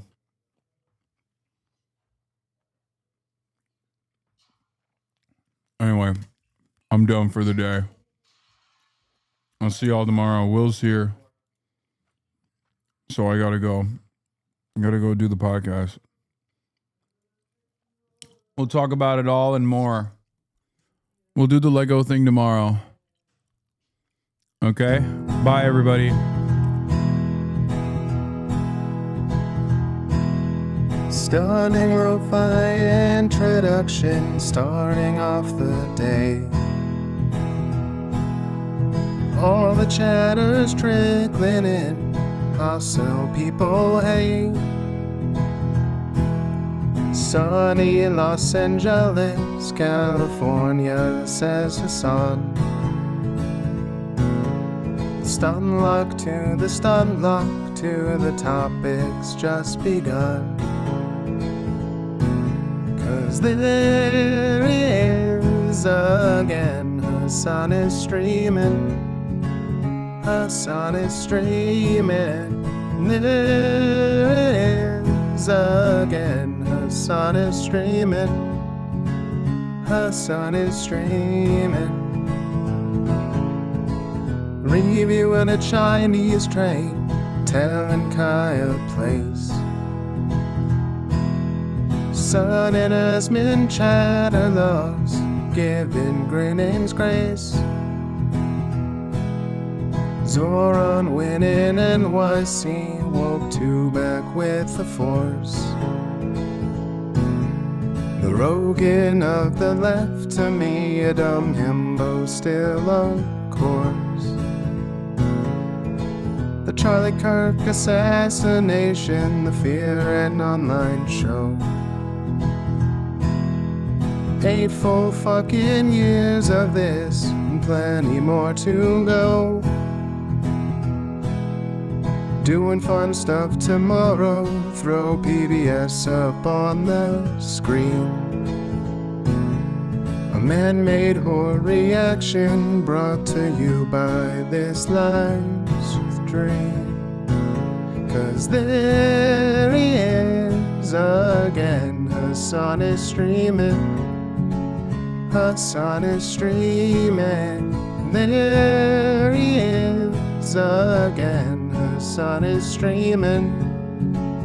Hasan is streaming. Kicked out of the DNC, IRL with March the Goat. Combating the propaganda that shoved down people's throats. CBS Israeli news, a coup, a regime falls. A full-blown fascist takeover, and still the duty calls. Total radicalization coming out to see. The system will always fail, it's up to you and me. On these daily streets, whether short or whether long, have helped millions of people keep it moving right along. 'Cause there he is again, Hasan is streaming. Hasan is streaming. There he is again, Hasan is streaming. Hasan is streaming. But hey, what can you say? That's PBS for you. But he'll play games real soon. Just you wait. Say, hey, what can you say? That's PBS for you. But he'll move on real soon. Just you wait. But